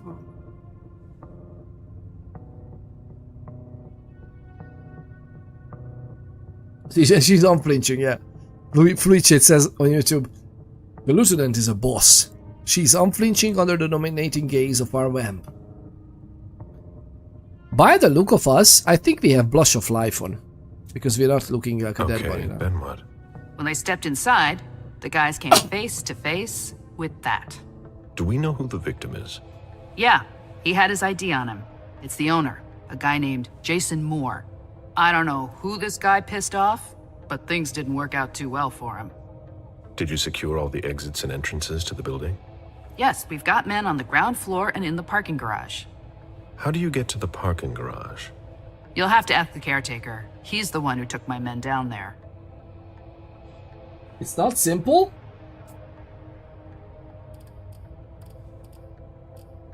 What do they know about? I wonder what the human law enforcement, the kind law enforcement, knows about more. That is Argofox. There needs to be a reason to not even want to ask, are you friendly? Because you all want all of it. That is Arrakis. Oh yeah, absolutely. And I also I don't like also that people, since it's risky, they literally go out to this desert naked. And it's so immersion breaking. Like someone naked scooping up the spice. No, if you are naked, you should like lose hydration this fast. Now your health. Goodbye. Like, what is this bullshit? How is that nobody has thought of this? That, by the way, lads, if we make it 10% less durability every time you die, on like the high level tier items that you would carry, then people would carry the absolute feasible minimum when they harvest something risky. And you go to the spice field, and you know, like, you want to like being immersed in this world, and everybody is basically dingy scooping up spice.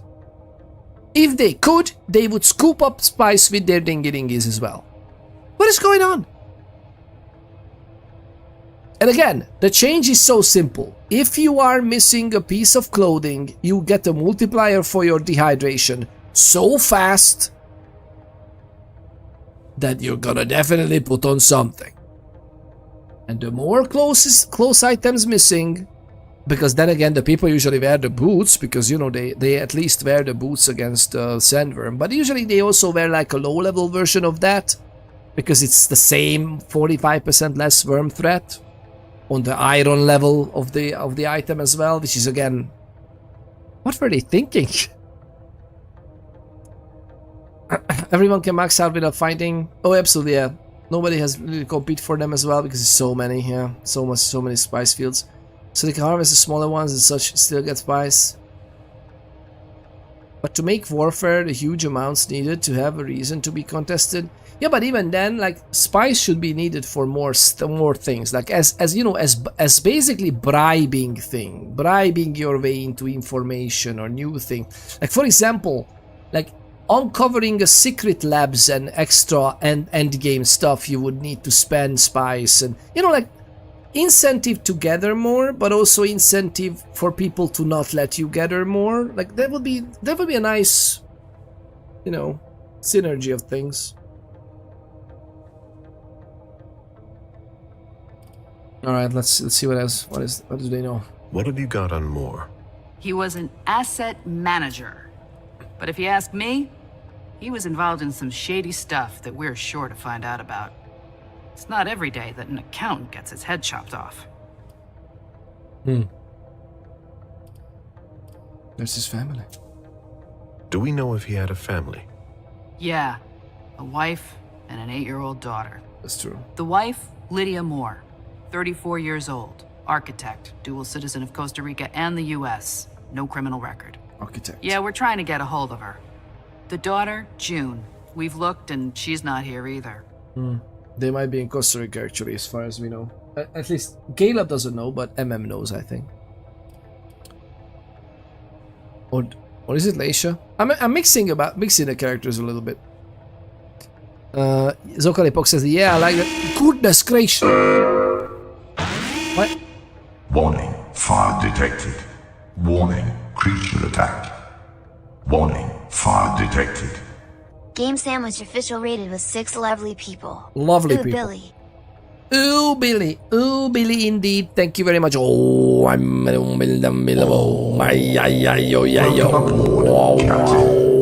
systems online. Some systems need attention. Really? Some systems need attention. Thank you very much for the lovely The Watching Fae. What a lovely nickname. The Watching Fae. I love faes and fairy culture in general. Heck, we live in Ireland. The Emerald Isle. Of course we love watching faes around here. Thank you very much for the follow. Much appreciated. Whoa! Nice mustache. Thank you very much. Thank you. Thank you very much. I like to keep it well, but yeah, the character has a pretty nice shave. I have to give it. Thank you very much. Much appreciated. Very nice thing to say. Lovely people. Game Sandwich Official. Just read. And you are a team of streamers, right? If I get that correctly the last time. You are a team of lovely streamers. 3, 4, 5 lads, right? And you were working in the gaming industry as well, like the game journalism, right? If I get that right. And if I don't, watch this. I mean, let's see if the music. I mean, this is gonna be very weird entrance music, okay? You know what? Let's find you some proper entrance music. What are we doing with our lives? Let's find you some proper ones before we do this. Lovely people, stick around a little bit for the raid because there's gonna be something here for you. Are you ready? And by the way, for the love of anything that's holy, lovely people, it's fire detected. It's not fart detected, okay?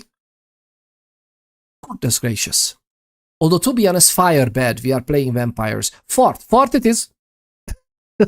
And fire is cringy for the bloodlines too as well, right? So, no, it's fart. It's totally fart detected for the raid alert. I don't know how you know, though. But yeah, lovely people, let me find you a proper entrance music.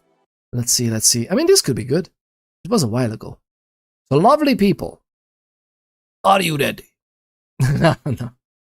I said, are you ready?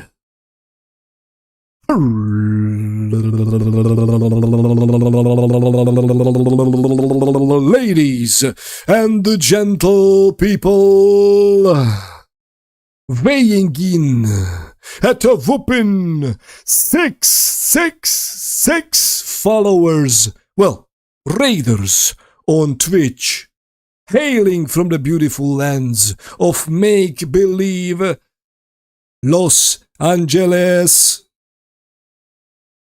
The one and only, well, the 5 and only, the absolutely legendary, the staple of the century, the absolutely legendary joys of streamers. Game Sandwich Official.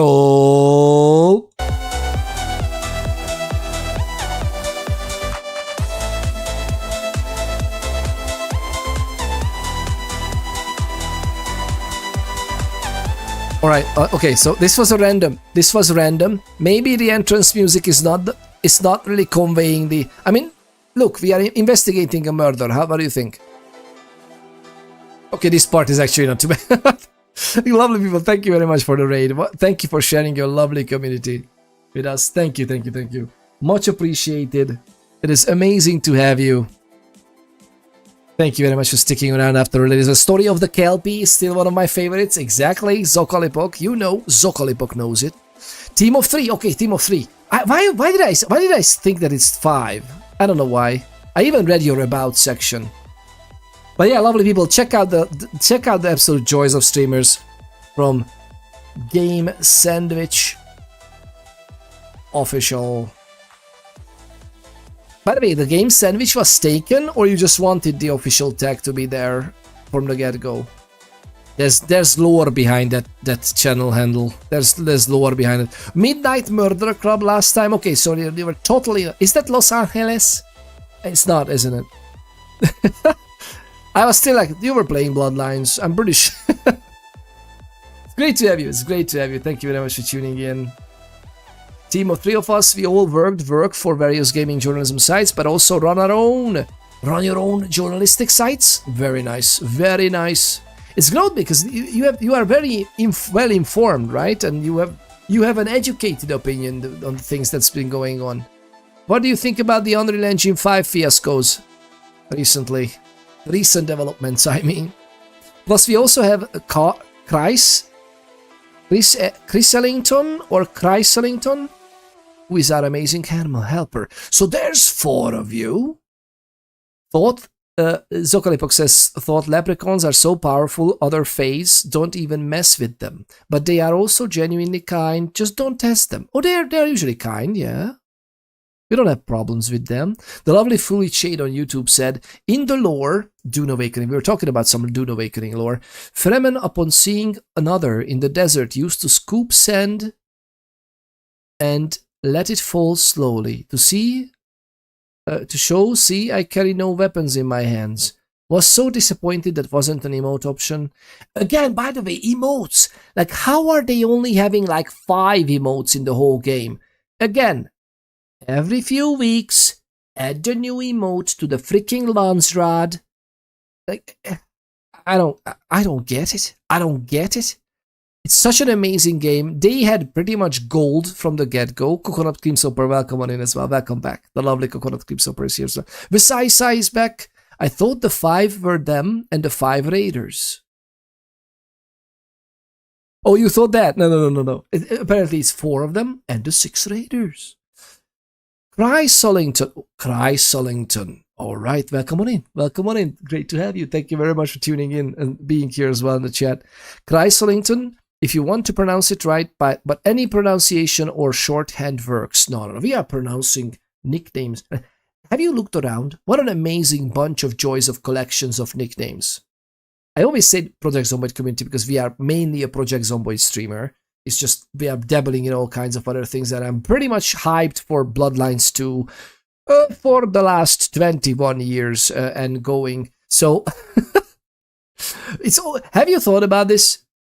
Again, they have literal gold at their fingertips, and nobody asked anybody to remaster Bloodlines. It's just like, how?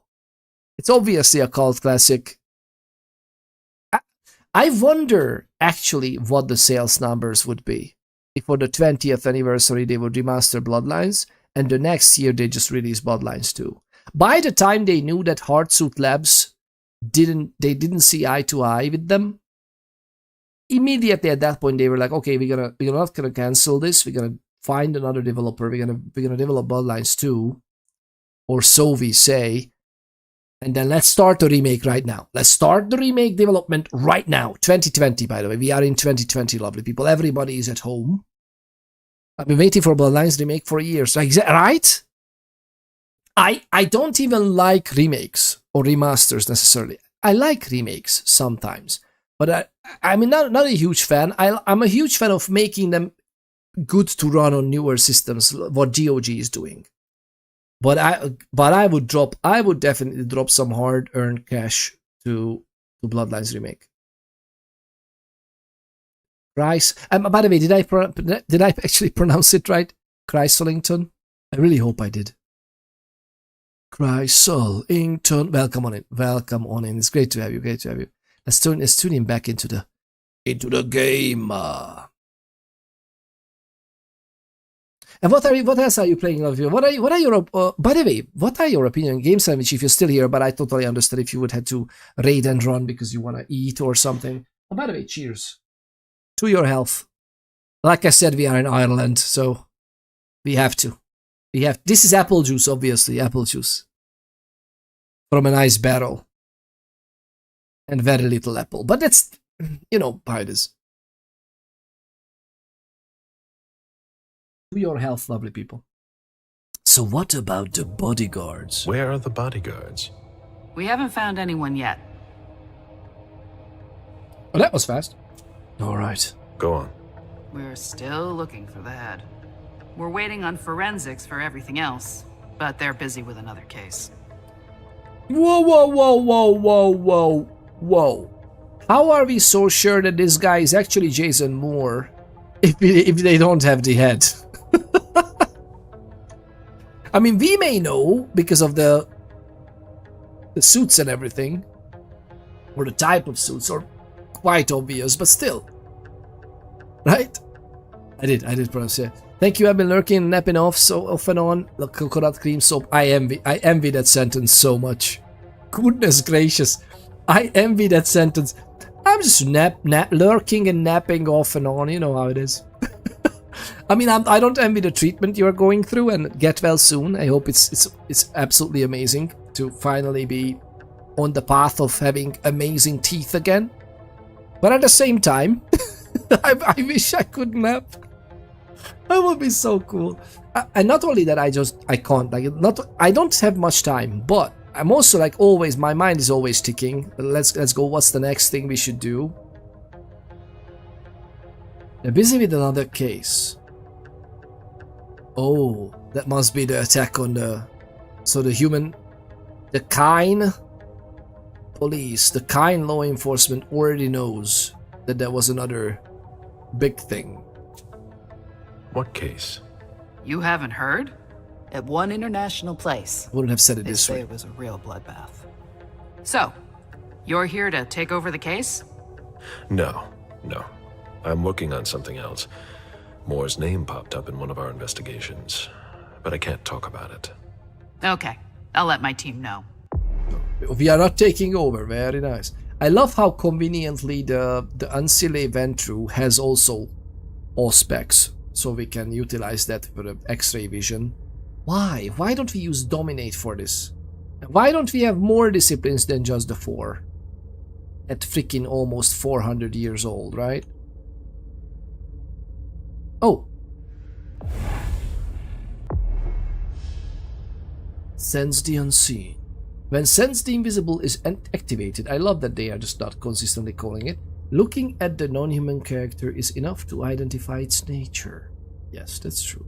It is also possible to reveal the tracks left by a supernatural creature and learn more about it. It's not as simple, but it's something close Agent to Smith from the FBI is here. We're still in charge of the investigation, so please cooperate with him. By the way, if anybody knows this, is it true that the Boston Police Department have 4 silver stars for a lieutenant? There. Is that accurate? Like, why would that be even accurate? Like, that means that ensign would be 1. Ensign first class would be 2.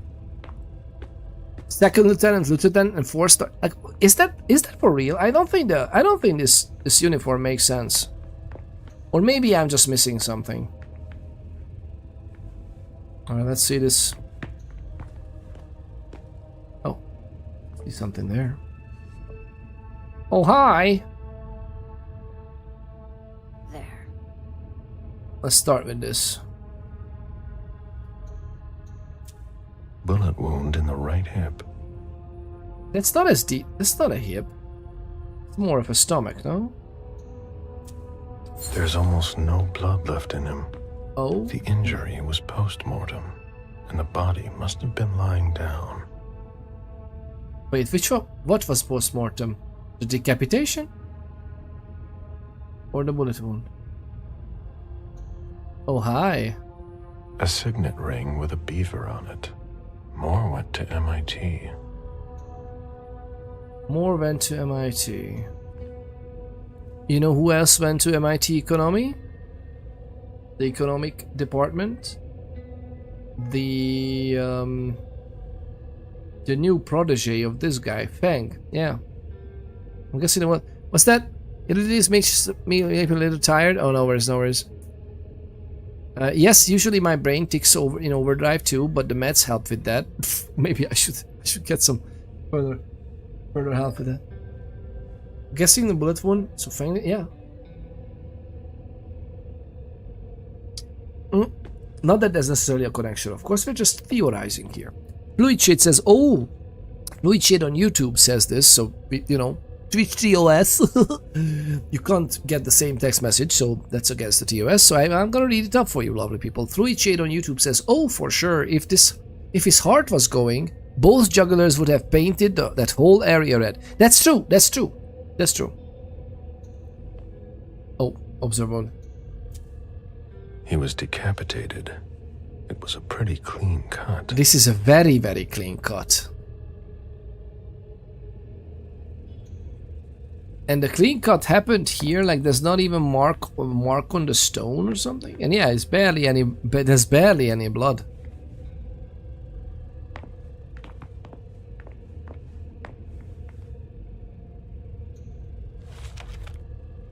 Boston Police District D4. Interesting. Sicut patribus sit deus nobis. First in the nation.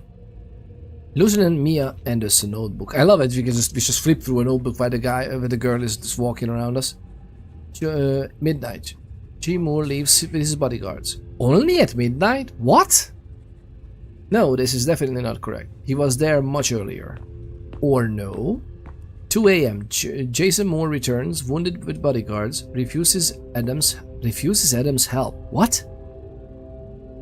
Oh, Adams is one of the guys. Adams calls 911, 15. Parking attendant sees Moore's car leave. Baker enters building, questions Adams. There. Liane arrives shortly after. Wait, but the Moore's car is not here. Why is the head missing? ID, trophy, proof of a hit. Wife and daughter on vacation with friends. Where are the bodyguards? Why hire them? Money laundering? Household staff? Nanny? Housekeeper? Yeah, nobody here. I mean, it's the middle of the night. Nice apartment, renovated. Lydia's an architect. Why is her office so small compared to the husband's? There are questions. I mean, they could pay attention to the questionable things. Oh, hi!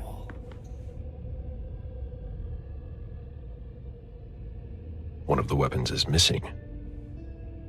I wonder why. One of the weapons is missing. Even if these weapons are missing, except for the katana, I don't think... I mean, no, that's not... Some of these could be sharp enough and heavy enough, but even then, there would be... Normal use, there would be a much different scene. There would be some kind of... I hope that these footsteps were not us. There would have been something on the stone if it happened here. Or someone had very, very good control of their muscles. Am I right? Oh. This sort of formal decor might impress Boston high society, but not me. Aww. This sort of formal decor might impress Boston high society, but not me. Besides, it's nearly half one. While I'm up for Ponders After Dark, it is getting very late, so I'm gonna head to bed. Enjoy the rest. Enjoy your rest, besides, But I'll leave you with this. Do vampires even need sleep? No. So why do they maintain a normal schedule, even if it's mostly at night? Because the sun beckons them. So the sun is basically the power of God, or a symbol for that. Sunlight, the curse, the vampiric curse itself in the vampiric mythos is that they cannot walk under the sun anymore. And the way the curse works is that whenever the sun is up, even if you're indoors, deep underground, whatever, whenever the sun is up, you are feeling this pull that pulls you down into the void. It's not dreaming, it's not sleeping, it's much deeper than that. It's you basically cease existing or be surrounded by the void for those few hours while the sun is up. Fluid Shade on YouTube says that normally only a true samurai sword could so cleanly cut. However, factoring vampire strength, exactly, and it would be possible with other blade types. Yes, if they are sharp enough. That is, because even other blade types, they would be strength, but it would be a broken. That would be more fracture. Look at that clean vertebrae. Like, that's very clean, right?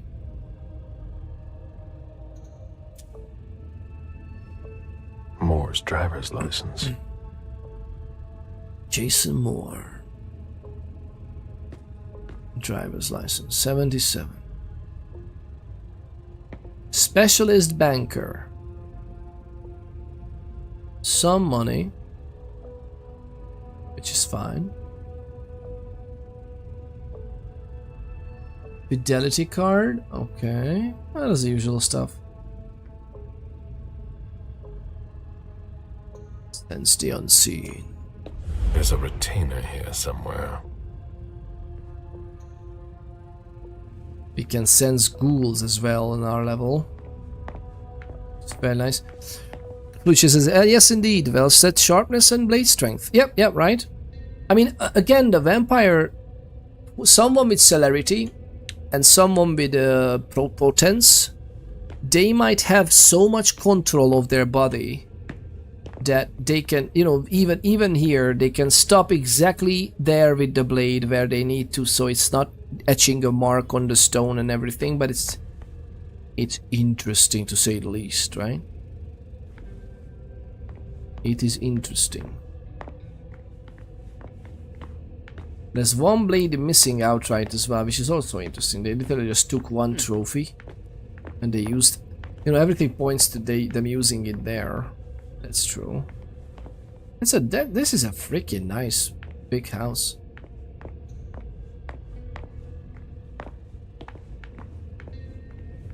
Whoa. Okay, I didn't even see this before. Oh, they even have like an... My ship ended up at the bottom of the sea as well. Like my other lives. Like my other lives. But this is cute. With a little ship model that deep there and everything.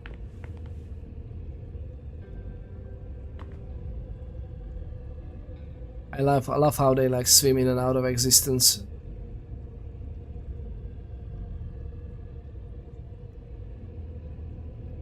Well, kind of. It is what it is. It's fine. It is fine. Sorry, I'm busy. At least one line of dialogue with the FBI agent, please.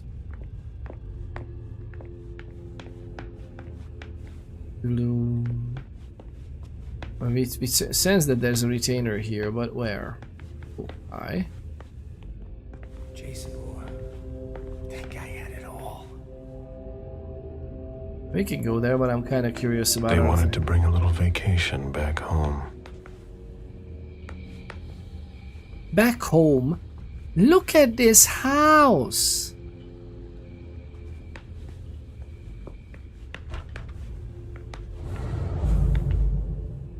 Oh! There's a safe zone. You know what that means? I mean, we may or may not need this. It seems like gardening is a real passion for Lydia. Not sure Jason shares your enthusiasm. I'm sure he's not anymore. Well, we're not that sure, actually. Jason might not be that guy.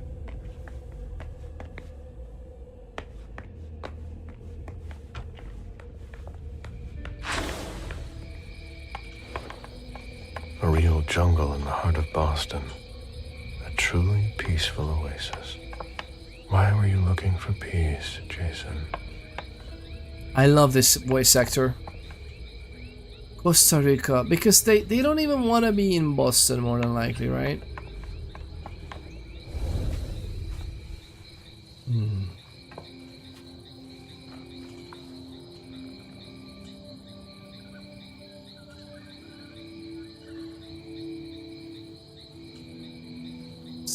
I warned you, Jason.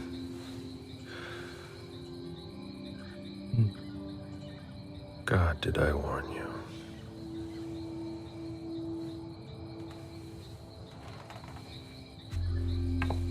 Did he? Yeah. We destroy all that we touch. Destroy. Oh my god, Caleb is an interesting character. They should have put the Elizabeth Dane as a shipwreck in the tank as an Easter egg. Does that look like... Oh yeah, it does. It looks like a Middle Age or medieval ship, right? Instead of a modern storage or cargo holder.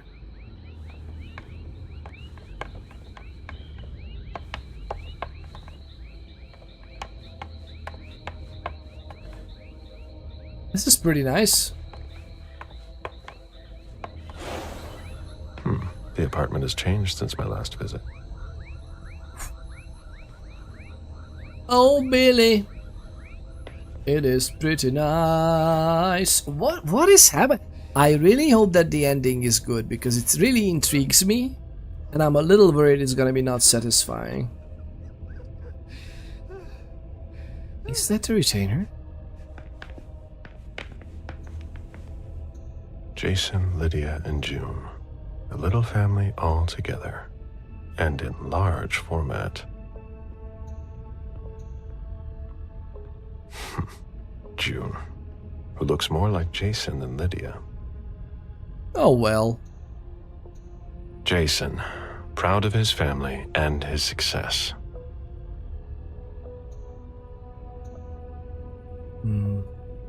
Lydia, radiant and beaming.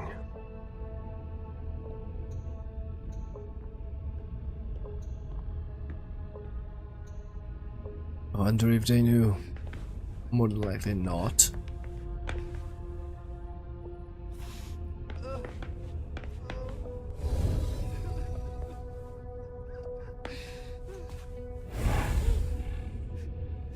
I have to question him. He's still freaked out. I don't think it's the right time. I have to question him. He's still freaked out. I don't think it's the right time. Alright. What is this? What is this? What is... My god. It's not well. Officer Tyler Hale. Ethan Adams, 60, concierge butler, good relations with the Moores. Present at the scene, Moore came back around 2 a.m. Okay, came back around there soon. We don't have anything to when he went out. Wounded with bodyguards. Need more info, but Mr. Adams was in a state of shock. Feels guilty, thinks he could have done more. Loyal, professional, friendly, old school, meticulous, and educated.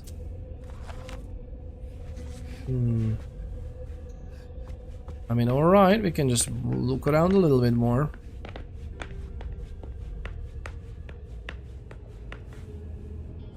Blood looks fresh.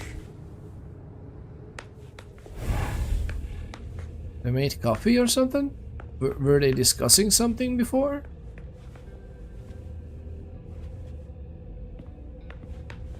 Hurry up. We need something, guys. I'll finish you and I'm on my way. What is happening here? Looks like Lydia's planner. Oh, it's Lydia's. In case of emergency, call paranoia. What is that? No, not paranoia. What is that? Pura. What? Lydia's life seems Pura to vida. revolve around June. Makes more and sense. her home in Costa Rica, with Jason often absent. Visit Grandpa at San Jose. Goodbye, Costa Rica. Pick June to painting class. Buy new book Streets from Catherine Bergman. 10 a.m. new architecture project for Boston Museum. In case of emergency, called Pura Vida. Yeah, that's interesting.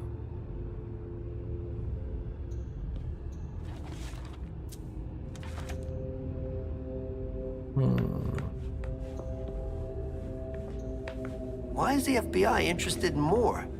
His name came up in several financial investigations we're working on.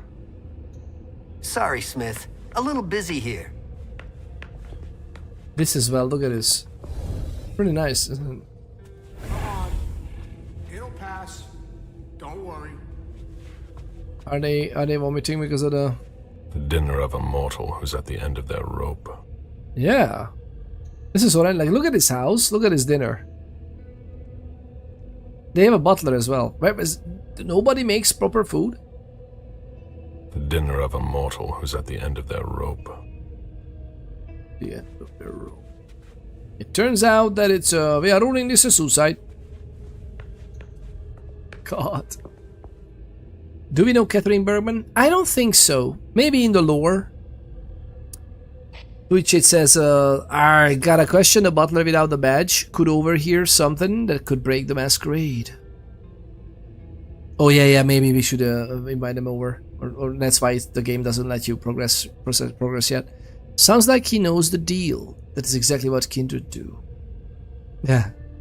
Is that about, is that Abigail and a can of beans? Looks like it. I'm gonna throw up! Bagel and... Oh, I can't type yet. Is it a bagel and a... Well, it was, yeah, well, yeah, you're right. It might have been a bagel. I was thinking that's a donut and something, but yeah, I think it's a bagel and a can of beans or something. And there's chips and pizza. I mean, look at this pizza. Why do they have so many pizza? I mean, okay, but there's multiple people here. Who'd leave that lying around? Yeah, exactly. Like, why is this just out? Who'd leave that lying around? And they have a butler. There's these things. Something doesn't add up here. Alright, something doesn't add up.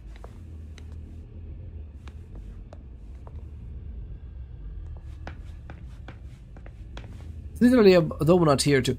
Did the police bring in the donuts? I'm so sorry, lovely people. It was a joke. Must have been horrible by the way. What is that, an apple? When I knew him, he took better care of himself. What's going on with him? Yeah, there's something wrong with this guy, that's for sure. But what? Was he threatened? What's this? There are bloody prints on these bags. Yeah, bloody prints. There are bloody prints on these bags. Bloody prints on this. That's a donut. I think that was a donut, not a bagel. Damn, the cops are throwing up over a little decapitation. A little decapitation. I mean, would you know how you would react in advance? I'm not sure. I think I could take it, but then again, I played so many games. I'm gonna throw up. I'm not sure. Maybe it would be much harder than we think. No. Something is very strange with this scene, right? It's like there was a party here. Like there was something here. There was definitely people here, and not just one. And not just. It doesn't seem like also just 2 bodyguards and a guy and again they have a literal concierge, a butler. Oh, maybe that guy is also, of course, was with them, and it's of course it's a ghoul as well. But like nobody's taking care of anything. Are you all right? Yeah, just a little faint. I was expecting it, but then... give me a minute, and I'll head back. The sight of blood. We've all been there, haven't we? No. No. No. You'll be fine. Look at this kitchen. Goodness gracious, and nobody has used it. They did, but nobody did the dishes. Ugh, what a stench. Nobody took out the trash. Why is there trash in the... Again, is there something worse upstairs or something? Ugh, that's what I would think. I mean, they would have. I think the police would have found that as well. But we will see. We'll definitely go there. Check level 8. What? Check level 8. Hurry up. We need something, guys. I'll finish you and I'm on my way. What level 8? What are you even talking about? Notebook, but there's nothing for us.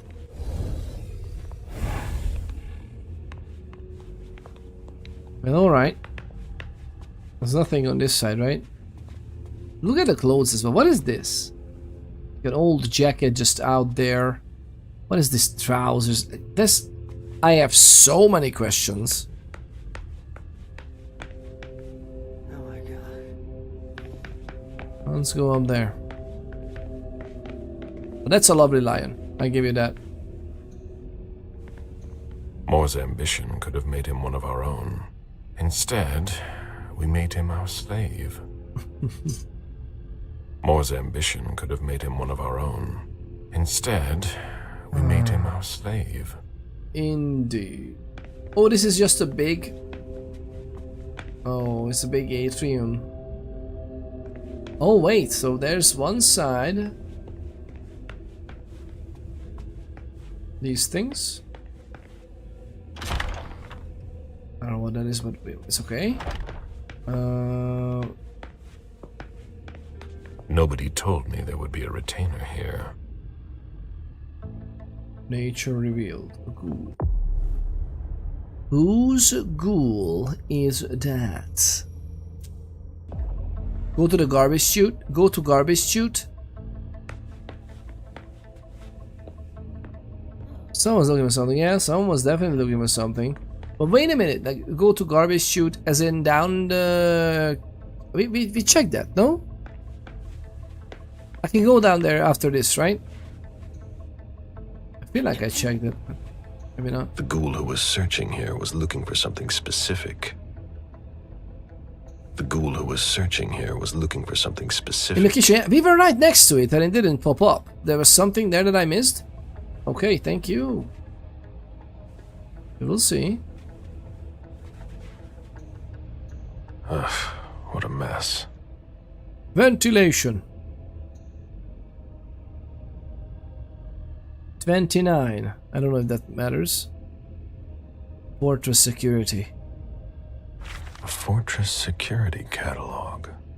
They install highly secure rooms. I think the family, there's a kid in this family, right? Yeah, they were on vacation. I think they were both in Costa Rica at this very moment.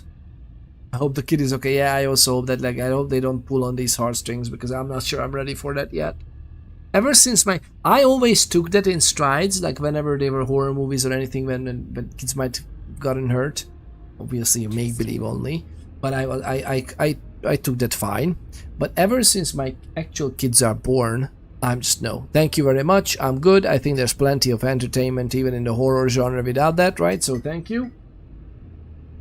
It's one of the lines we do in Vampire the Masquerade as well. There's no underage play in the role play. In some circumstances, there could be veils, like if somebody's not dead. Like, for example, in this game, we have this little daughter of Fleisha, who's also a vampire. That's like, alright, fine. Because she's a vampire. She's already a monster. This is different.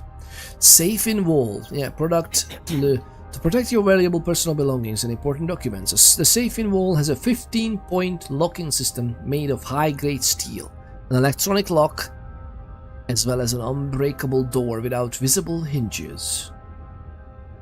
We designed a concealed emergency exit for you.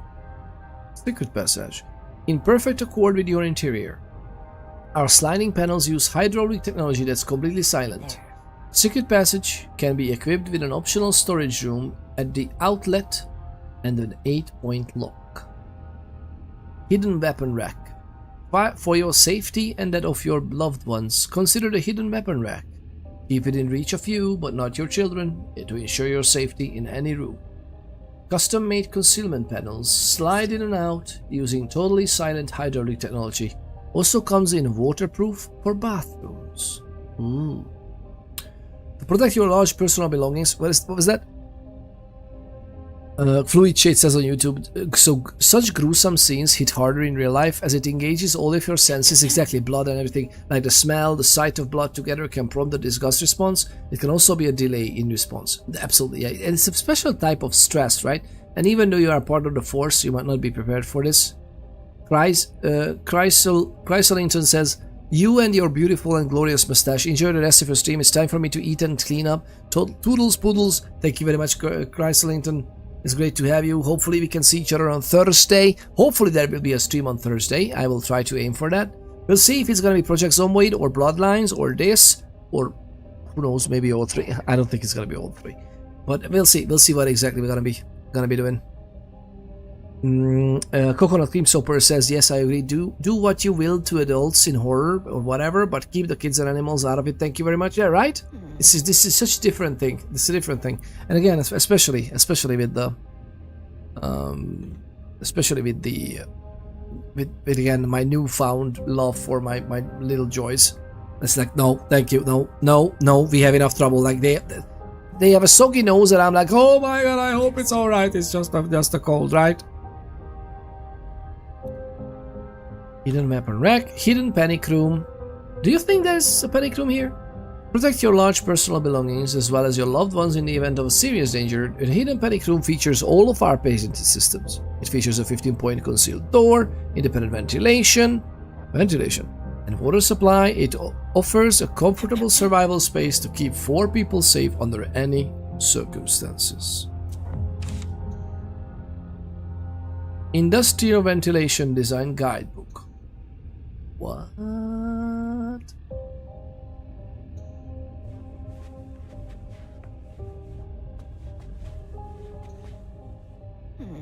But what a mess. An analysis of health care. Okay, it's different. Either panic room or safe yet? Oh, definitely. Is she a retainer? She is a retainer. I am gonna find you.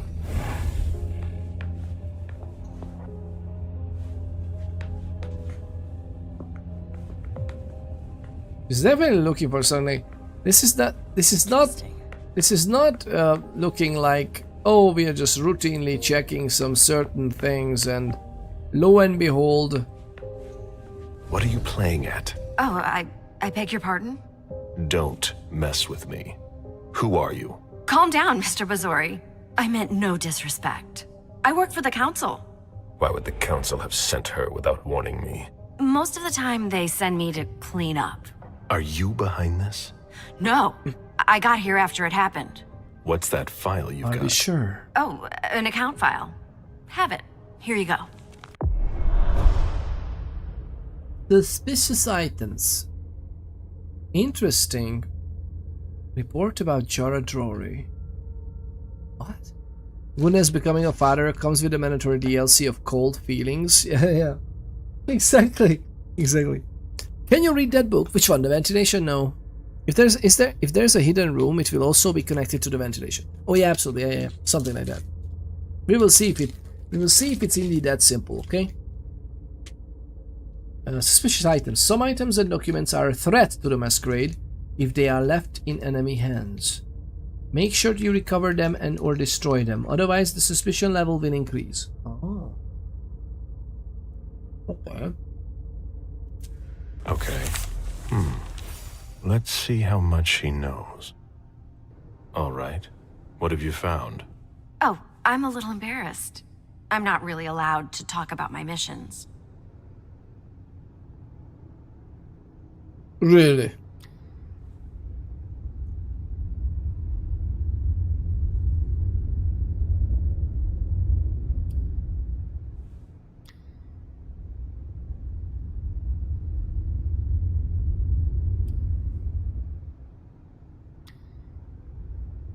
%46% chance.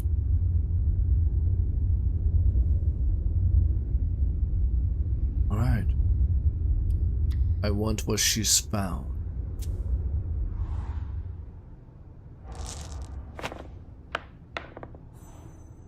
Yes! I don't have time for this. Give me what you have. What I've got. Of course, sir. Here. That's everything. You made the right choice. Tell me exactly what they asked you to do. I got a message at 2:20 telling me to go to this address.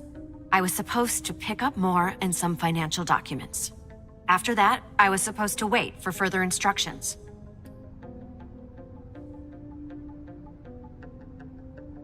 What? It is definitely. I'm pretty sure Caleb is higher rank than that. I'm sure. This could be also like a special type of ghoul or retainer that will also having a high resistance to these skills. And the 1M1 I kind of regard like that. Like he's very powerful, but someone is having a powerful ghoul or something. Let's say. Moore was supposed to be alive, but someone got to him first. Exactly. Someone got to him first. And not a lot of people knew. I would wager not a lot of people knew this, right? Donnelly. Okay. I created a text message about the mission. Okay.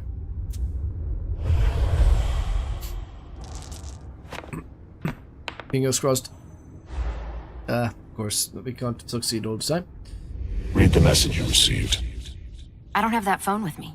Too risky. Well? I hope I'm not going to have any trouble. I love that now we have this.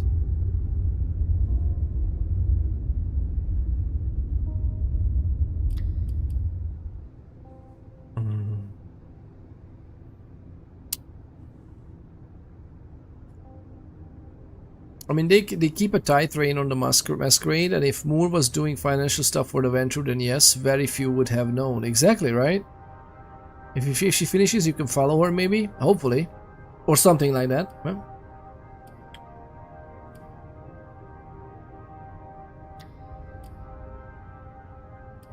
But whose retainer this is? Like, she obviously knows about this. She knows about more.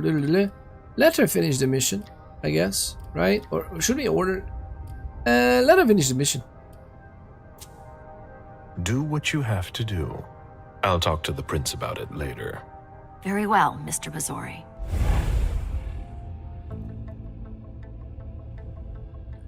I'm not sure how I feel about this. Inventory. Pouch of treated blood. Why did I get this?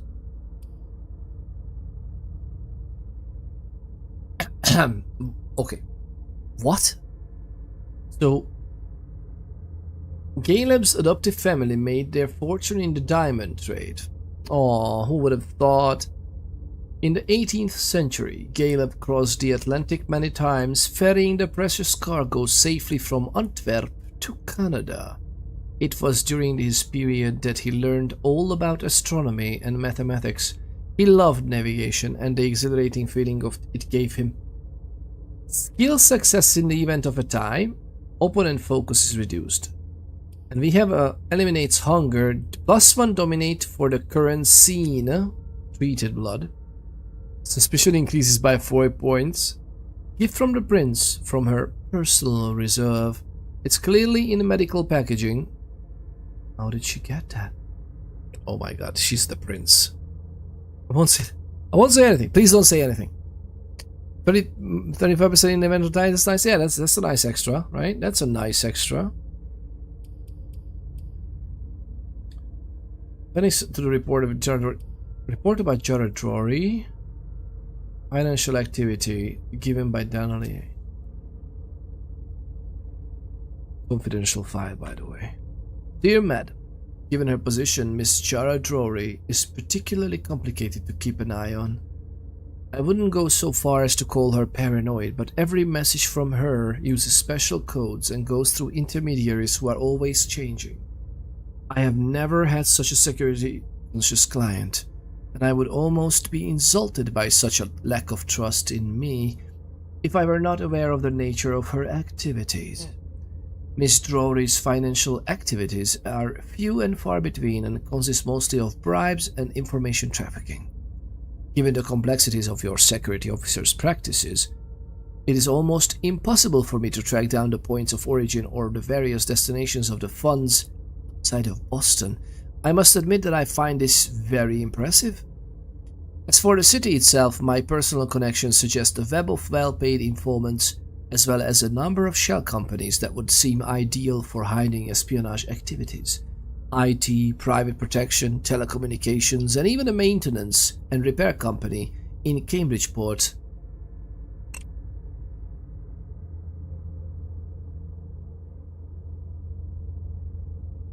For the rest, it is mostly a matter of living expenses. Again, Miss Drory goes through a number of intermediaries, which makes any attempt at tracing these transactions difficult. It would not be impossible, but to do so would require means I do not have at this time, in addition to the risk of being discovered. I have enclosed everything I have pertaining to Miss Drory's accounts. When we first started working together, Jara Drory asked me to install several in-house software programs on my devices to make them more secure against hacking. My experts recently informed me that data packets were being transmitted in an apparently random and inexplicable manner. Unable to determine the source, they initially thought it was a simple bug. After a thorough verification, the data systematically concerned information about transactions related to BNL Corp, the Rosemont Society, and Von Kraft Holding. Nothing alarming, in theory, as these banal transactions could not reveal any sensitive information, but it appears that it is not as random as we first thought. It would seem to be a most unexpected and unwelcome form of surveillance. Perhaps Miss Drory could enlighten us on this matter? Unwelcome form of surveillance. Wait, whose file on it? Dear Madam, that is not signed. Is this police woman? Cool. Asked me to install several in-house software programs. More secure against hacking. Seemingly random. Benign and everything, but still. Most unexpected and unwelcome form of surveillance.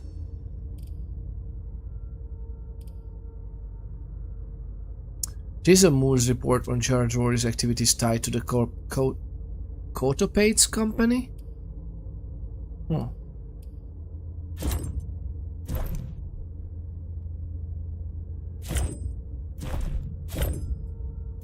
How would I know if this is used? I'm guessing it is used now, right? I'm guessing it is used now. Let's say yes.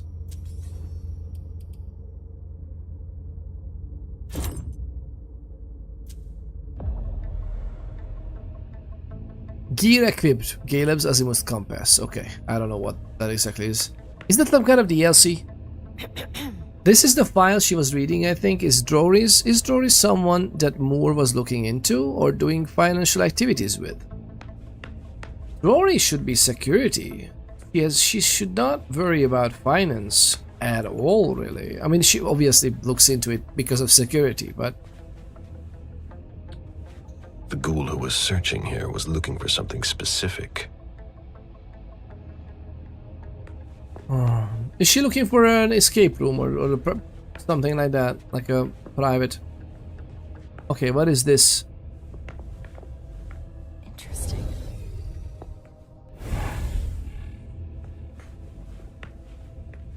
It looks obviously interesting. Or did she just touch it? That's it? Because I'm very interested in that. I think so.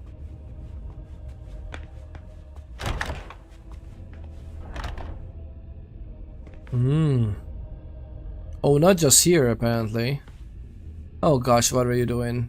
Look at this. Look at this mess.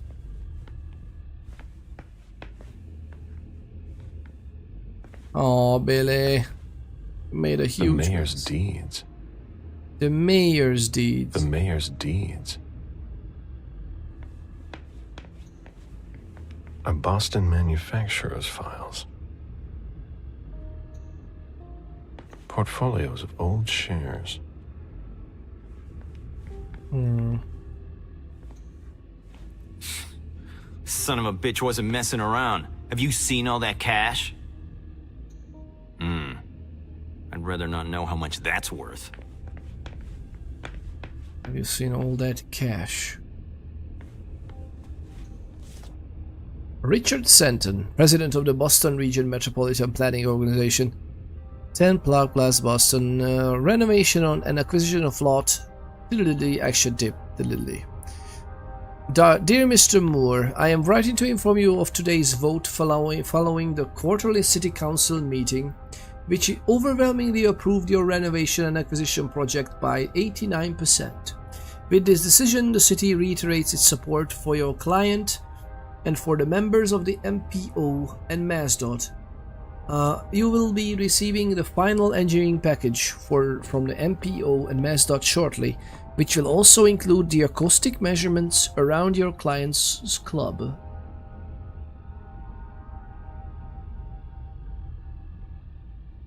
Cecilia Richard Stanton. This seems normal. This is where I met Moore for the first time. Human logic is beyond me. What's the point in doing that? Somebody just teared Human logic is beyond me. What's the point in doing that? Is that art? Somebody thought there's something in the...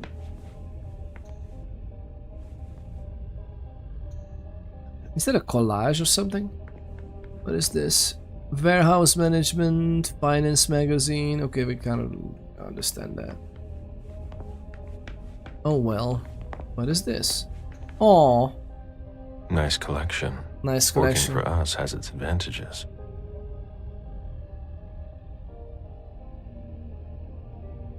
That's cute. Working for us, Caleb, this is your specialty. There are coins too. Are you not extremely happy about that? I think it's one of the magazines, maybe. They were pulling books as if they thought one might open a secret panel. That's what I'm thinking of as well. That they are trying to find something methodically. Ooh. There's another old coin. For Mr. Bazzori. That's pretty nice. I like that.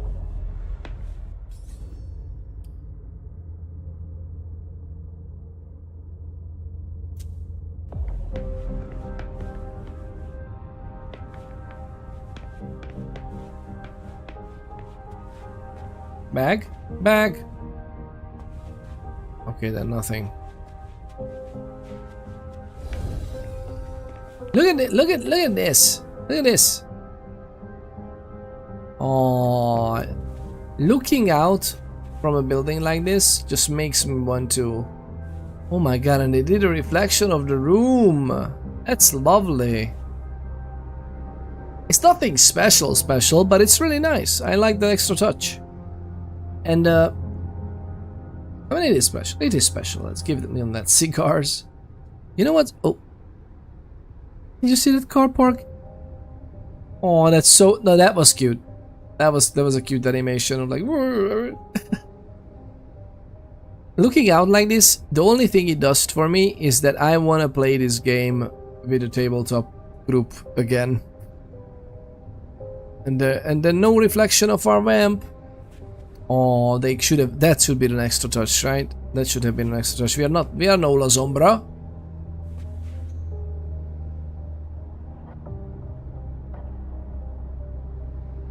Alright, I can press it, right? Without worry too much.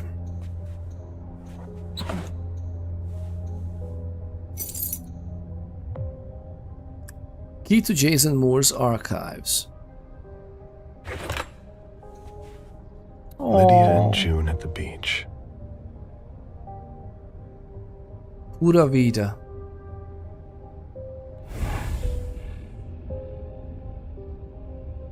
Pura vida. I'm sorry, but is it just me, or have I watched too many spy movies? I would get the photos out and check the backs. Like, is that weird? I know mostly it wouldn't contain anything, but I don't know. I just have it in me that photo and paintings on the wall. It's always interesting to see behind, no? BNL Corp. Where are you? Didn't answer my call. I left you a message. We need you tonight. Let me know, B. Need files. Jason, I'm being asked for files that you should have sent a week ago. I don't know what's going on, but send them over. B. Who is B? Veljet, booking confirmation. Heavy jet chartered for a Boston-Hong Kong trip, Thursday, September the 5th, 5:45 a.m. Wait a minute.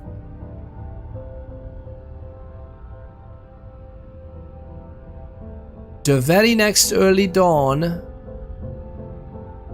Boston-Hong Kong trip, heavy jet chartered. What are they doing?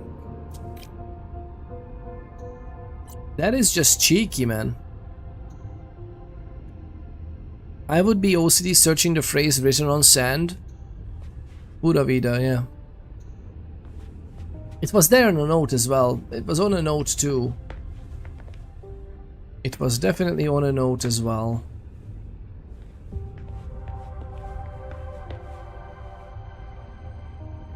Interesting. I mean, we live only once. There's no point of no return on that button, so let's go. A safe. Now we just have to find the code. Pura vida.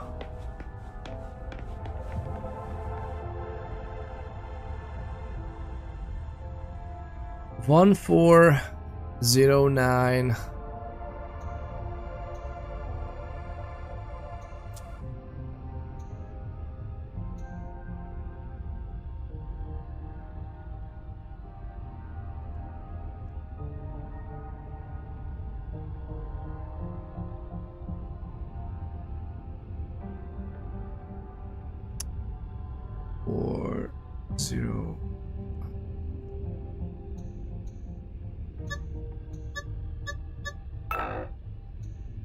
We will figure this out. 1409. Based on the splatter, maybe we can figure it out as well. But I'm curious if we can find something down there then, as you said.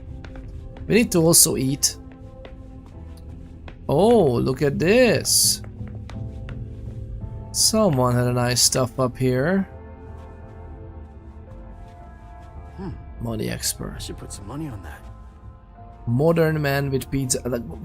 How many people were here? It's like a freaking, you know, when they went on when in the mafia movies they go on the mattresses. That's what his whole house feels like.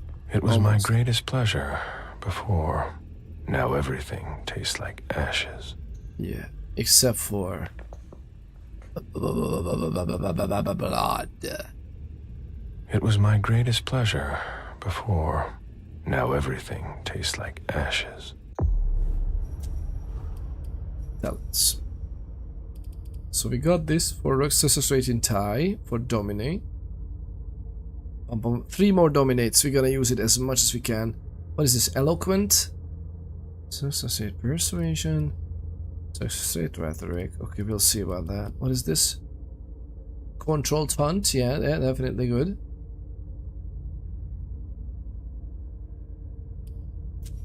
Traits.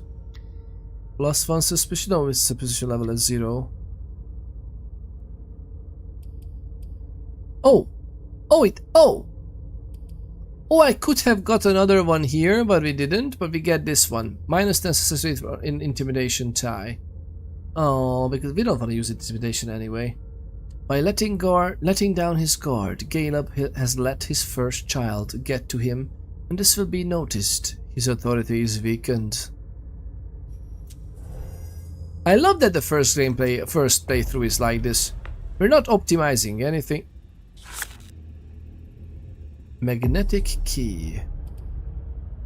A universal magnetic key card that opens many doors when combined with your skills. Increases your technology rating by 1 for the next interaction. That's interesting. That's so specific.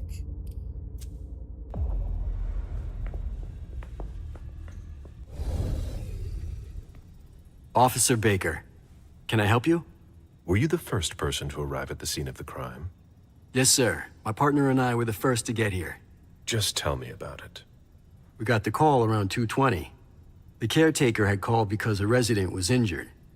It took us about 20 minutes to get here. The poor guy was in a panic. Of course he was. He told us he'd seen one of the tenants, Jason Moore, enter the building, and he looked hurt. He was being held up by his 2 bodyguards, and he was bleeding a lot. He was bleeding a lot. Was he the only one though? Where are the bodyguards?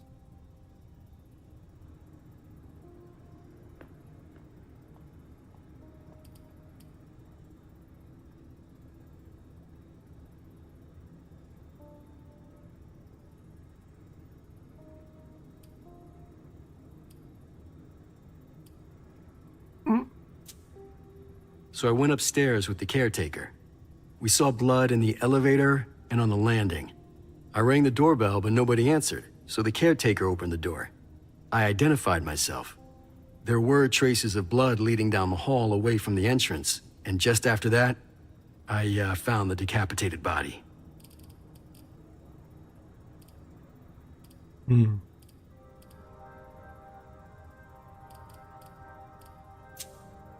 Did your partner come with you? No, he stayed in the foyer to secure the entrance to the building. About the caretaker. Where was the caretaker during that time? I told him not to come inside, but he followed me. When he saw the corpse, he was really shaken. He wouldn't let go of me.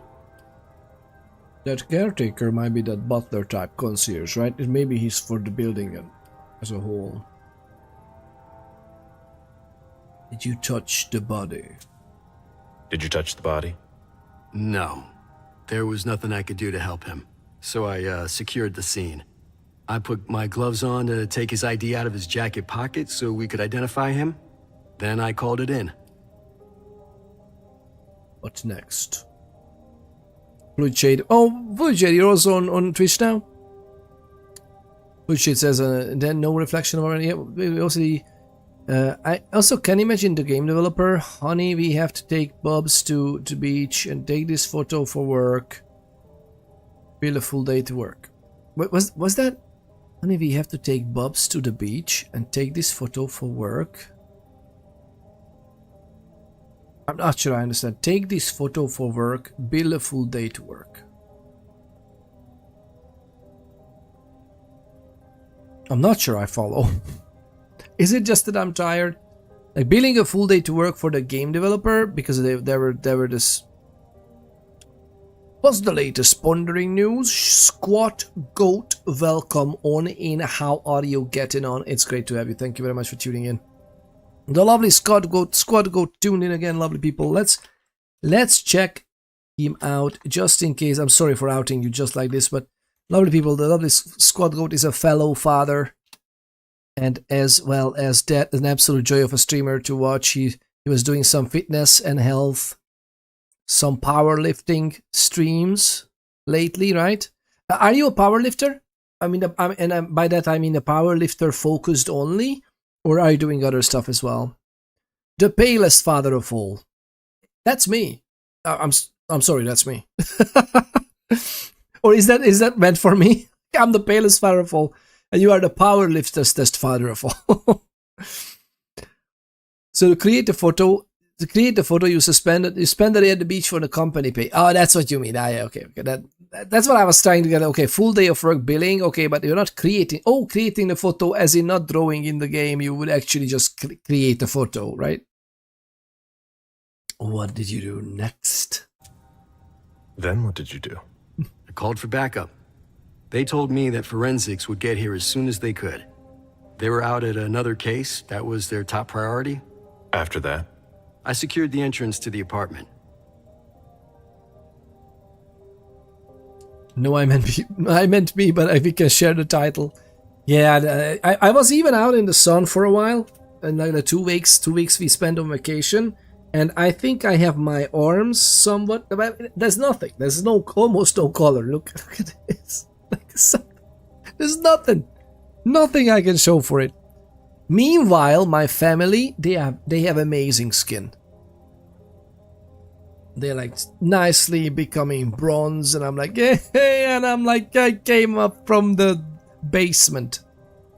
To be honest, that's my job. Like, I'm working pretty much with computers a lot, so I'm sitting here, and this is my hobby as well, sitting here. So, yeah, it is what it is. You know, we can't even use this. Alright, keep going. What was that? I searched the ground floor. There was nobody around. What did he say? But from the looks of things, somebody searched the apartment. When Sergeant Lehane got here, she took care of upstairs. It's a good thing, too, because it took everyone else another 15 minutes to get here.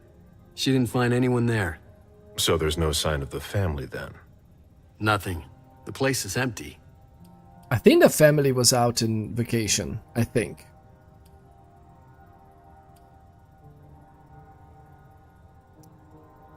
I think we're gonna increase this and we're gonna eat later. How about that?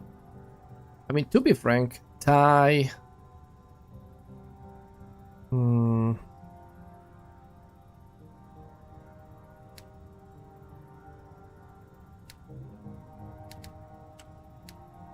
Should I go for this? Like just go for it. They can't focus it more than 2 skills. So I think we'll be fine. We need to know this. Do we know where Moore was coming from? I hope they don't know anything about this. Any leads on what happened before that? When Moore got here, he was injured, right? We're on it. We're still piecing together a timeline. I wonder if this case is connected to the massacre downtown. But what I just don't understand is... The massacre? Where was he going? What do you mean? Well, in Moore's bedroom, there's a suitcase that's packed, and an outfit laid out on the bed. Like he was going to get dressed. And? But he didn't get dressed. There were no clothes for his wife or daughter either. If you ask me, he was going to leave alone. I mean, we literally found a confirmation for a charter to Hong Kong This very morning, 5:45 a.m. So this adds up. This does add up. If you remember anything else, let me know. Of course.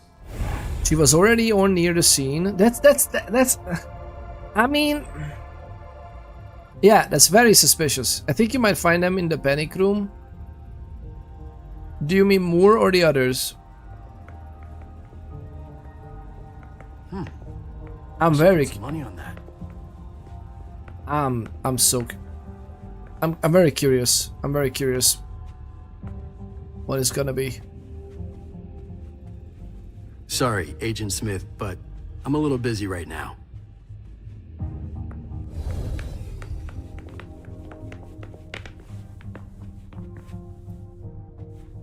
I'm not.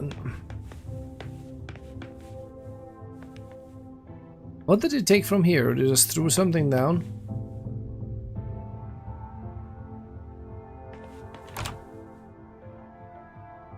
We have a key. Oh, this is the archives. Okay. That's another safe zone. Actually pretty nice. Can we do that? Dajan Siaka's confidential file. Alright. Dear Madam, Dajan Siaka is not the most active member of your Primogen. He's also not very interested in accounting either, so he lets me manage his small fortune as I see fit. He regularly comes to me to launder the money he receives from his numerous deals in occult objects. As the amounts are relatively insignificant, this has never been a problem for me. After relying on your generosity for a long time, he has now amassed enough money to get by on his own, despite his erratic financial habits. For this reason, I recommend that you save a substantial amount of money by ceasing your contributions to him. Of course, if this is a means to ensure his loyalty, I will let you be the judge of whether or not this is a good idea. Mr. Siaka is what we call in the business a cash cow. Although he describes himself as a collector, he spends his money freely on things that are important to him without any real consideration for the profit he could derive from them. Yeah, he bought like a lot of instruments and stuff, right? Actually, a massively impressive mustache you got there. Thank you, thank you. Just realized that I haven't appreciated it until now. Oh, thank you, much appreciated. I'm happy you do, I'm happy you do. My work, my two kids are so hard at work every day, hanging from both sides to make it as it is. It's basically, it just accidentally got grown, and they love it, and I'm like, okay, then it stays. so it's lovely, it's lovely. I guess they would have a hard time even realizing, although they saw a lot of photos about me when I was younger, and when like the marriage photo we have it up with my wife, and I have a goatee and not this big mustache and everything, and they, at first. When they first saw the photo on which I'm clean-shaven, they were so cute. Like, I'm clean-shaven with my grandfather, and they were... Huh. Familiar, but how? And then they were like, oh yeah, that's me, that's daddy. It was interesting to see. In addition to occult activities, occult objects, and ancient works that are rather difficult to transport discreetly, he is particularly fond of acquiring the instruments of musicians he admires, mainly jazz legends. He's from New Orleans, after all. Was the last time when you were clean-shaven? Clean-shaven? I think the last time was, let me see, 2010. I would say. Actually, was it 11? I think even in 2011. I think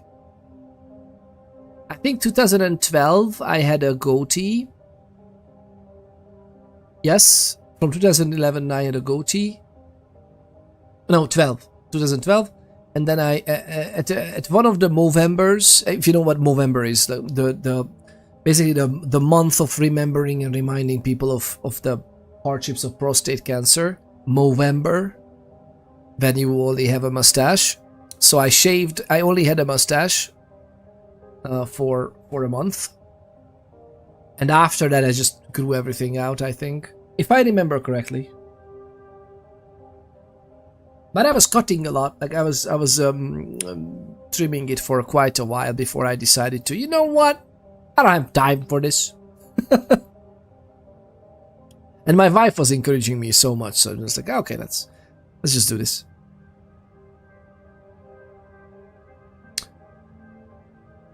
He's not much of a negotiator, and although I have repeatedly offered to have professional help him negotiate the best terms, for some reason he prefers to do it himself.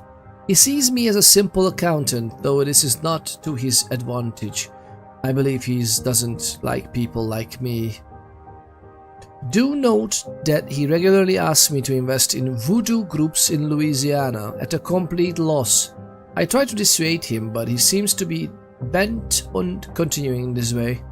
You will find the complete list of operations attached. Dijon, are you making plans in case things go south? Or are you planning to leave us? I mean, he was very much planning to tighten up more with the Sisters of Salem, right? Sisters of Salem, that is. I would also like to draw your attention to the fact that Mr. Siaka recently invested in property near Salem, right? Apartments, warehouses, garages, the same type of properties and sizes as the property he currently owns in Boston. It would appear that he intends to establish a secondary residence. When he wants to, the prince... I understand better now. The prince asked more for a complete report on the members of the Primogen. I wonder why. The prince knew. Do you, by the way, Squad Goat, do you play any kind of tabletop role-playing games? And any of you lovely people, feel free to chime in. Don't have to, no pressure. We absolutely adore our lurkers here. Lurking is the backbone of Twitch. So that's... An auction. Acquisition of Lot 87. Dijon Siaka. A trumpet belonging to Don Ellis. Okay.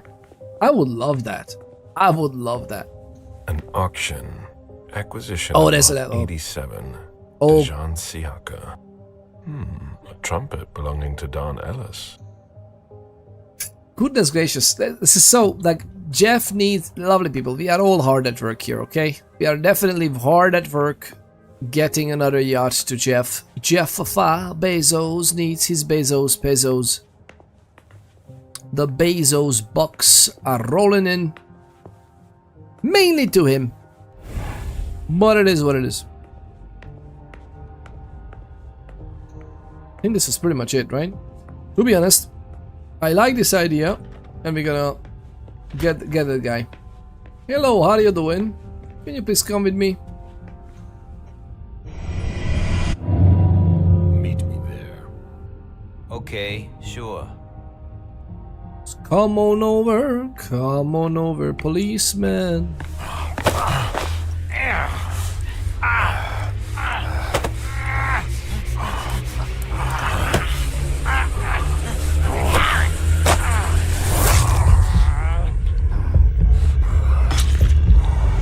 Come on over, officer.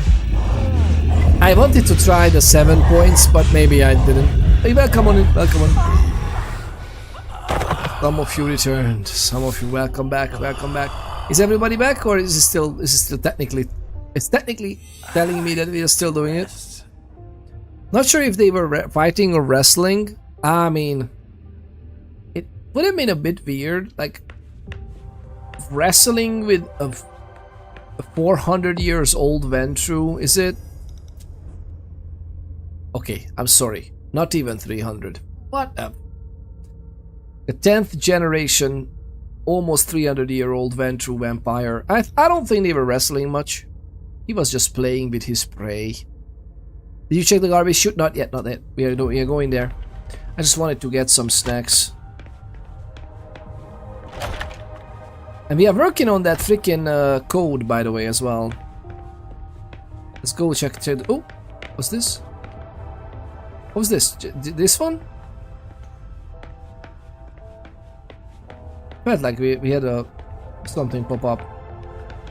That's alright. Look at this house, it's beautiful.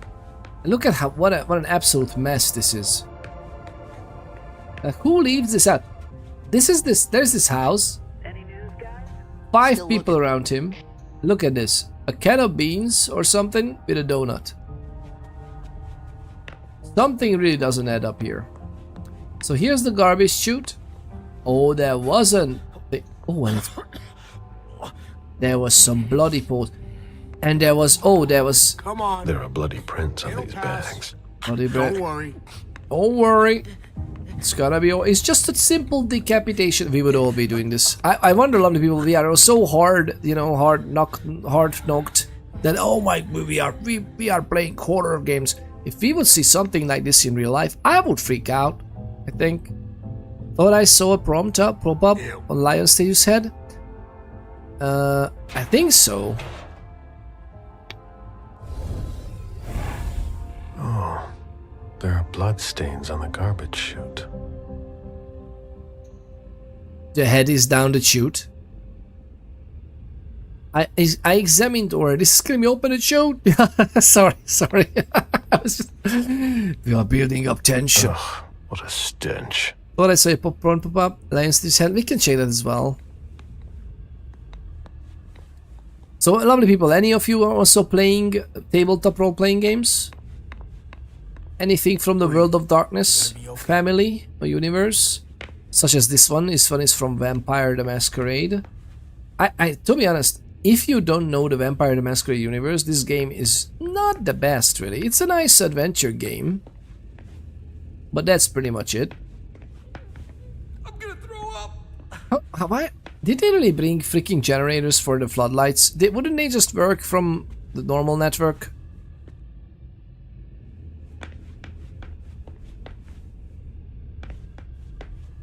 What? Oh, we check that one. We can go on this side. For a change. I said there was a... Moore's ambition could have made him one of our own. Instead, we made him our slave. That's the same, I think. What a house. My sire always said that at a prince's court, like in a game of chess, you must know when to sacrifice your pawns. Oh yeah. Oh yeah. Guess we know where the head went. I think that was the head, right? Or maybe another corpse, but I don't think so. I have a tabletop game with some folks on Saturdays, but I'm not very happy with it. It's people I've never RP'd with before this campaign, and we have some wildly different ideas about how to tabletop. I'm considering leaving the group. Oh, that's... yeah, one of the first things I always do with my tables when I storytell these types of games is that basically we are running a session 0 with all the people where we are mapping out what are the expectations, what type of game you would like to...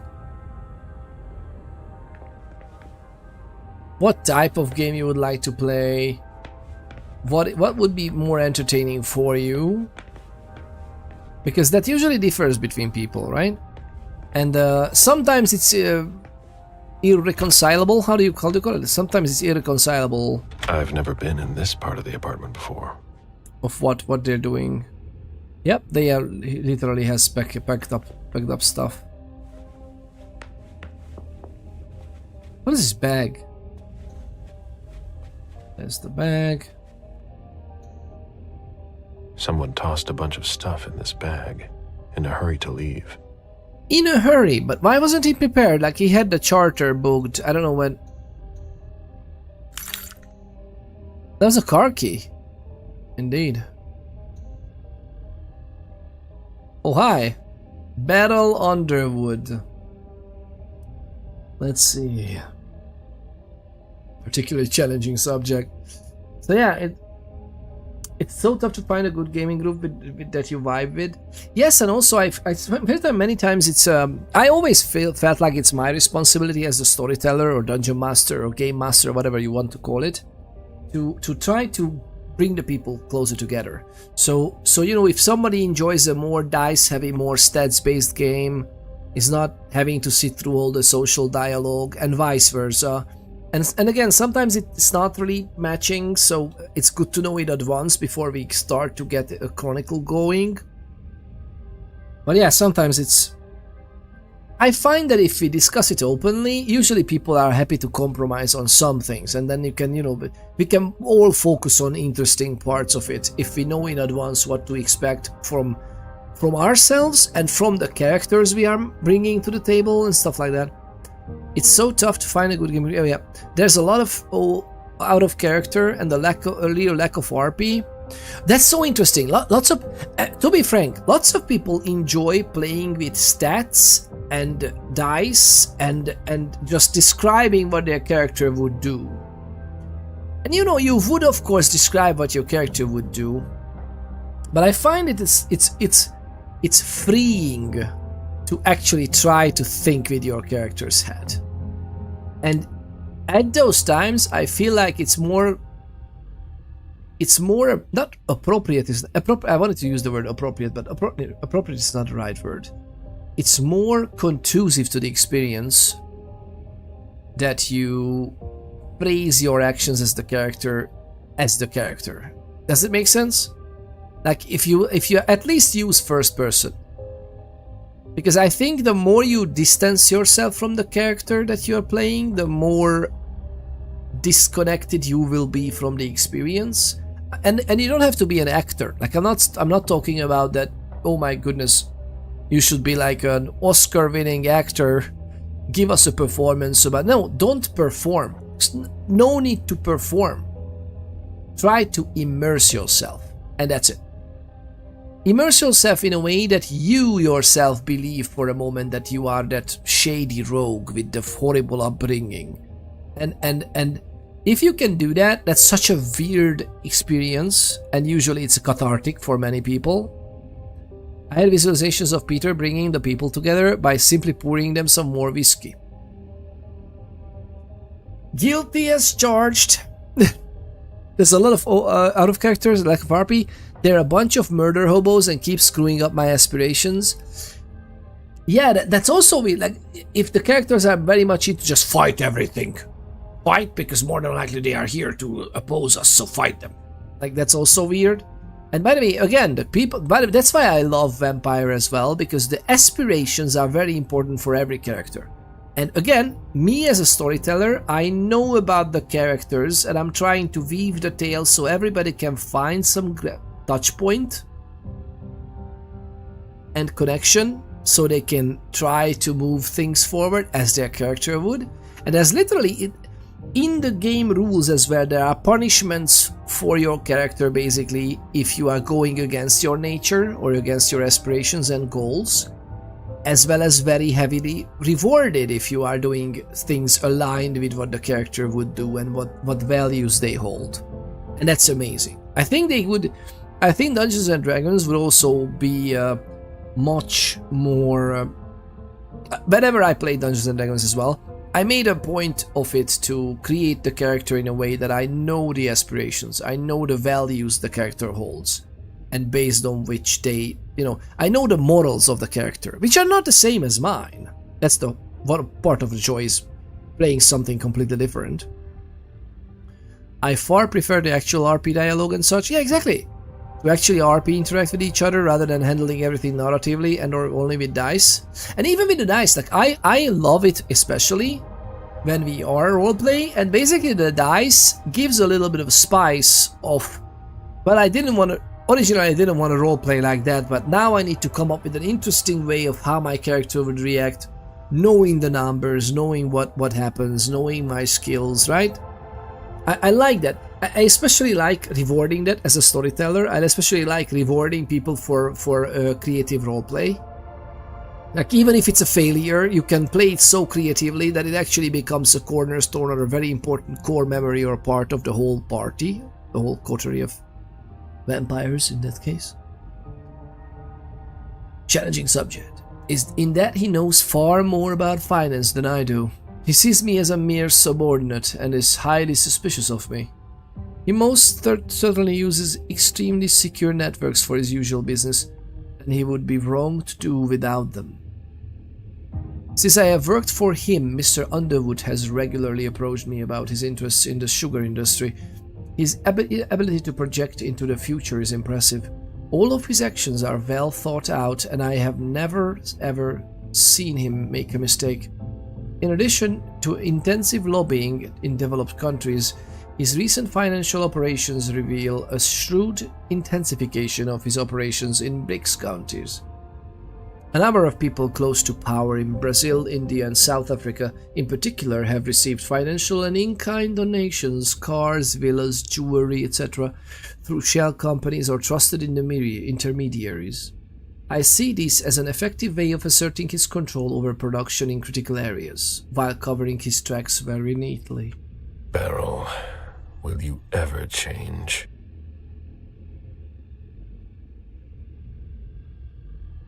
For several years now, I have noted connections with armed militia intermediaries in South America. I don't know much about this, and I would be very wary of questioning Mr. Underwood about it, but it is safe to speculate that it is a question of destabilizing local governments that are hostile to the presence of the companies he controls. Private military contractors? Paramilitary? Who would have thought? All of this demonstrates that he not only has a natural instinct for finance, but also a very deep understanding of the related geopolitical issues. Beryl Underwood is the Kasparov of business. Always several steps ahead. This makes him particularly difficult to read, even for me. Your eternal servant, J. Moore.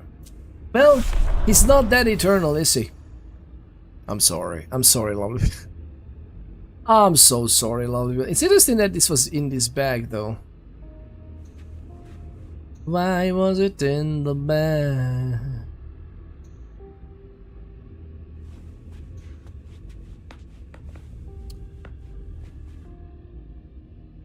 Oh, hi. A cell phone. Locked, of course. He sure wasn't. Yeah, he sure wasn't eternal.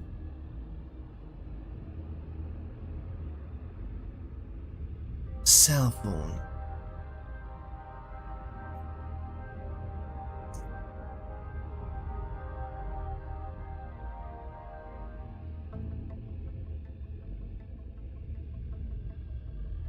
I know people too much.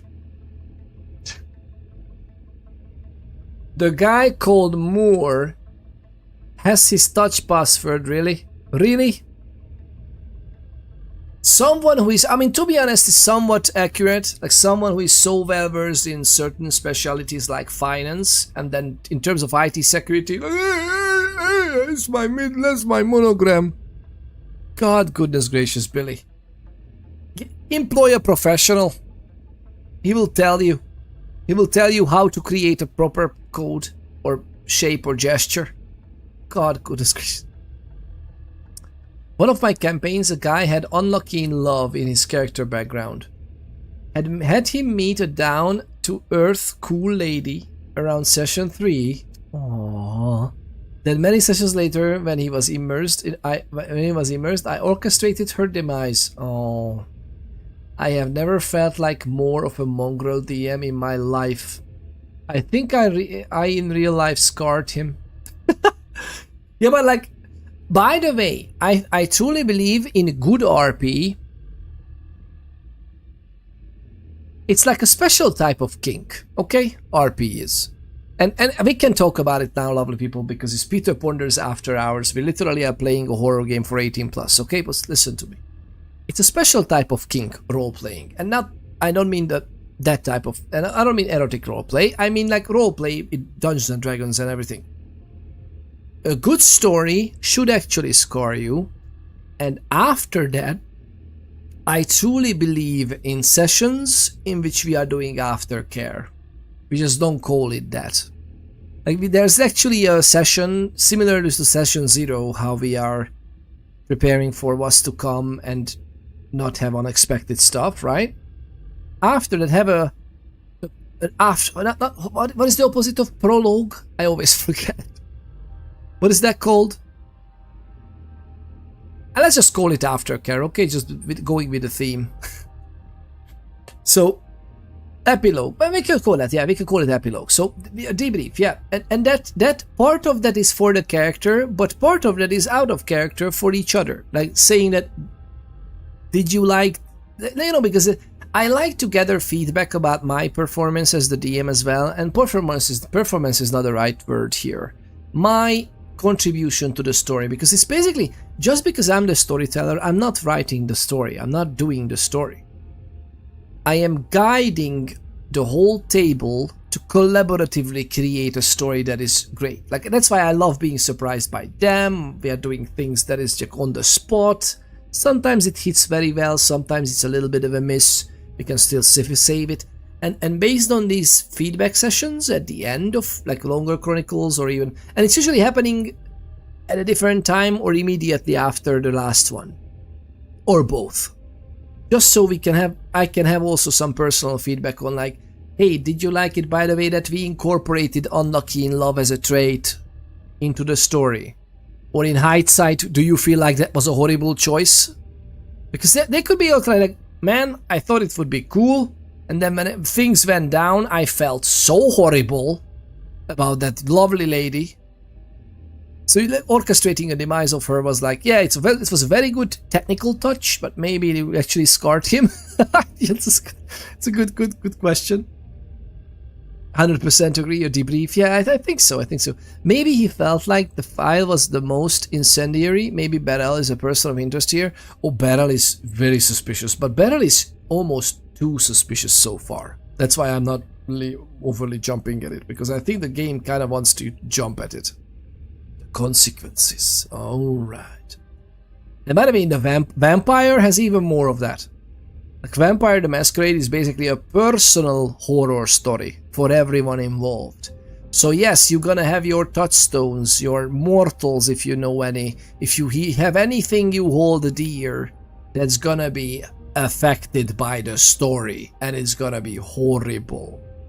So it's like, you know, even if it's a happy ending, we are monsters at the table. Do you really believe in happy end? This is the happy ending. The guy just got decapitated. It's not a huge, I mean, to be honest, that might have happened. You're right that he was dry, so it might have happened afterwards. Did the safe code change again? Yes, it's June's date of birth this time. Love, love, love. Don't wait up for me tonight, sweetie. As always. We're going to the movies. Maybe we'll meet when we get back then. Yeah, or at lunch. I left the post-it in your planner. Did you see it? Yes, but you already told me that yesterday, sweetheart. I forgot. They are kind with each other. I forgot the reference for the curtains. Can you send it to me? Yes, tomorrow morning. It's gorgeous out, I'm sure. We miss you. Despite the house and the beach? Yes, despite that.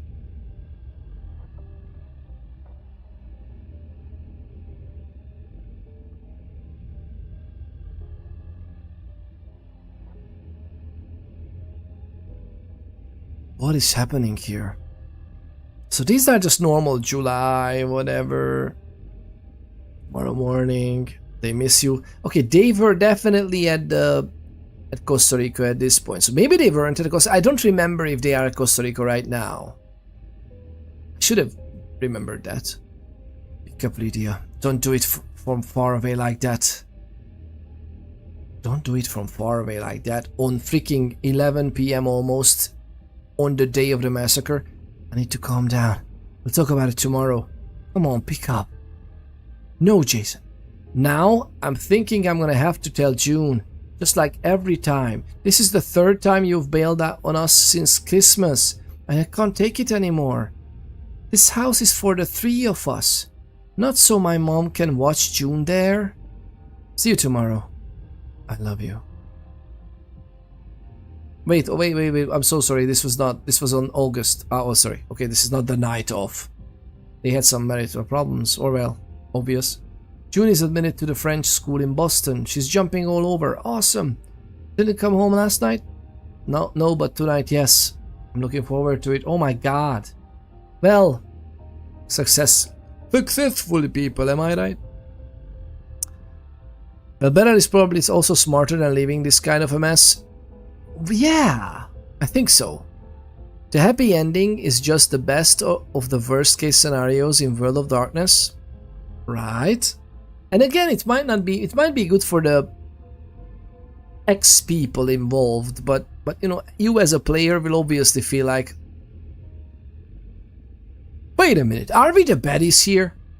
Are we monsters? Welcome to On Life. Wait, read those last ones. Of course we are reading the last ones. Where are you? It's in August, middle of August. It's 1 in the morning. Lydia, we can talk, but call me.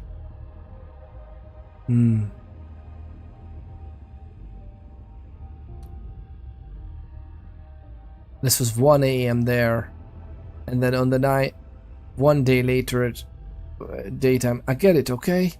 June cried this morning because you weren't here. What's going on? I don't know what you did, but don't we have to talk about it when you get home if you want? But I think it was that, but we don't have to talk about it when you get home if you want. Call me.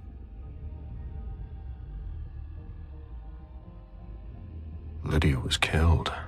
It's not pretty. Who would have thought? Don't do it from far away like that. WTF, right? I think that's supposed to read. We don't have to talk. Yeah, I think so. It was such a lot. More than a week ago. They have his daughter.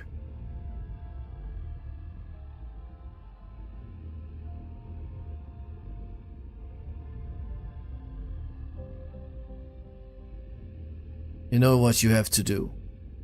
We know where to find your daughter. They went full punishment. Yeah, but who? Someone was leveraging more, obviously.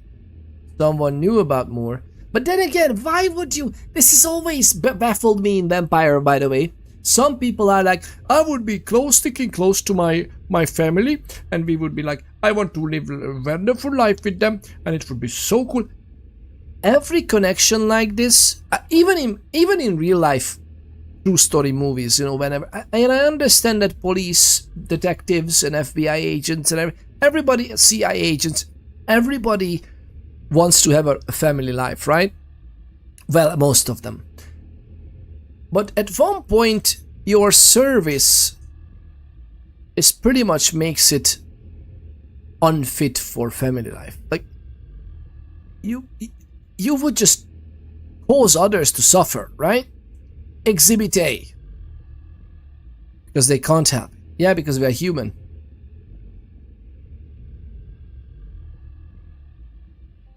"1:25 a.m. Call back."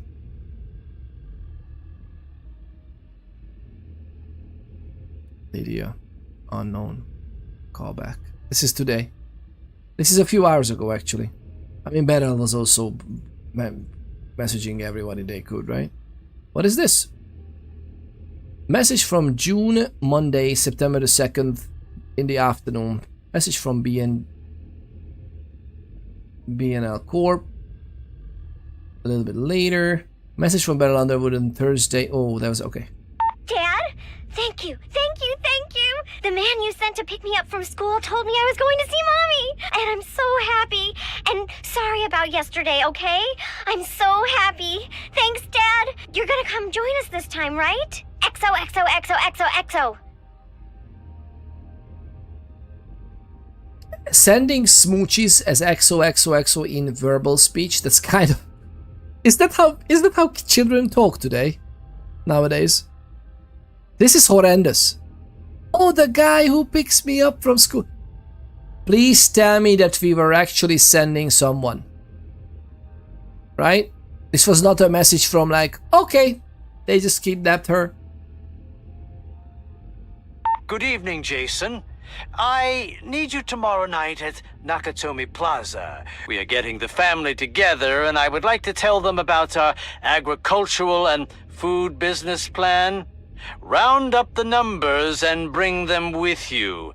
Obviously, this invitation cannot be refused. B. B. But the B and Al Corp. This was Beryl's voice. Good evening, Jason. I need you tomorrow night at Nakatomi Plaza. We are getting the family together, and I would like to tell them about our agricultural and food business plan. Round up the numbers and bring them with you. Obviously, this invitation cannot be refused. B. Jason, my cousins didn't show up after all. Stay home if you haven't left, or meet me at Hazel's house if you want. Call me back and tell me where you are.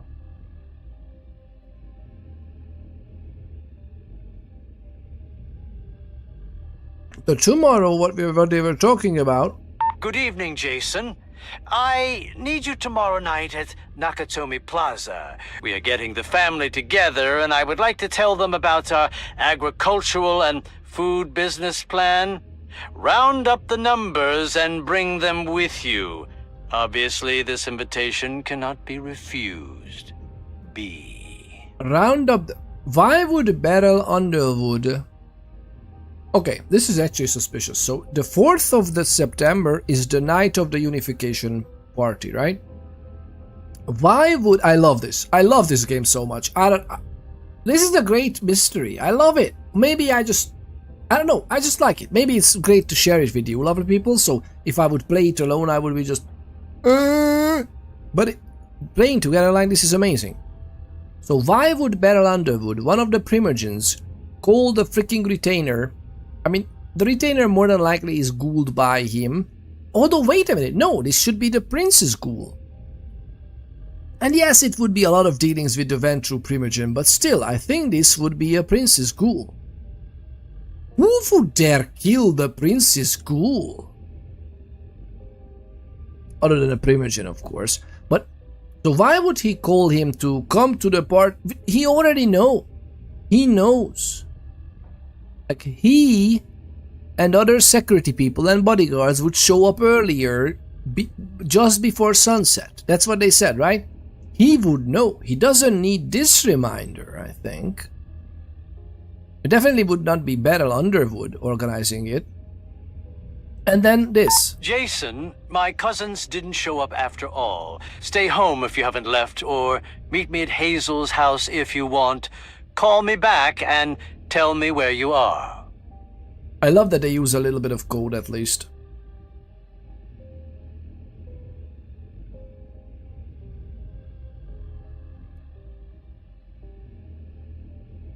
What was this? Don't pick up Lydia. Don't do it from far away like that. I need to calm down. We'll talk about it tomorrow. Come on, pick up. No, Jason.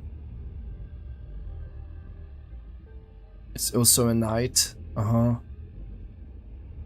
Third time you've bailed on us. Can't take it anymore. House is for the 3 of us. But this was in the beginning of August. And now then we are happy. And then on the 18th, where are you in the morning?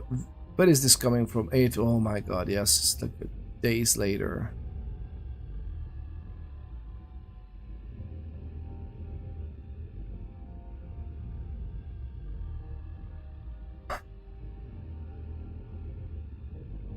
It's absolutely horrendous, man. Suspicious item removed, yeah. Phone splattered with blood. And this would be like...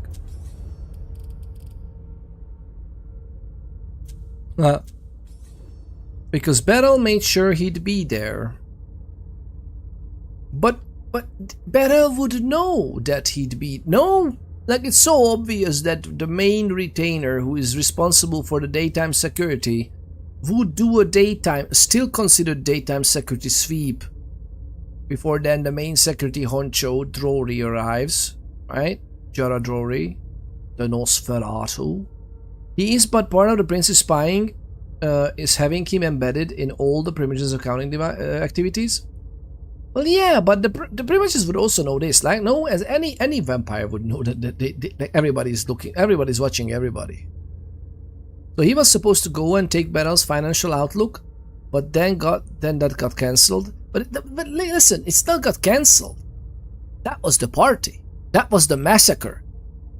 Beryl called him at 1:15 a.m., basically 2 hours before we are right now. A little bit more than 2 hours. So that if you haven't gone yet, don't go. Come meet me at Hazel's house, right? This is hurting more if he has a last minute trip than interested parties that know he's going to be at home base prepping. But no, he wouldn't be, like, he would still do his duty, I think, the previous night, because the plane only goes in the morning, 5:45.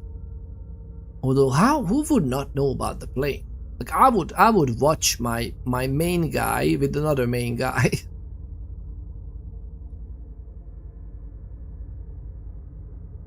Planned to Hong Kong, but it fell through. Why was the trip planned? Because of the kidnapper and everything. I think the trip was planned, I think, because he wanted to get away. Although I don't know what's up with the daughter, because it was a one-person trip, no? Or maybe he would have taken his daughter. It's beginning to look like Beryl set him up. But Beryl just invited him to bring the... I think it was more of a bring the numbers, round up the numbers and bring them. I think that was code for something. To the actual unification party, because, you know, they were working on the actual finances of the labs and the blood trade and whatnot. He's but part of the principal... I let that one. Basically, then when the cancellation call comes in, it looks like he was preparing to run, and whoever came for him knew exactly where he was. But he came, even the doorman said that they came in. He was already injured when they arrived back. I mean, they arrived back early, but they arrived after the... And remember, the actual bodyguard called. He was then unavailable, but they called. Far out coconut, your insight on this. I had thought you create wonderful scented soaps. Yeah. Better made sure he'd be there. As that's true as well. I do that too. No, the trip was planned because Beryl demanded it. You think so? But where? Like, that was on the 5th of September, that was after everything. Obesity is such a problem in Florida. They had to add a sit your ground law. They had to add a sit your ground law. Sit your ground? What? Oh, instead of stand your ground? Sit your ground. Just stay stationary.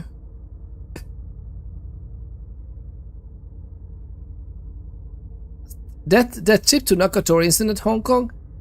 But that cannot be. Like, what? So listen. He says Nakatori Plaza. This is September the 3rd. Good evening, Jason. I need you tomorrow night at Nakatomi Plaza. That's the place. We are getting the family together, and I would like to tell them about our agricultural and food business plan. Round up the numbers and bring them with you. I think this Obviously, is the interesting part. this invitation cannot be refused. This one... No, it cannot be Hong Kong because his plane goes on the 5th early AM after this. The 4th, the tomorrow from September the 3rd, is the actual unification part. I think Nakatomi Plaza, I think that's the name of the other name of that place where they went. That, what is it called? Placement Plaza? What is that called? They were talking about it. I don't know which was I think it's the same. I think that's the massacre.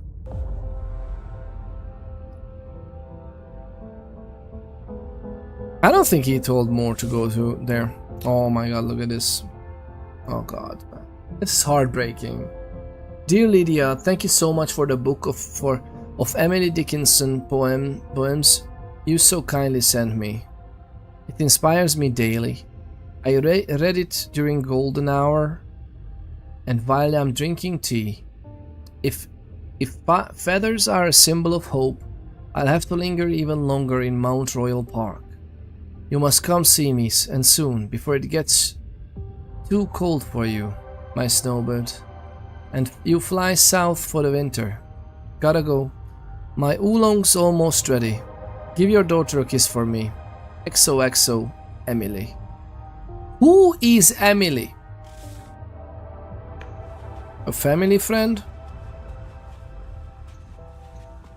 Oh god, it's so heartbreaking, man. It's gut-wrenching. Oh man, how everything looks.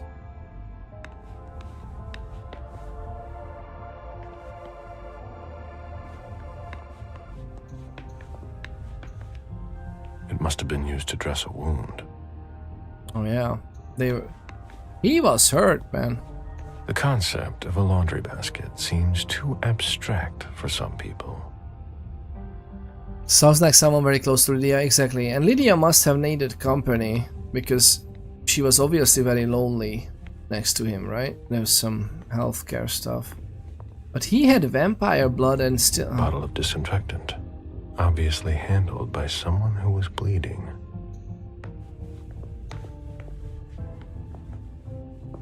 I mean, that's fine, I guess. Look at this huge TV in the tub.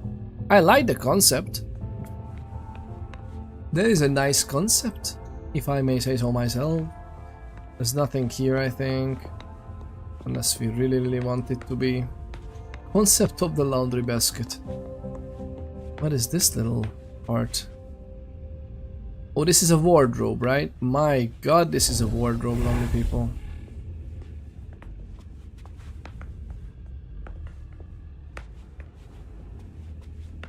Oh, Billy. To be frank, it's surprisingly small compared to how grandiose the whole house is. Another coin. Poems in Lydia's mother tongue. The daughter of the flowers. La hija de las flores. Aww. Modern man. Blood everywhere. Oh my god, man, this is hard. This is really heartbreaking in general. Okay, we check this. We are going to the office, right? Well, in a mere moment. Right. So this is the office of the architect, Lydia. A drafting table. That must be Lydia's desk. It's a lovely office, but it's indeed interesting that her office is just like a drawing table and the table and the desk. Everything else is like meh. Deaf Ego, welcome on in. It's great to see you. The lovely Deaf Ego is here with us. Mr. Ponders, if you turned into a sexy vampire, would you try to bite your whole family too? That is a very interesting question. God, that is a very interesting question.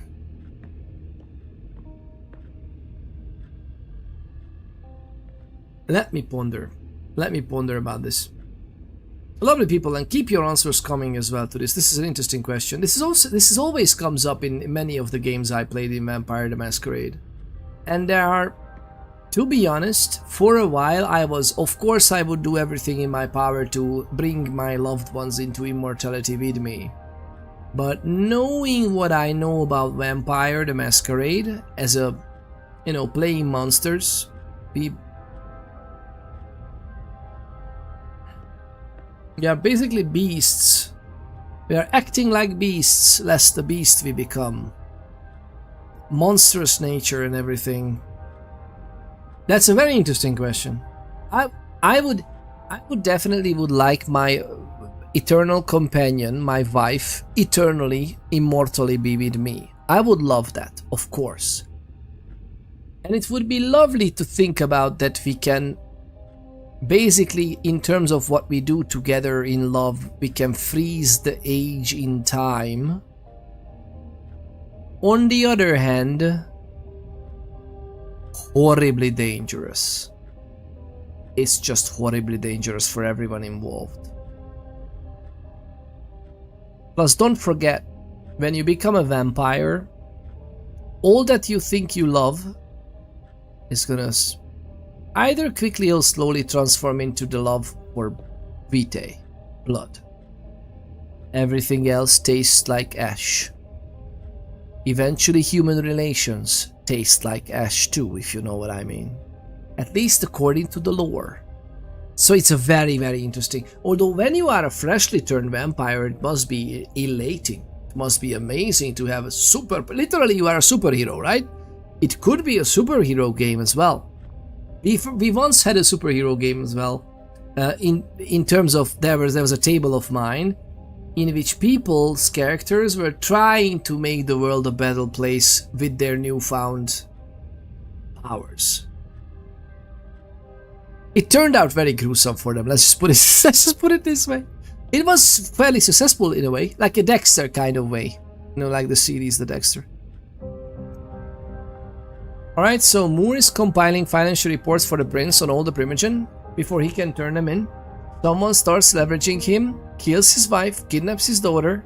Looks like it. And after a local massacre, which more than likely was facilitated by, I think Moore was forced into revealing some information about the Unification Party that nobody should have known except for him and some, you know, very close retainers. Moore is planning to trip to Hong Kong that he never gets to. Yep, never gets to go to because he's first shot outside of the home, then followed. I wonder if he was shot at the party as well. He just somehow survived. And then followed home where he tries to patch himself up, refuses help, and is subsequently decapitated. But that's the thing, by the way, that since he's a ghoul, that gunshot wound and in general just being horribly mangled, usually that's fine.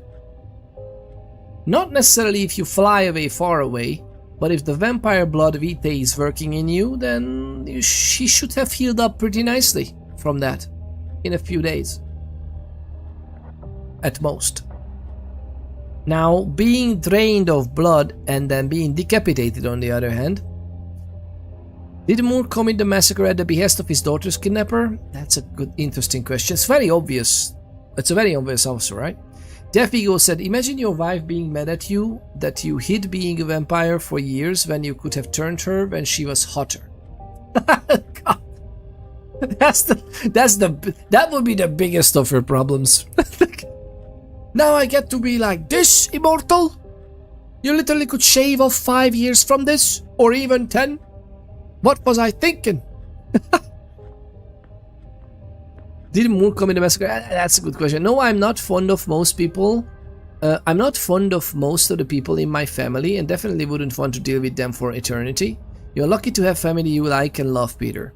Well, I'm not, you know, that's actually an interesting question. Like, my immediate family, what we are building with I'm only thinking about the nucleus of the family, like mother, father, it's us, my wife and me. We are through thick and thin.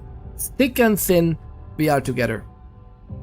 We added new life to this planet and into our lives, hopefully adding to that new lives as well. So the unit of our family is the 4 people that we are. Anybody outside of that 4 people? That's an interesting question as well. Not sure. I would try to protect them in other ways. Unless I would really know that they would want something to do with the long life. It's very interesting. I don't know. It's very, very interesting. But I am very lucky. That is true. I can't argue with that. I'm actually a horribly lucky human being. I can't even begin. Like, for a while, I always, you know what funny is? I always kind of knew that my love life and the way I'm with a relationship right now with my wife, the way how lucky I am, I always knew that would be the case. I was trusting the process. we were trying to find each other.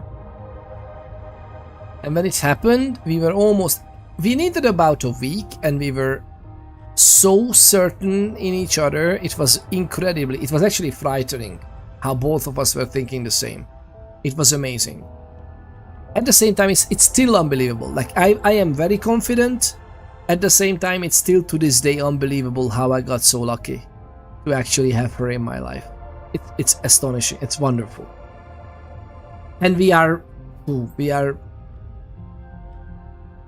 together for a while now. It's quite a while, actually. We are definitely over all kinds of statistics on marriage and everything. Okay, let's put it this way, a lot of people. I don't want to age ourselves, and I don't want to, pinpoint where we got married or something, but it's quite a while. And it's way over the usual statistics you hear. But at the same time, the way it happened for both of us was pretty much when we let go of the expectation of really have to find it right now because, oh my god, we are getting older or whatever happens in our life. Like, when I completely could let go and just be myself, and I met her in that stage in her life as well, when she could let go and be herself, and that's when we met. That was a very important catalyst, I think, of actually meeting each other at also the right time. I mean, that's also chance. So yeah, I'm very lucky. The blueprints of a house on the west coast of Costa Rica. West coast of Costa Rica. Pura Vida Extension Project. Lydia. Pura Vida Moore Institute and Pura Vida Extension. Wait, what? I mean, it was Pura Vida.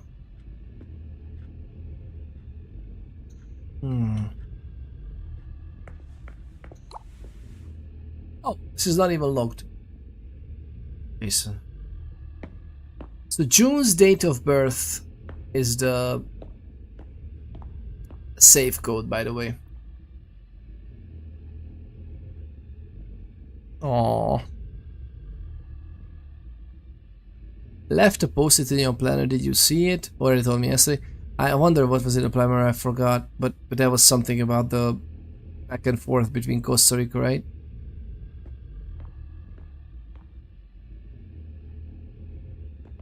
Her phone was here the whole time.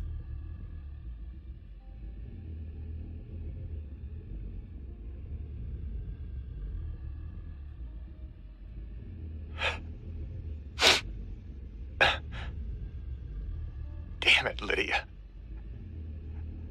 I can't do it without you. If you could just see June. I can't tell anyone. I'm not gonna make it. I'm sorry. I apologize for everything. I should have left. The three of us should have gone. Stayed at Pura Vida the way you wanted. I'm so sorry for what they did to you. I'll always love you, Lydia. Forgive me. Forgive me.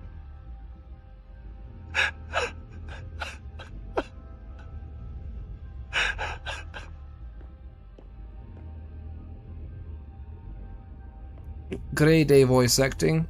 And by the way, this is fantastic. I love this game. This was days after. Days after he was sent that photo. Mom! Dad gave me a phone this morning for the first day of school. He surprised me, and I'm coming to see you tonight. Don't tell Abuelita, it'll be a surprise to her. And Dad's coming too. I can't wait to get there. XOXOXOXO. Mom!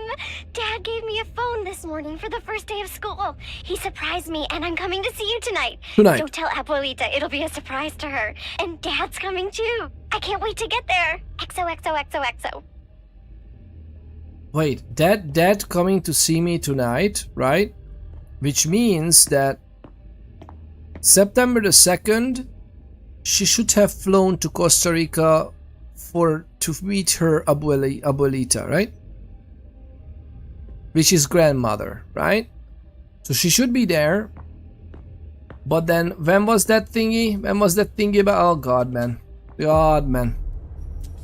I'm afraid to check, but we will definitely check. Oh my god, why am I looking at this?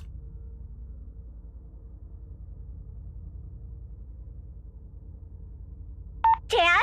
Thank you, thank you, thank you! The man you sent to pick me up from school told me I was going to see Mommy! And I'm so happy! And sorry about yesterday, okay? I'm so happy! Thanks, Dad! You're gonna come join us this time, right? XOXOXOXOXO!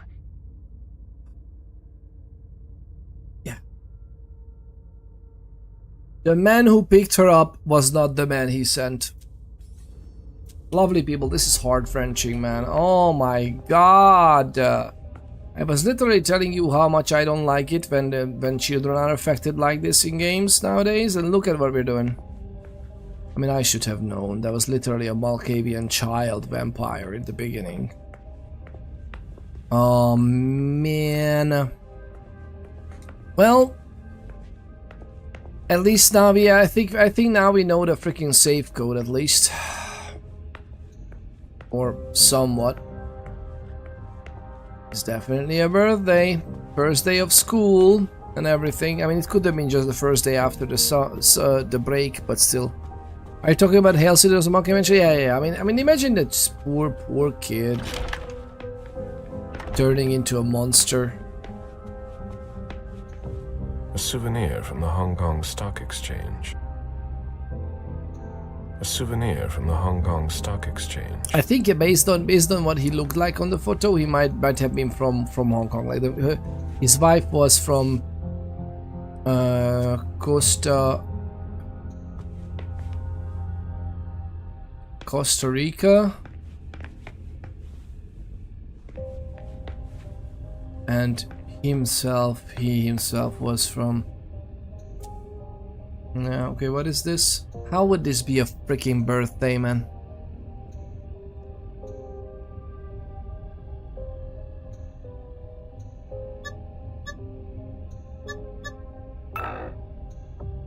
No?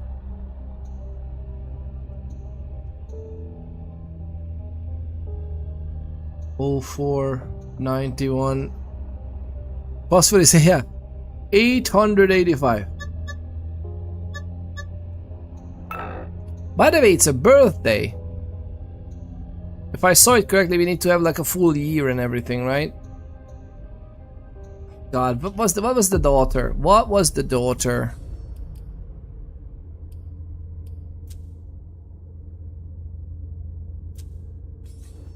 Is there knowledge? Are there any other knowledges that we have? Disciplines, talents, character knowledge. Oh man. Does anybody remember the birth date of the girl? Fort Karki. Let's go to the archives. Maybe there's something there. I mean, it could be here as well. Hello?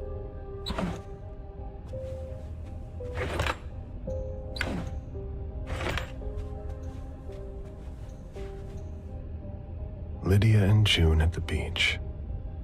Lydia and June. Pura vida.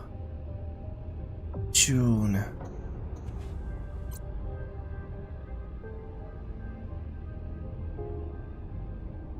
Gartered. I mean, this could have been with her as well.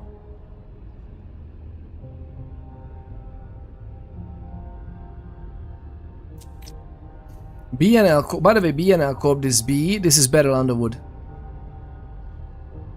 He should have sent over files on the 28th. Then even at the party, it was problematic.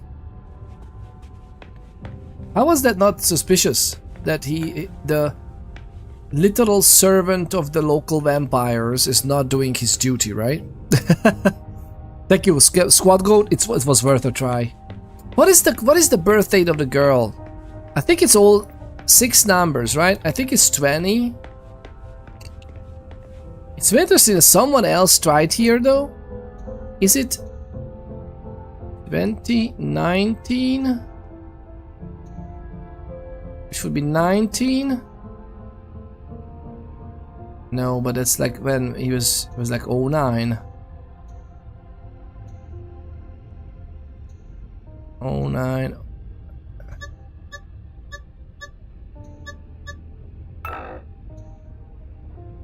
I need the details. Somewhere we will have the details, right?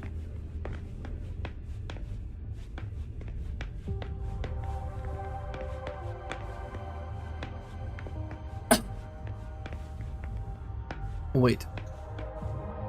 Deeds, stock portfolios. Moore doesn't just manage the Camaria's business. We know that, right? A Boston manufacturer's files. Why is it so intensely marked? Portfolios of old shares. Moore accessed it. Look for more family photos or a birthday party pic. Yeah. I feel like it should be somewhere here. Okay, maybe the family deeds are not in the archive. More family photos. I mean, how old she must be? When was her birthday?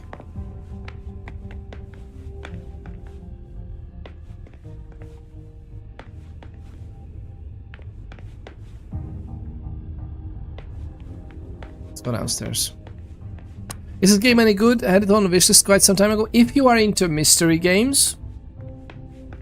By the way, welcome back, Soviet Doggo. It's great to have you back. Thank you very much for coming in. Human logic is beyond me. The lovely Soviet Doggo. So if you are into this is basically an adventure detective game. If you are into that, using some extra abilities, then it might be good for you. So far it's fairly interesting to me. However,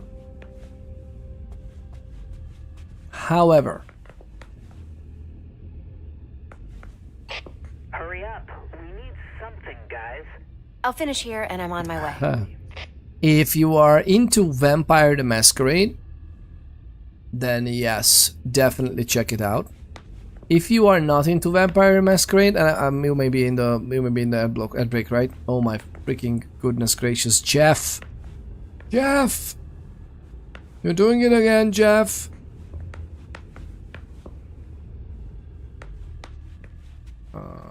Yep, let's just go. Oh! What are we even doing with our lives? Let's go.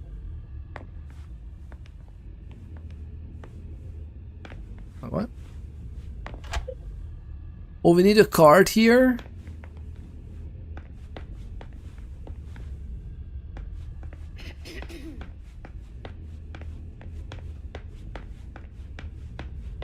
Alright, we need a card here, but...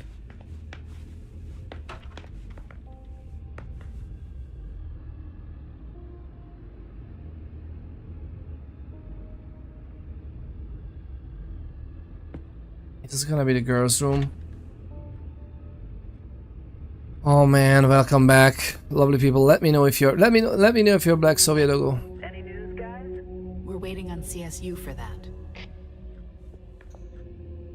June's whole life in pictures. June's whole life in pictures. There it is. There it is.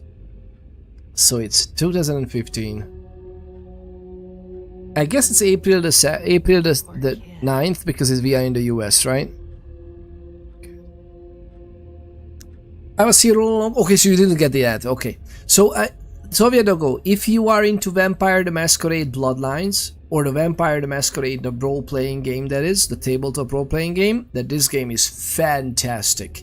If you don't know much about the game, and you are deterred from reading stuff, you might not exactly amazingly love it. That's for sure. I think it's a quite bad game to be the introduction to Vampire the Masquerade. Sadly.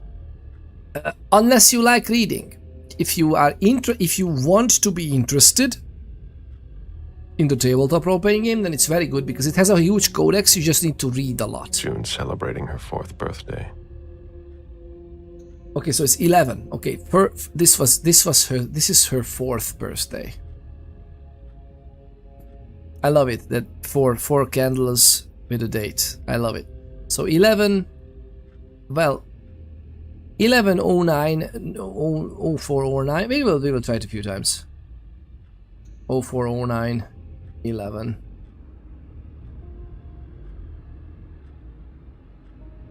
What happened with you? Who's saying poor kid behind me? Jason and June, probably on a beach in Costa Rica.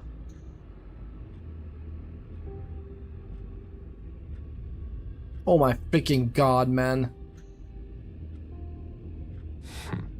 June dressed up for Halloween. That's a nice Halloween dress. That's a lovely Halloween dress.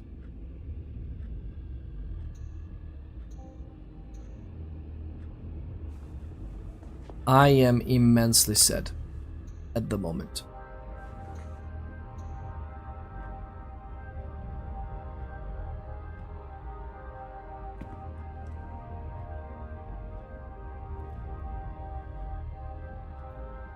Lovely people. Don't know, I never got into the first game. It was too old. It said the new game ain't really similar to the old one in any way. Sadly, it's not any similar, but since you didn't get into the old one, that might actually be a good thing, no? But it's not like that game. I meant the tabletop role-playing game. Like it's basically big. I think it's bigger than Dungeons and Dragons, and not in terms of fan base, but like in terms of lore and behind the scenes stuff and everything else. I love Vampire the Masquerade. Not really because the new one ain't really RPG. I wonder how far they go with that. I still hold out hope that they made some interesting choices in there. It may not be really RPG if there are not enough choices. But then again, even The Witcher 3, you know, if they go half as good as The Witcher 3, I'm happy. Meaning at least a few key choices along the way of what type of character you want to shape from the otherwise pre-written character for you. That's true. I'm not happy about the pre-written character at all. No, I had no chance to play the tabletop. If you not necessarily playing, but knowing about the tabletop lore, like look, this is the codex. Like, you know, these are the base clans, not even all of them, but some of them you will meet. Think about the sects, World of Darkness lore stuff. Like, so far everything is kind of told. The story itself is not that is enjoyable so far, I think, if you don't know these or don't have the intention of, okay, I'm gonna read about the Blood Bond. It's not even too long, like, what is the Blood Bond? Oh, okay, interesting. Blush of Life. Oh, so they can appear living for a little bit. Interesting. Like, if you go through this and have some kind of understanding, or you read, like, the wiki next to this, the Vampire the Masquerade wiki, then maybe it's very... I think this game is amazing. But I feel like I need that knowledge of what I have about Vampire to really enjoy the, oh my god, they're talking about that, you know? How come you didn't get into the old one? There's some really good patches for it, like makes it much more manageable for modern audience. If you are into role-playing games, I highly suggest you do the Clan Quest mod. If you are trying out the Clan Quest mod, that would be amazing. I think that pretty much brings it. And I think there's another 2 mods that are bringing the, you know, graphical fidelity up. But I mean, I never had issue with how the game looks, the Bloodlines game. I'm thinking you are talking about the Bloodlines game, right? I might get the new one because I had it on a wishlist for a long time, but if it's bad, I will just refund it. Yeah, the only downside, be careful. You might need to just breeze through the first few parts of the game, because as far as I saw, up until the game gets really going, that's about 2 hours. So you might not be able to refund it if you just get that done, and it's fun. And by the way, I'm a little bit afraid of this.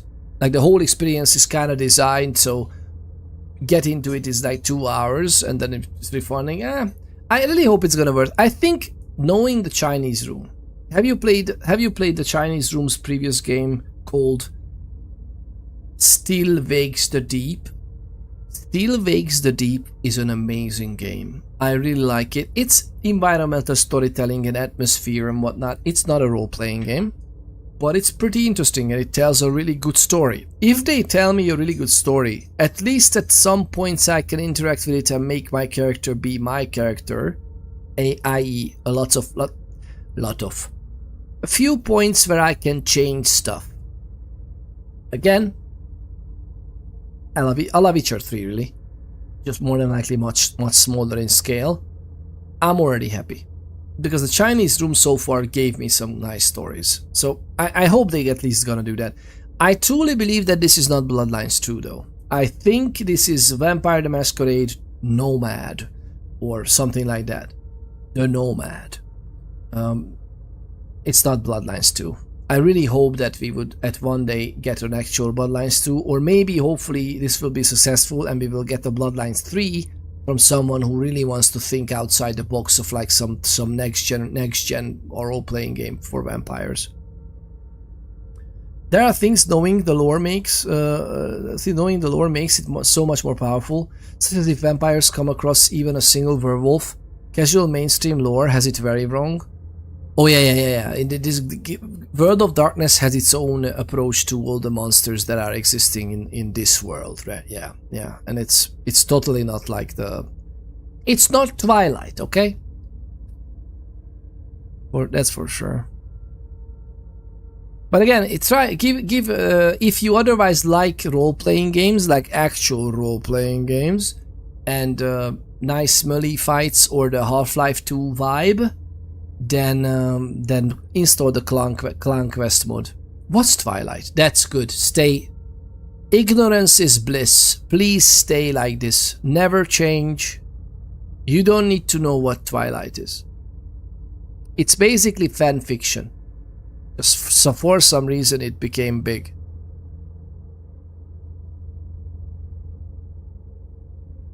But then again, this is amazing. No sparkly vampires here, well, except that one Toreador. But that's sparkly for a different reason. Right?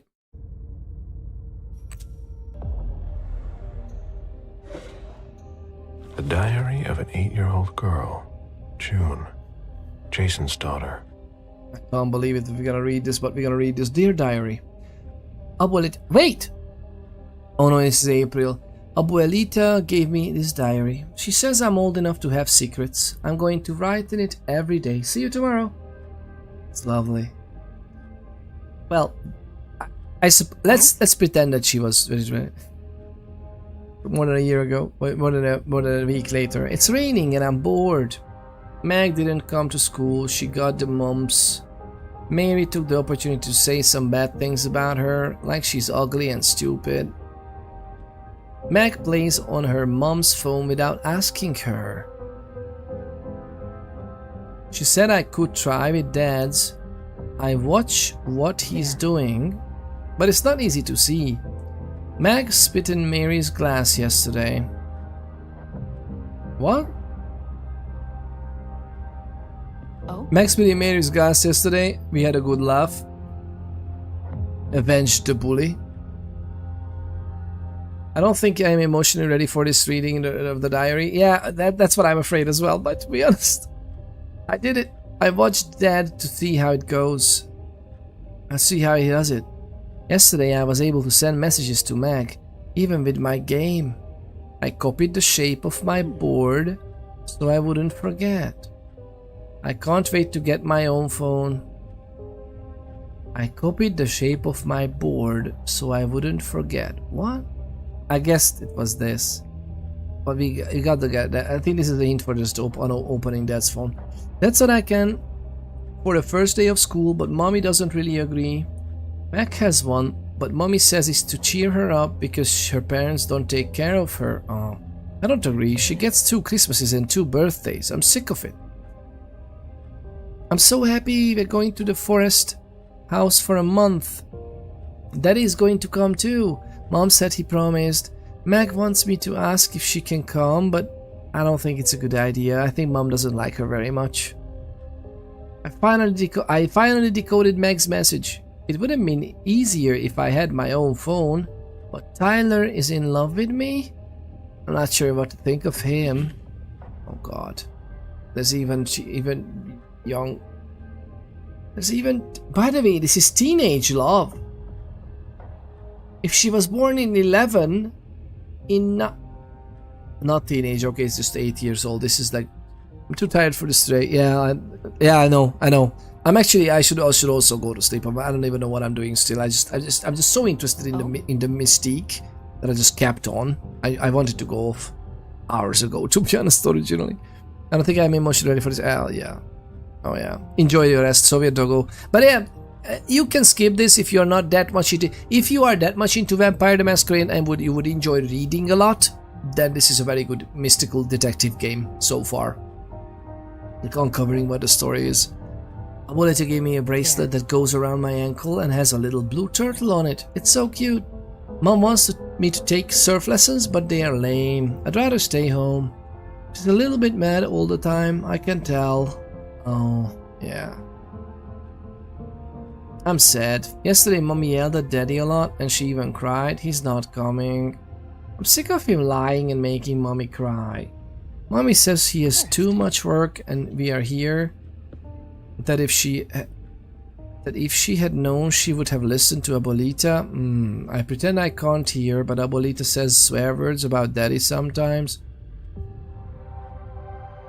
Yesterday I saw Meg in the park with her nanny. She's going to Italy next week with her dad. She's so lucky. She said she'd bring me back a keychain because her daddy always buys her whatever she wants. She's so lucky.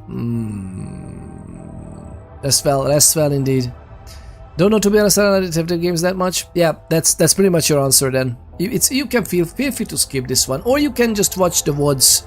We will make a VOD about this on YouTube if you are interested in the story itself. That's pretty much it. Thank you very much for tuning in. Thank you for tuning in for a little bit. Maria's been watching me since Saturday.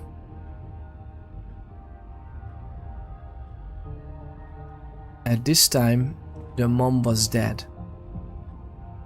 Dad told me that Mom went back to take care of the house in the forest and relax at Abuelita's. I cried because Mommy's not going to be here for my first day of school, but Dad said we'll buy the phone. I'm so happy. I want the same one as Meg.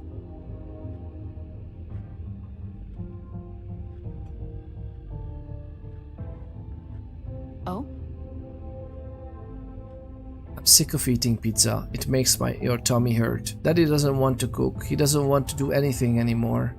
I miss Mommy a lot because she made me pasta. I mean, to be honest, making pasta would be not that big of a deal for a kid, but okay. I mean, I will never know. I don't ever want to know. I don't ever want to even remotely know what this experience is like. Poor guy as well. And a poor mom, right? I found some candy in the kitchen and I ate it all. That is sad. It was weeks. I got into a fight with Dad. He doesn't want me to go to Meg's. And I'm tired of being with Maria. She smells like Abuelita's closet and she never talks to me. I cried and I said I want Mommy, and Daddy got angry and he cried too, so I went to my room. He says Mommy's sleeping now at this time of the day there. I can't wait to grow up and leave and open our bakery with Meg.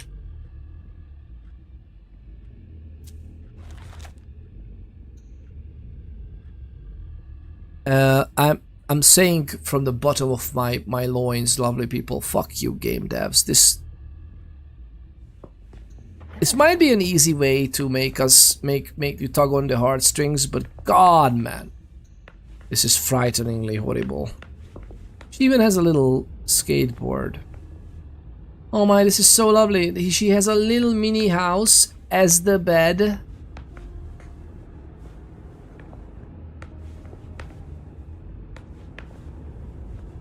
With these windows. Did you inherit your mother's artistic talent, June? Yeah, but does it mean that... Did you inherit your mother's artistic talent, June? There are lots of instruments, and this. Horrible. This is outright atrocious, by the way.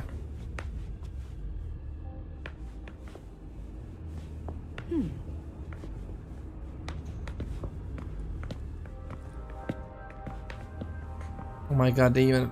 Pura vida. Pura vida means pure water. Pure water. Pure water. Does that mean that? Am I missing something? I know there's a puzzle on the desk. I'm trying to find other things first. Did you find anything? We're waiting for the forensics. This is big. A bathroom with a shower and a tub. June's father spoils her. Shower and a tub. Oh yeah. A bathroom with a shower and a tub. June's father spoils her. June's father spoils her. Goodness, he's the one and only child as well, and it's like they have obviously have money at least. Not much else, but at least money. Let's talk. You must be Smith. Yes. Rickman. Have you found anything? Not yet. This is the girl's room. There's no sign of her. I guess that's a good thing. I'm going to take a look around. Oh yeah, that's Let me know if you find anything. Okay, Smith. A wonderful thing. I'm guessing they're not gonna be in the panic room after all. Another hidden secret for you. Good luck decoding. Mag. Look at that.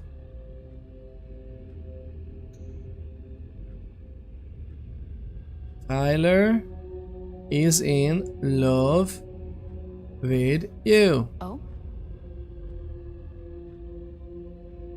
He did it. He decoded it.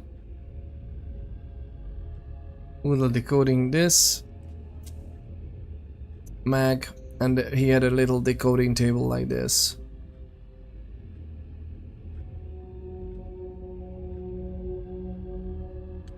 TWK. While, yeah. It's lovely. She tried this and then... There. She did it. Oh man, this is absolutely horrendous. But yeah, so 04, 09, 11. Not a happy camper. Not a happy camper. Oh, not a happy camper anymore. We are running around constantly with that freaking Auspex on.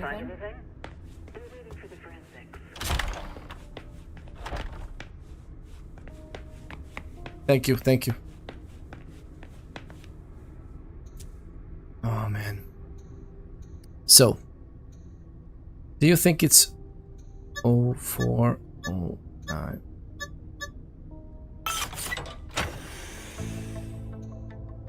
Thank you.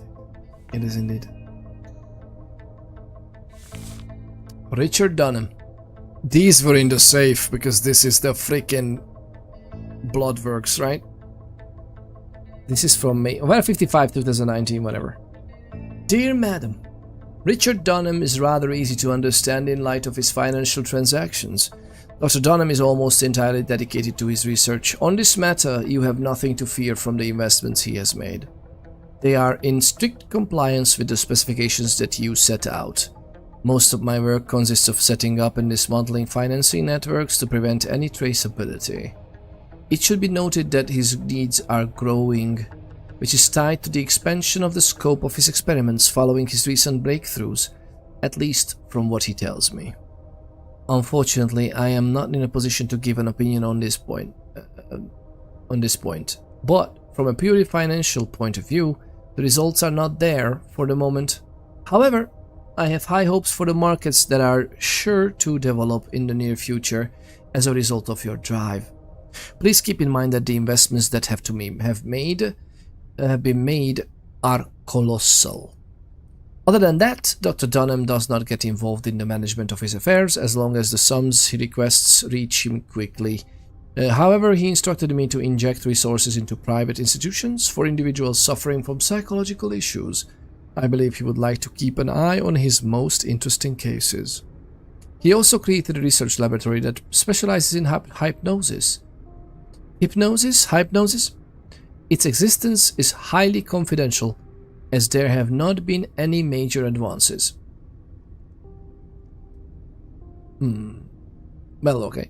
However, as he is not want to give up on an idea, he regularly asks me to increase the financial support for this organization. You will find documents that support my analysis enclosed. There was a lot of money involved. We're not going to get a return on our investment anytime soon. I recently took the liberty of creating Fundraising Holding to collect the income from his activities and invest it in reliable areas. However, I must admit that profits are lower than expected to date.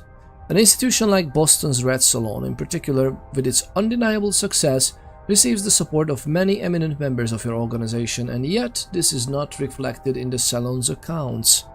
As Dr. Dunham is rather secretive at this point, and Mr. Underwood has secretly taken over management of the venue, I do not have access to enough elements to substantiate my allegations. However, while my forecasts are not always 100% accurate, they cannot be so far removed from reality of the situation.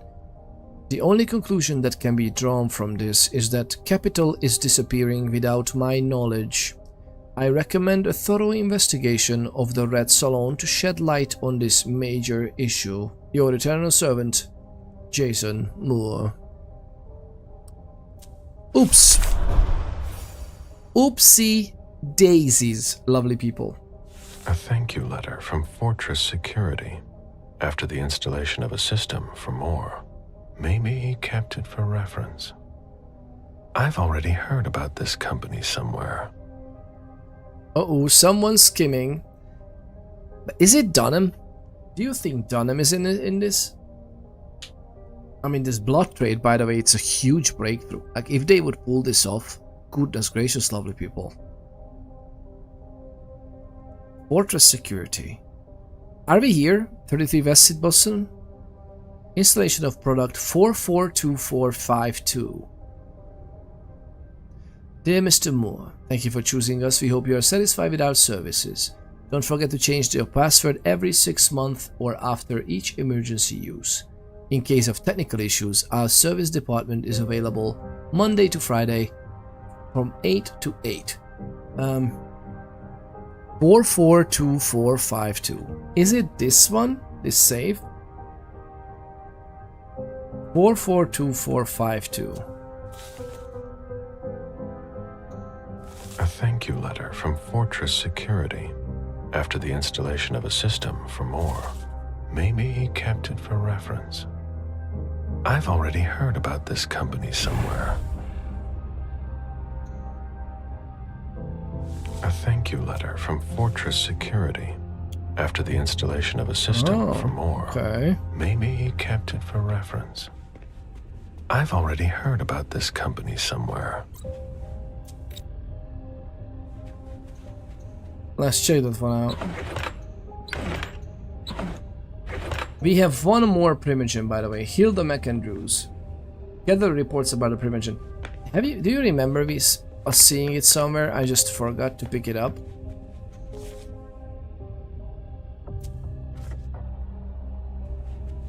Lovely people, please let me know if you see something like this. It's also a folder.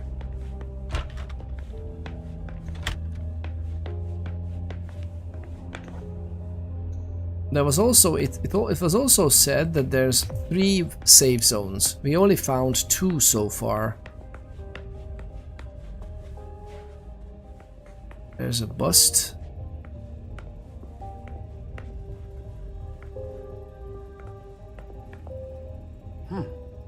I should put... Sorry, Agent Smith, but I'm a little busy right now.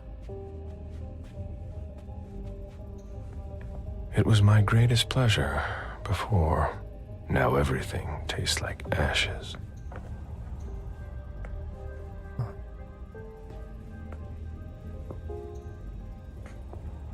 Live stock prices. I had fun for a while too. At first.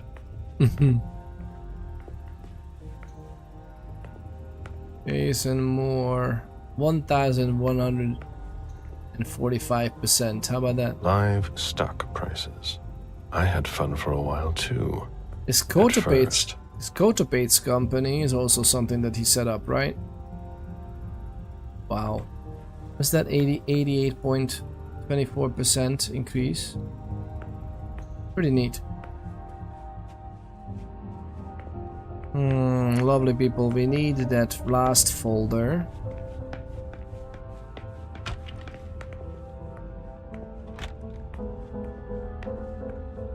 What did I miss?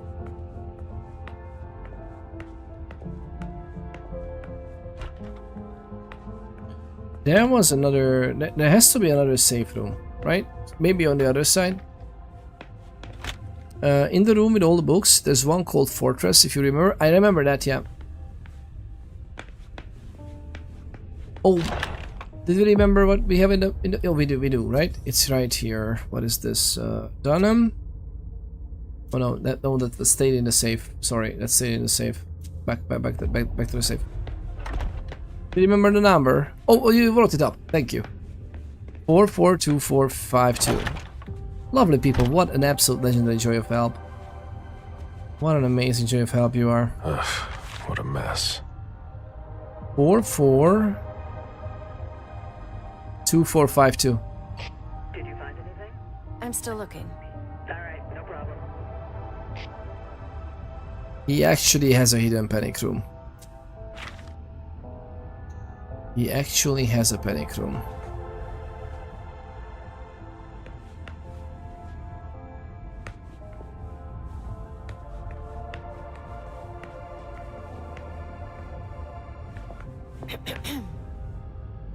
Wait a minute. Oh no, that's the SMS of what he received. She received. So she gave me a file. Isn't this another file here? And I just for some reason can't pick it up.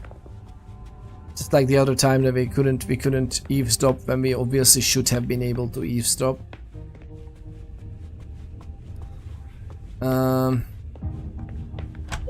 We need a magnetic card here, but I don't know how, and there's no action on this. Oh, this is the panic room?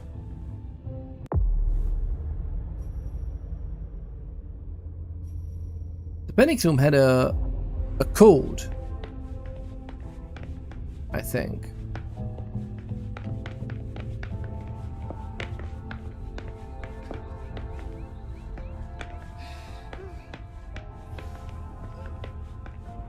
Wait it out. Let's see one more thing. So we went out this side. It is a bathroom.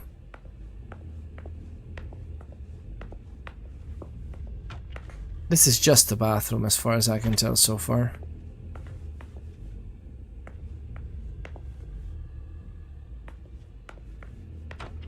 This was faster than I thought. This was just the bathroom, this was a something, that's alright. And we had this room, which is also a safe room, to which we could go. Can I open this? We can't. Oh my god, this is so heartbreaking what happened here.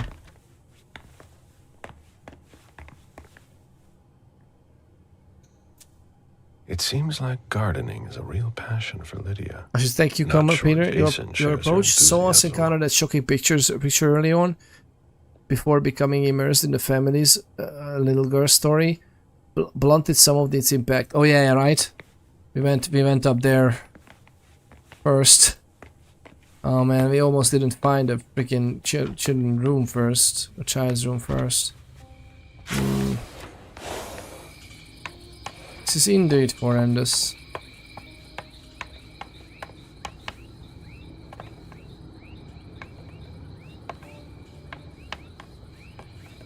Yeah, the guy gave up.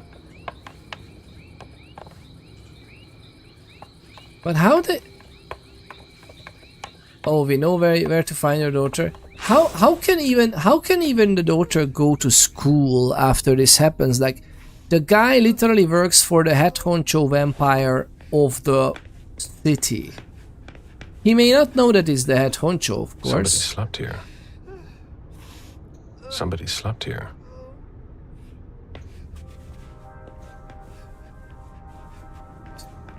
What a mess.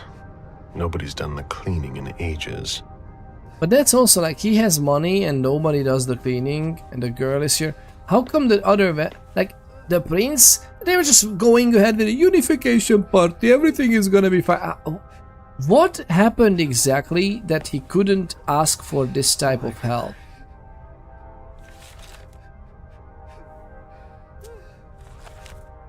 I don't get it. I don't get it. I don't get it. It's awful. I have to question him. He's still freaked out. I don't think it's the right time. He doesn't think it's the right time, but shouldn't stop us, should it? Mr. Adams? No. This can't be happening. What a nightmare. So much blood. I've got a few questions. I tried to help him. I told him we should call 911. I told him. How was he? I don't understand. Psychology, we can't even do these. Yeah, presence, we can just calm him down. That's nice. He's immortal. I don't think he's gonna increase the chance, right?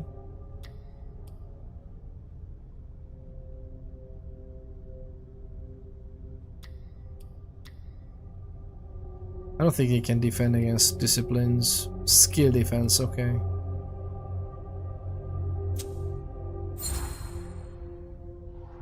Sir, listen to me.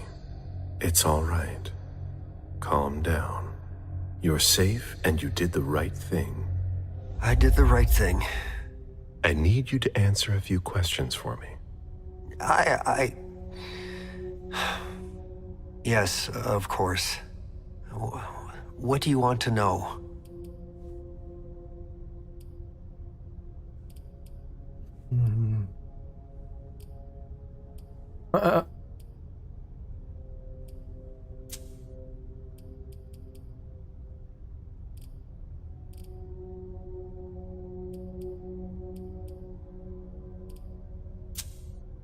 I imagine the girl left with her mother?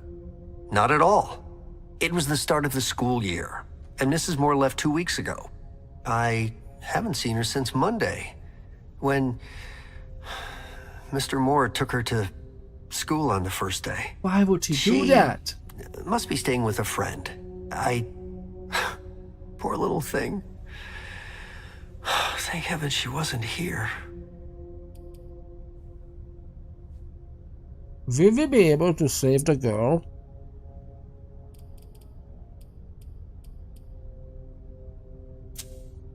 Do you know his wife? Mrs. Moore is a model resident. She always has something nice to say to the staff. And is the first to welcome new neighbors, too. A true lady.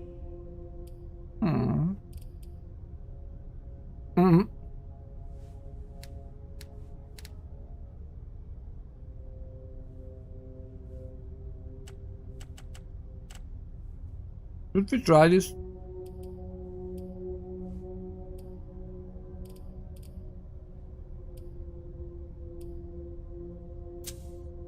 Do you know where she is?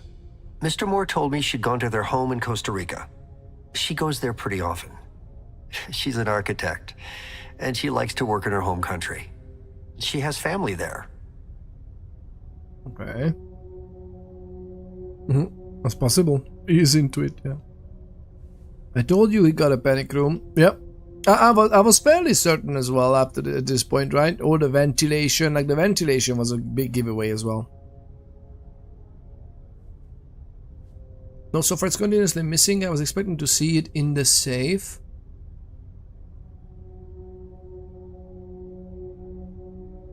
Because because missing. Oh yeah, the macadams. Yeah, and we couldn't actually reach her as well in the first one. The macadams info. We weren't able to eavesdrop on her. Do you have any enemies? Do you think anyone could have been so angry with her That they could have taken it out on her husband? Oh, no. I don't think so. It's true that lots of people could have been jealous of her. But not to that point.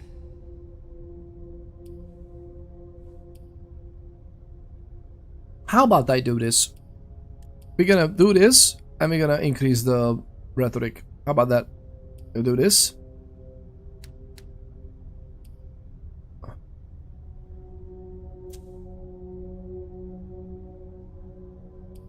Turn it on. 95% success, and I'm like pushing everything into this. How about that?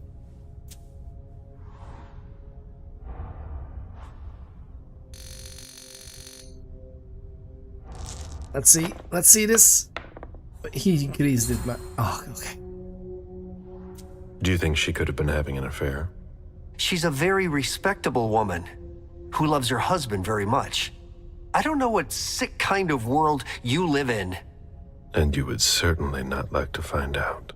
They had their ups and downs, just like any couple. The staff had noticed that she went to Costa Rica fairly often without her husband. Was she thinking of leaving him? Not at all. Just the opposite. She begged him to spend more time with her and their daughter.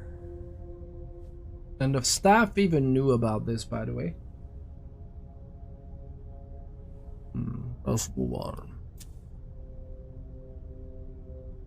What about the bodyguards?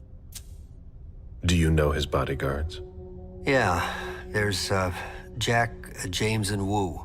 Ooh. But you won't hear me singing their praises. Why not?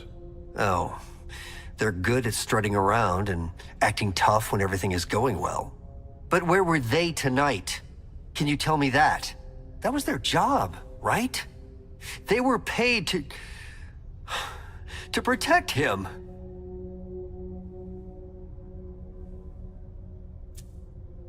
Where are they? Do you have any idea where they might have gone? No. But believe you me, if I ever see them again, I'm gonna give them a piece of my mind. The reason I was asking about faithfulness is because of that Emily letter next to her bed. I'm not sure if we need to follow that up. Although even then, even if without romantic interest, we would need to follow that up, no? About Moore. Did you know Mr. Moore well? We weren't friends, if that's what you're asking. But we got to know each other. With time. He was a creature of habit. Since he worked late, he would often ask me for things at night. A newspaper, batteries, ice. I think he asked me for just about everything. I prided myself on always being able to get what he needed, no matter what time it was. You'd have thought he pretty much lived after dark. Like his clients. Huh. I like how they have these italic inner thoughts. They have visitors. Did Mr. Moore have many visitors? For a man with his status, it was nothing surprising. But, well... Yes? His visitors mostly came in the middle of the night. I must admit, that's a little unusual. That's what working for us is like. He told me he had a lot of foreign clients, and he had to juggle different time zones. That's what working from home is like. He had colleagues over for late-night meetings, too. But since little June was born, not as many people came around. That was wise. Huh. By the way, asking about the faithfulness is also like keeping, in my mind, keeping our cover, because policemen and FBI would be very interested in these ties, because, you know, statistically huge amounts of murder and horrific things are basically because of romantic stuff. Did he have any enemies that you were aware of? No. He was a very respectable man. No bad company or anything. Interesting. Except for us. No bad company. No bad company except for us. Without any disrespect to the deceased, were you aware of any extramarital affairs he may have had? Mr. Moore was a good man. He would never have disrespected his wife or even contemplated it, I'm sure. She could have been okay with it. There were no young women coming and going. That's a very inappropriate question. I don't want to talk about this anymore. I mean, inappropriate. Literally, the guy's lying there lifeless without his head. Do you think anything is inappropriate at this point? It would be a standard question to rule out a motive. Exactly. That's why I'm trying to keep it covered. Plus, we have so much things to keep up. We can just get the extra points, right, and everything. Wait, weren't we at 7? We used the thingy, no? Didn't we use the... I don't know why we didn't use the extra hunger. Or did we? Like, that's why we are at 5. What about the evening? Tell me about the evening again, please. What happened tonight? Mr. Moore left with his 3 bodyguards earlier in the evening. Yeah. One of them got in the car, and Mr. Moore came down around midnight. And then? They came back around 2 a.m. Mr. Moore was limping. Why midnight? He was leaning on one of his bodyguards, and he was bleeding. How many was bodyguards? He injured? I told him I could call an ambulance or a doctor, but he didn't answer. I went closer to insist, but Wu told me they were in control of the situation, that it was no big deal. They went upstairs, and I saw drops of blood in front of the elevator. I told myself they were being unreasonable. What did those 2 goons know about it? So I called Mr. Moore on the internal line several times. Did he pick up? Not once.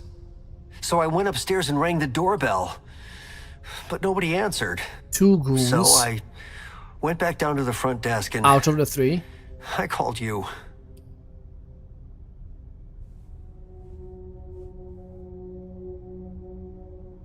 Am I following it right?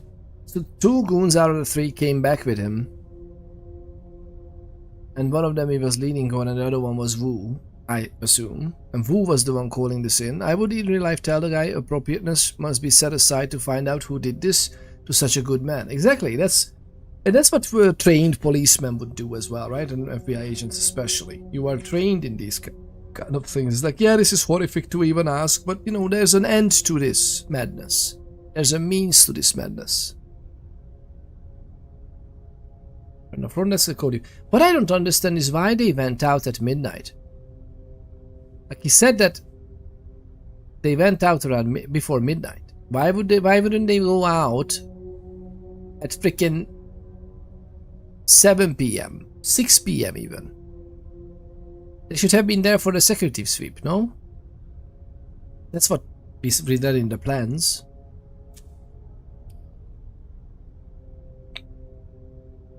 The lieutenant told me there was an access to the basement. Yes, using the service elevator through the kitchen. You need a magnetic pass to use it. I gave the spare to your colleagues who wanted to go down there. I still have the original. Do you want it? Please. Please. Good. By that time, hasn't his daughter been kidnapped? I'm sure. I mean, his daughter... Literally, he took his daughter for some weird reason. He took her to school as if nothing happened, and the daughter happily left him a message of, "Hey, the guy you sent told me that tonight we're gonna surprise mommy in Costa Rica. Hoo-hoo." Obviously, someone was like, swoop. But I guess she might have been an insurance policy that he goes through with not doing the security sweep before sunset as he's supposed to, but he only went out around midnight, which was again very interesting. Why midnight in that case? But yeah, interesting. Does he know about Fortress Security? Does the name Fortress Security mean anything to you? Does it ever? Hard to forget them. They came out here last year to work on a project for about 2 weeks. And Mrs. Moore had interior designers here just about every season. But this time, the workers showed no respect for the common areas. There were 4 of them, and I can tell you, they made quite a mess. I had to clean up the debris and plaster they left behind them for weeks. Oh. Any idea what they were working on? Very discreet. No. I mind my own business. 4 workers here for 2 weeks who left behind loads of debris and plaster. They weren't here for a small project. Mm-hmm. Thank you for your statement. You have to find out who did this, officer. Justice needs to be done for him. And for his family. And we need to find out who's messing with us. That's what we're here for. You can count on us. Stick around in case we have more questions. I think we have Blush of Life on. Yes, we have Blush of Life on. Look at this. He doesn't look like a dead person. Do you see it? There's no scars and no like blood vessels, very much paleness. He's actually keeping himself looking mortal. I love this. This is lovely attention to detail. I like this. So we can actually get some blood as well as we can talk to this guy as well. Huh. You managed to calm him down. I thought that would be impossible. Yes, and he was able to answer a few questions. Huh. You managed to calm him down. I thought that would be impossible. Yes, and he was able to answer a few questions. I clicked it again. I don't know, the gamer in me clicks things again and again, because sometimes games are like, okay, the second time you get the extra thing. Do you think it's gonna be under one of these stairs, maybe? Or behind this picture?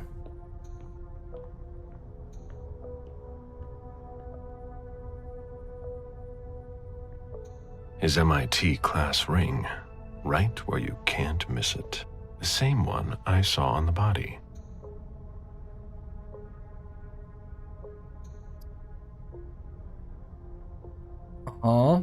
Does that mean that we should actually grab that ring and put it in there? His MIT class ring, right where you can't miss it. The same one I saw on the body. There's a lion up there as well.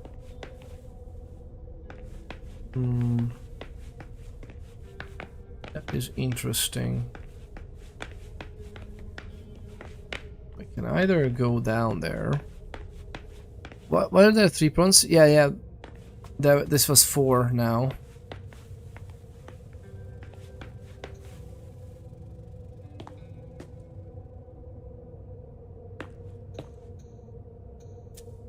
There's almost no blood left in him. The injury was post-mortem, and the body must have been lying down.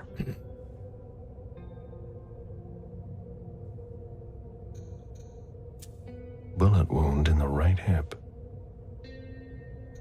A signet ring with a beaver on it. Can't we take it? More went to MIT. It looks like the ring I saw in the painting. Well, yeah, but can't we get it? Well, it's not gonna be a simple signet ring with a beaver on it. Not gonna be a More simple. went to MIT. I thought that we gonna Looks like the ring I saw in the painting. insert it somewhere or something, and that's how the thingy opens.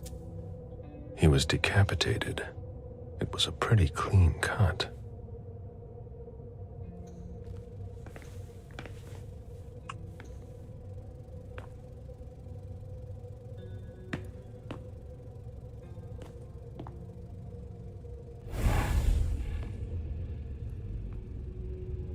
We'll be able to see something with the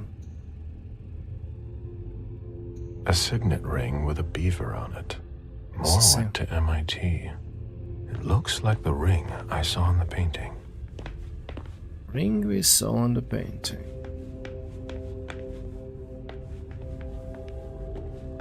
We need another. Where in God's name is forensics?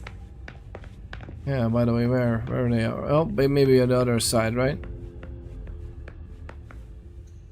The victim lost a lot of blood. They are literally poked down by the massacre at the other side. More than likely, right?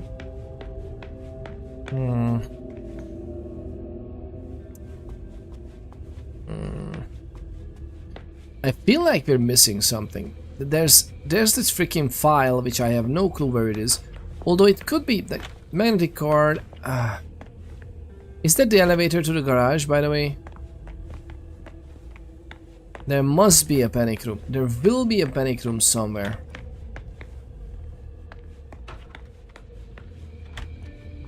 What did the book say about the panic room? That is gonna be a lock on it? What's this? This is the kitchen? This is the kitchen.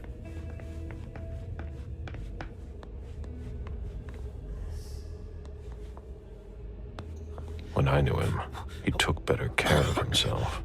What's going on with him?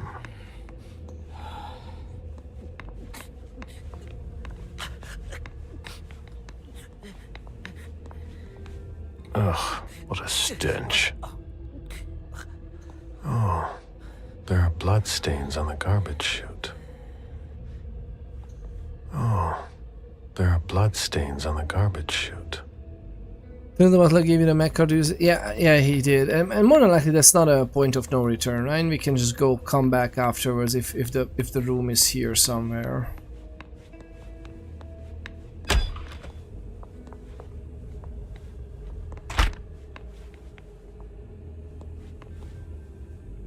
What is this?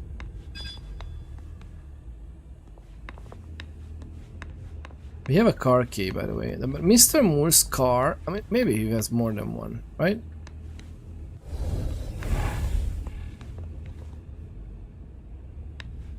Might have more than one. Fine vintages imported from Europe. Moore knew how to treat his guests. Fine vintages. Yeah, most of his guests are not really too picky in that regard, I think. Wait, where are we going? Ooh.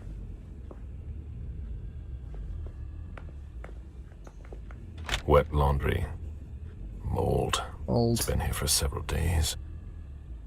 Oh my. Wet laundry. Mold. It's been here for several days. This is horrible, man. This whole story behind everything and whatever happened here, this is pretty horrendous. There's nothing on the keys.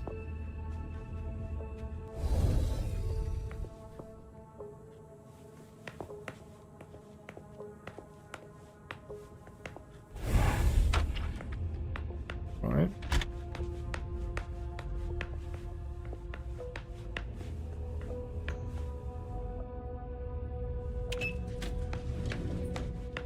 I want to go up there. What are we doing with this?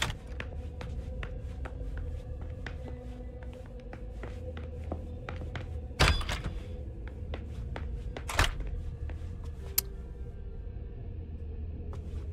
think we should go, right? If you would build a panic room, where would you be? In here somewhere?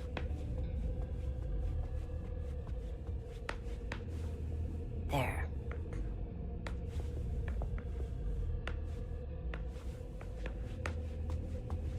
Ah. I haven't found anything. Let's go down there, I guess. What did we happen?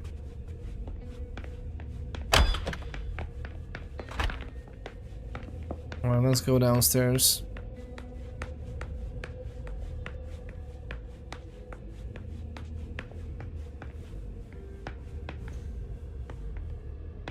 The parking garage, let's see that car, right?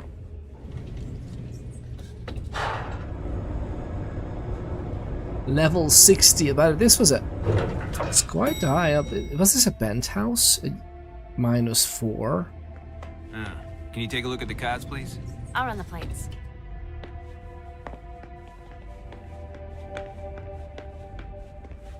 Hey, Mister, you can't go into the parking garage. It's a crime scene. Agent Smith, FBI. Oh, hi. Officer Norton. They didn't tell me you were coming down. Got something? Wyatt saw Moore leave at 2:25. Wyatt? The parking attendant, part security guard, part valet. Anyway, a car that belonged to the victim left in a hurry. Or at least he thought it was Moore, until he found out he got his head cut off. There's skid marks on the ground and signs of a minor accident at the exit. He must have really been in a hurry. I'm not sure. Lovely people, I'm not sure it was Moore that was killed. Is it possible that Moore actually got away with his daughter? Like, he conducted the kidnapping of his own daughter to get her off the map, get her off the radar. He did whatever he needed to do today. We got the charter to Hong Kong, and they're getting to Hong Kong. Isn't that possible?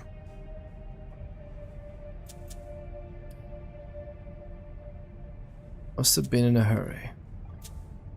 Well, I've got a few questions. I'll pick up on it.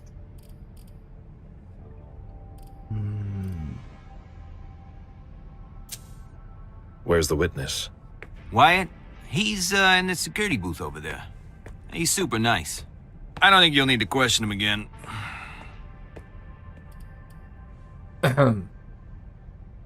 Skid marks? You mentioned skid marks. Yeah, they're very distinct.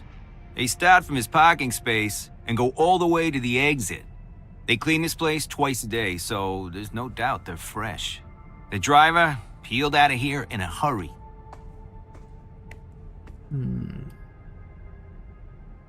Which car? Do we know what kind of car it was? Yeah, we called it in. It's the victim's sports car. Wyatt said there's only the sedan left. Sedan left, okay. I think we had the key for that one. Accident. And you said there was an accident near the exit. Yeah, minor one. Broken headlight, paint marks. He must have had a hard time handling it. Ah, okay. Anything else? Did you find anything else? No, that's it. Since we're still waiting for forensics, we gotta be careful. But you know how it is, right? Yeah. Must be annoying for kindred's heightened smell and coming across spoiled food mold. Yeah. It's interesting. I do going into something. I think, yeah, and almost every game, I think, where there's enhanced senses involved, there's something that we need to flashbang them. Okay, we need to flashbang the monsters, is what I'm saying. Even if it's just smell. Didn't the bottle give you the back? Yeah, we got that one. Also, he could be being interrogated at leisure. If you think he's dead. That is true. Let me know if you have any other questions. I love that you are also my Nosferatu brother. I mean, it's... We are kindred spirits. We are kindred spirits, Wojciech. Do you think they picked up on it? I don't think they picked up on it. Okay, so from here, the guy was spirited away.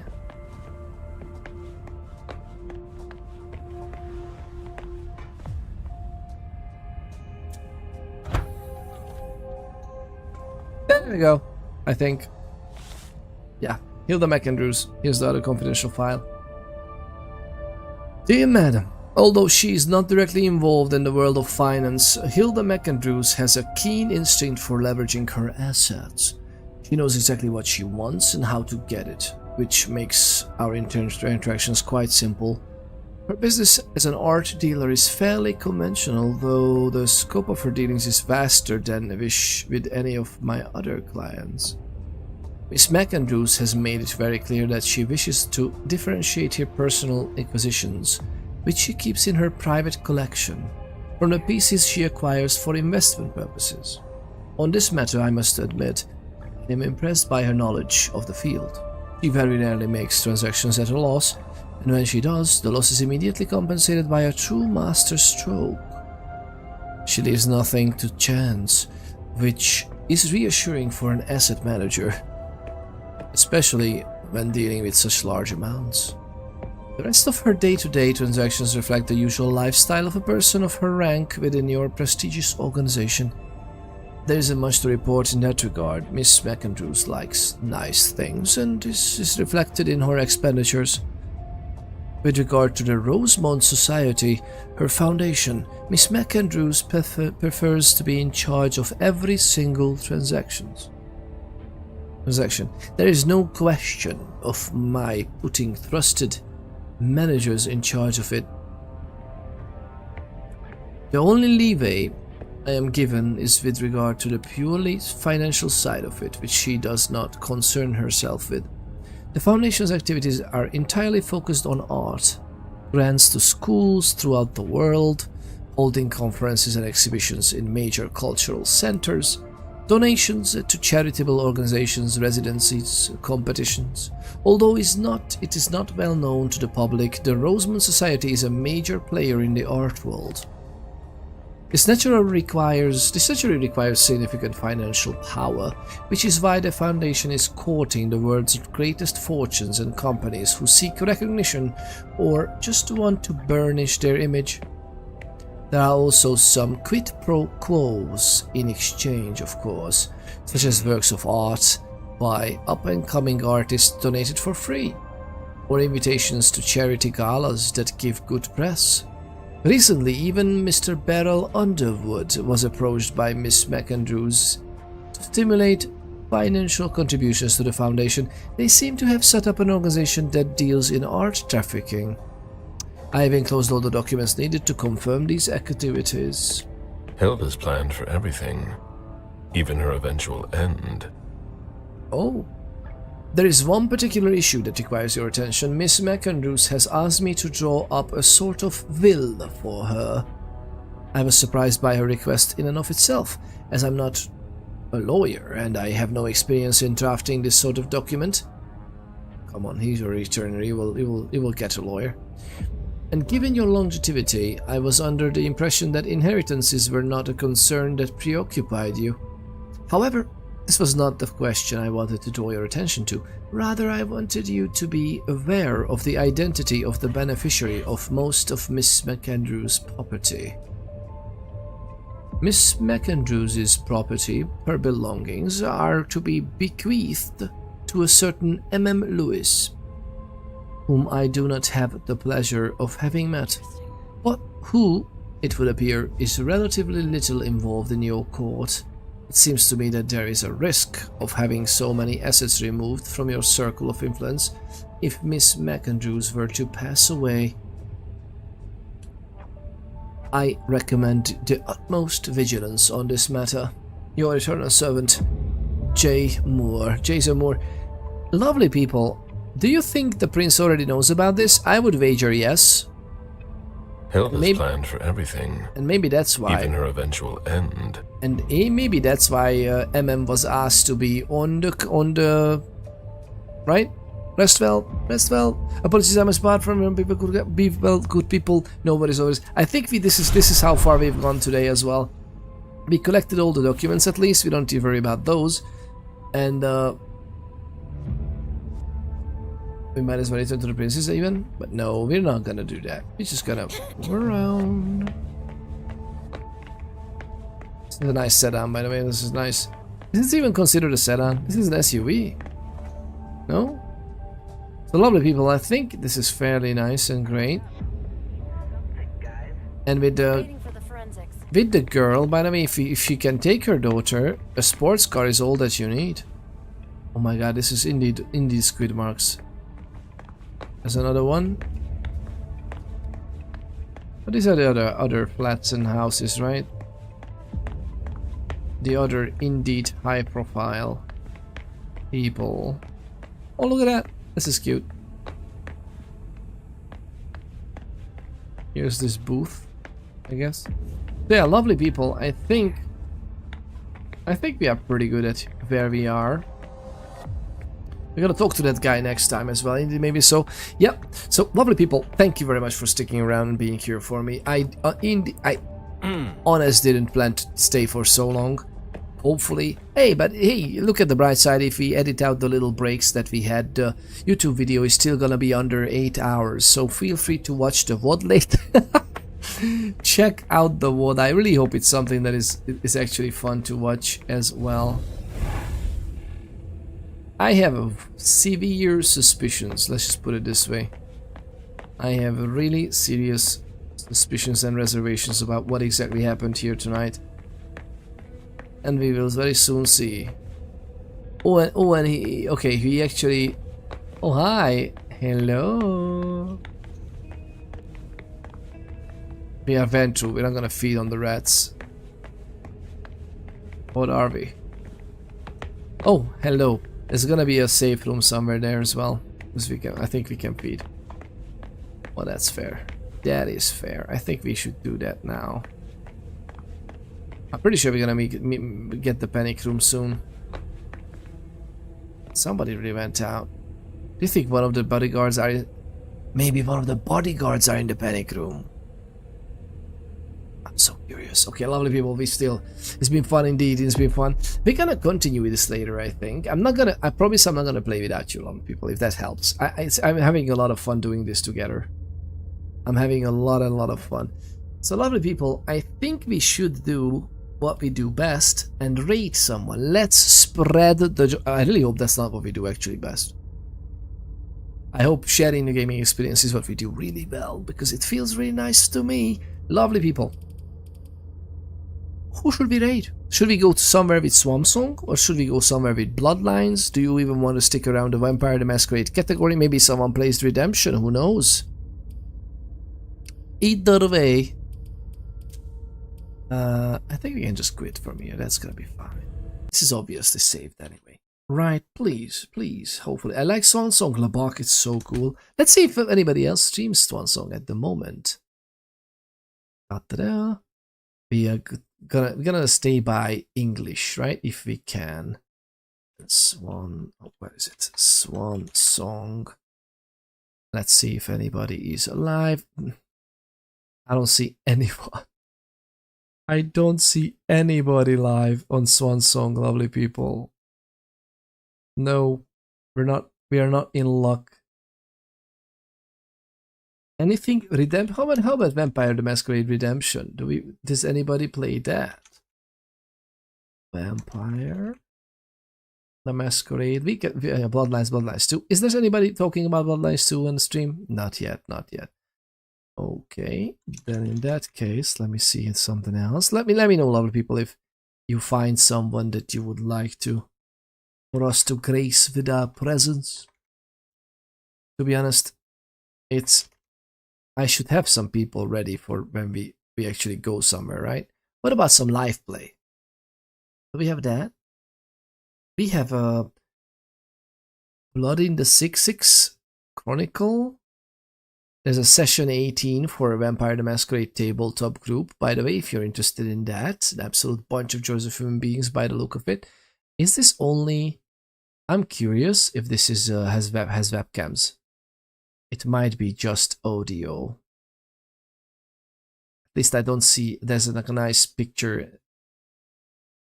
They might be on break. They might be on break because that's just a still image.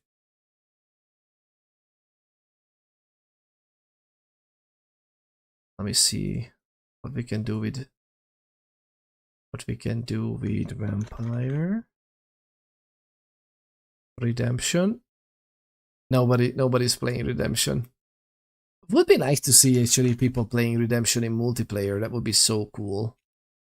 Vampire the Masquerade Bloodlines. I think we're gonna have someone with Bloodlines. Yeah, we have a few people with Bloodlines. Do we have English ones? Tuck. Do we have webcam? We don't have a webcam. Glitch Mothlu, that's a lovely nickname as well. Nighty Mercury. I'm ugly and I'm proud. Oh, someone must be playing Nosferatu. The thing is, there's a V2Bell chill and chatty.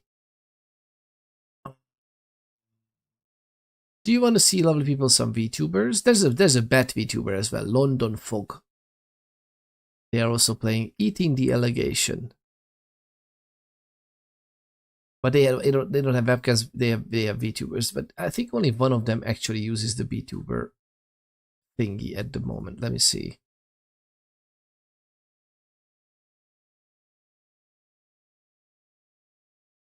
Yep, they are doing it. Lovely people, what should be the decision?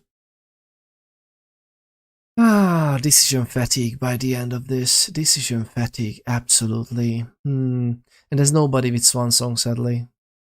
Let me check. Let me just I'm just peeking into the streams. Let's see. There's a bunch of Joys of Human Beings in here.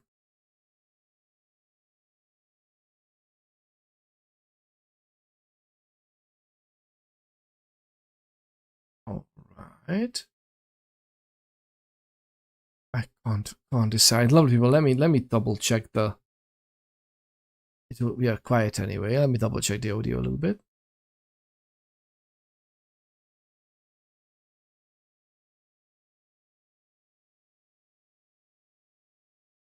Okay. Let me peek into another one. You didn't hear anything, right? Because.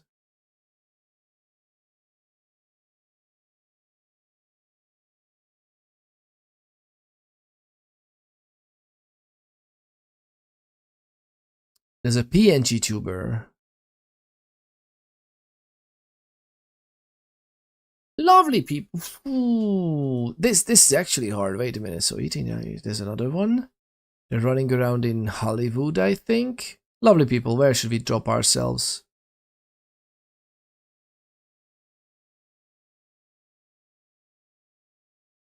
They are the least into the. They are in Hollywood, but they are least into their stream with like 1 hour 40 minutes.